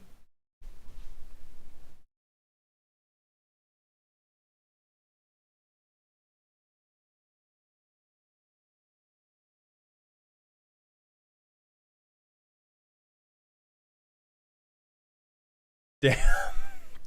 It can still be fun, but you have to really love dice rolling. You have to really, really love dice rolling. Do we get a second land? Does God love us? No, we don't. We discard the fucking hand size like an asshole. All game. Holy shit. Turn 6, we get the second one. Goofy Goober, thank you for the Twitch follow. Welcome to the doghouse, my friend.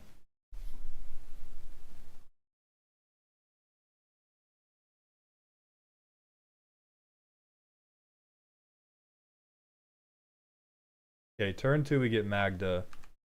Turn 3, we get Zorn. Nice and slow. Nobody's bothering us. It's bracket 2. We have 5 turns before anybody can kill me. Marsh Flats, and then I think we try to Chaos Dragon. 11. Excellent. I get a robot and I get a treasure.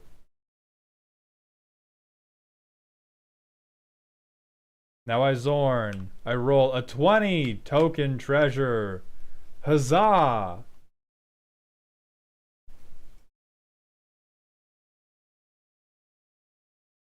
Next turn. Token treasure. I sack 5 treasures into Magda, and then I get a massive dragon that hits really hard.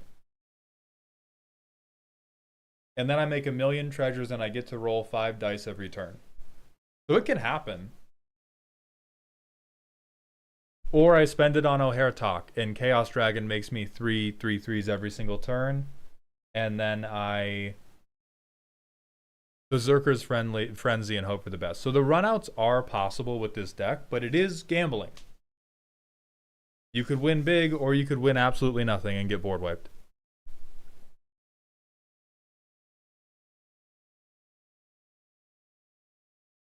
So the stuff that I would play around with on your own is messing around with the concentration of like what things are going to give me a d20 every turn versus what things are going to give me a d20 one time and then make me look stupid.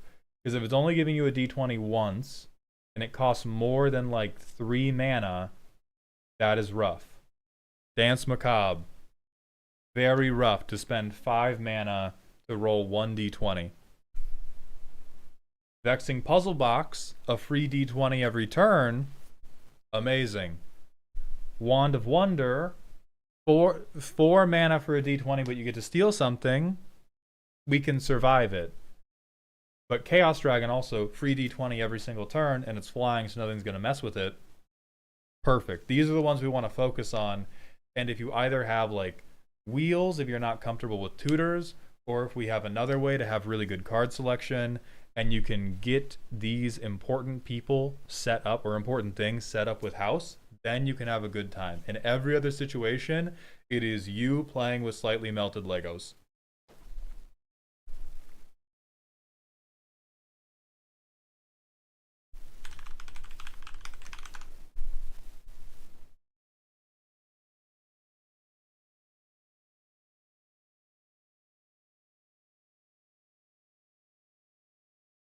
I'm gonna put you...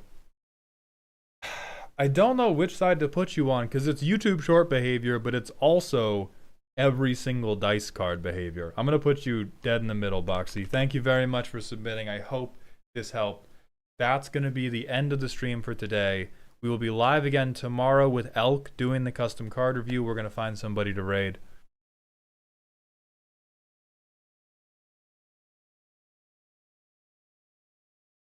Decked Out is live. I'm going to drop you off with Decked Out. The raid message is going to be the indestructible Justin raid message. Please have a good time with Veggie. Treat him right. I will see you all tomorrow at noon. Thank you for being here. I hope you enjoyed the show. And please remember to stay toxic. YouTube, that's just going to